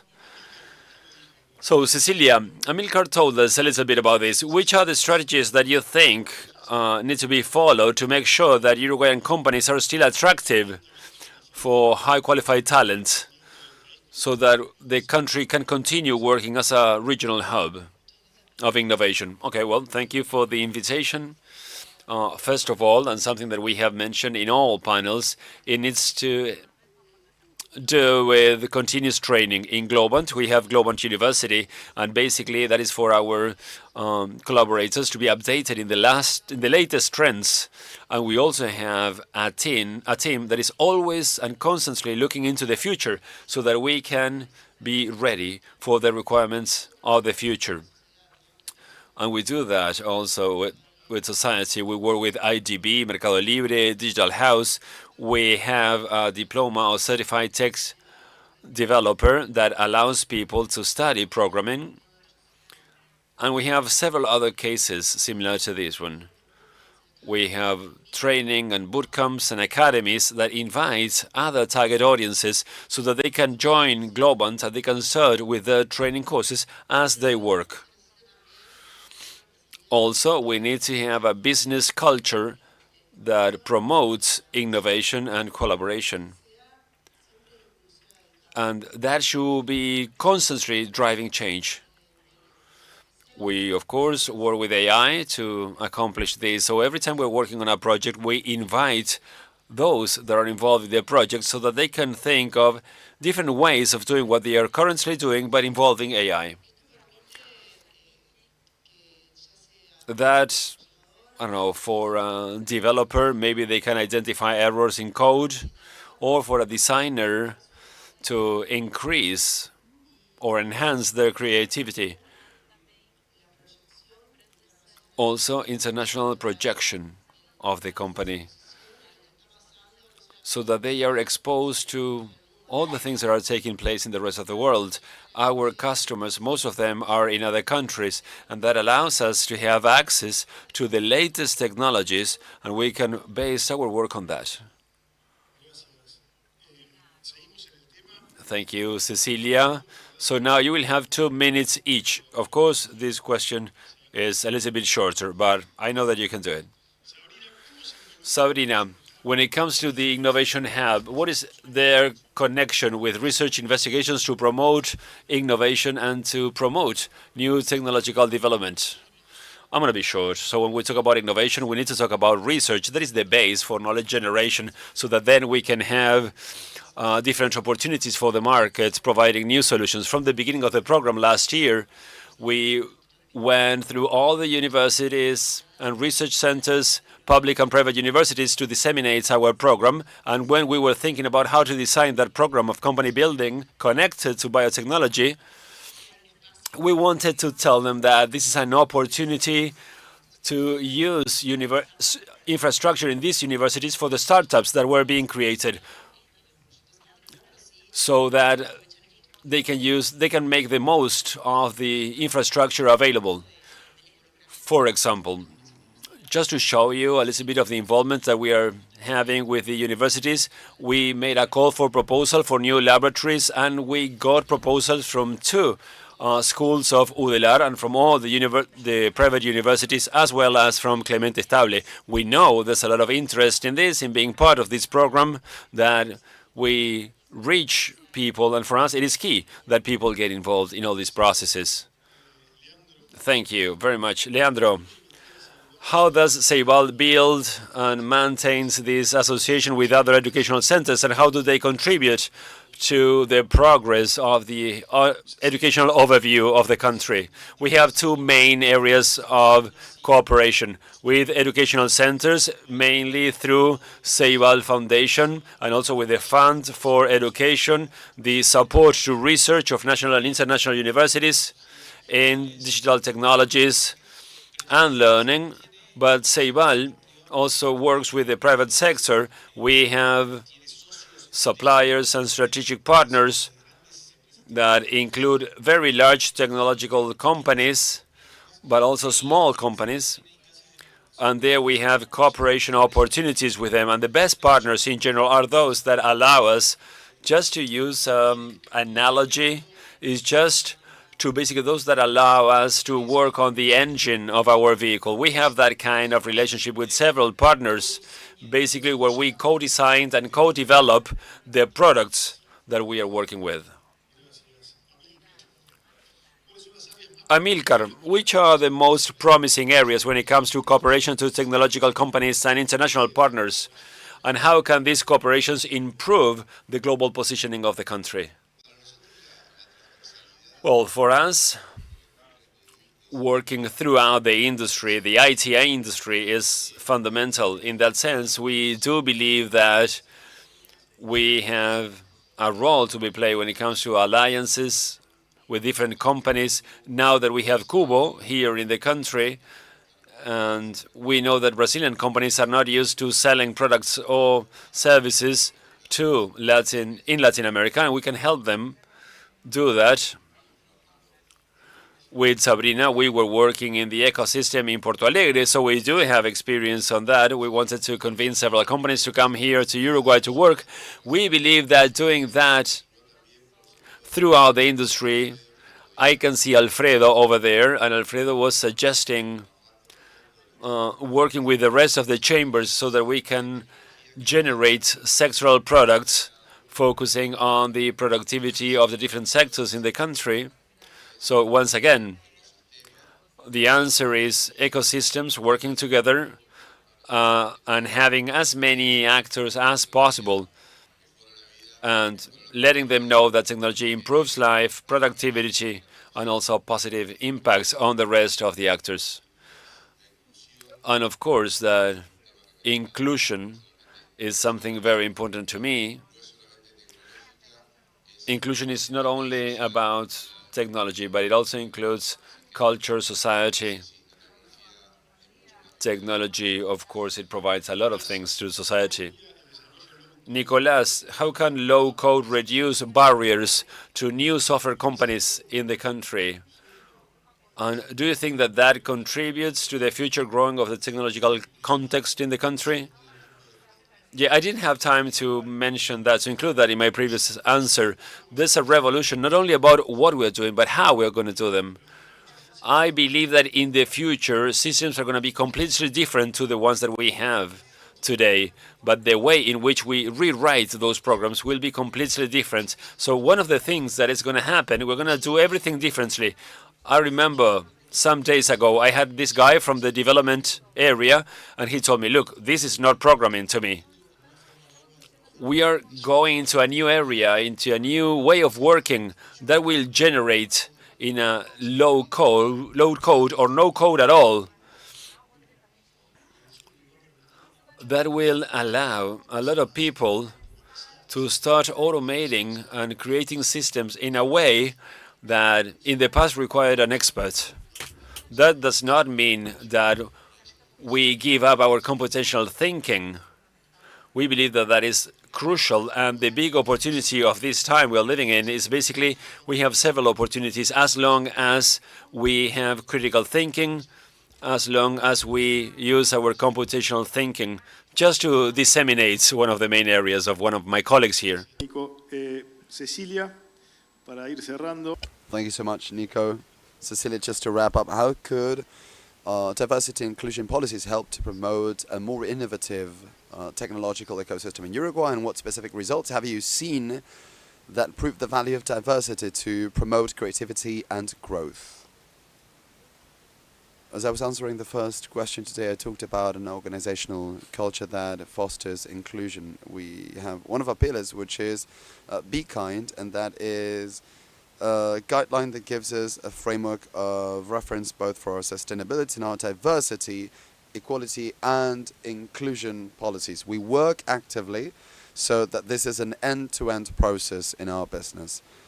From the moment that we start recruiting professionals in the market, we make sure that our hiring policies safeguard this diversity, equity and inclusion, sometimes even reaching out to these people through foundations or specific calls for hiring that invite these people to present their CVs so that they can become a part of our organization, knowing that sometimes the first bias is not that evident, so we try to overcome that precisely. Secondly, we configure our teams because we strongly believe that a more diverse team will allow you to create a product based on very different points of view and insights, which is much more complete, but also thinking of an end user that is also very diverse.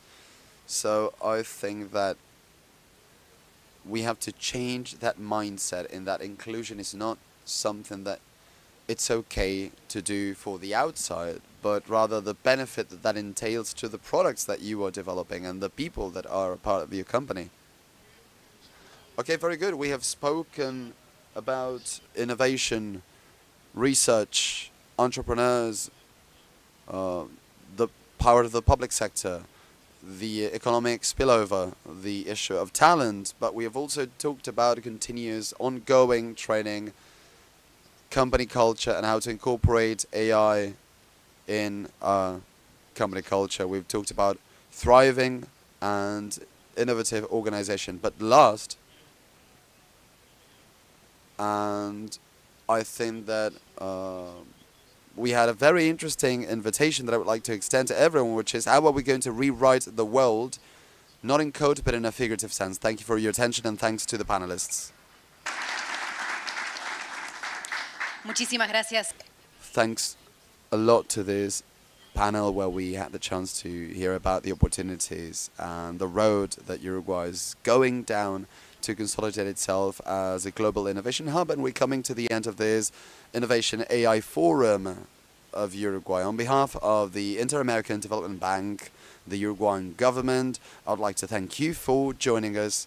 And thanks to all the panelists and speakers and moderators that shared with us some ideas that will help us to lay very solid foundations to keep on moving forward in this innovation and AI path in our country as a model for the world. Thank you so much for joining us.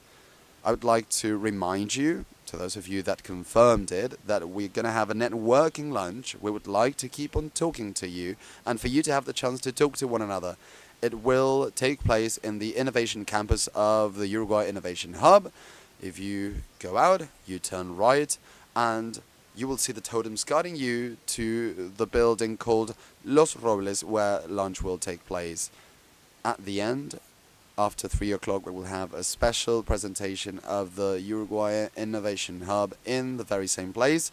So keep on making the most out of this event to keep on talking to one another. Thank you so much. Have a great day.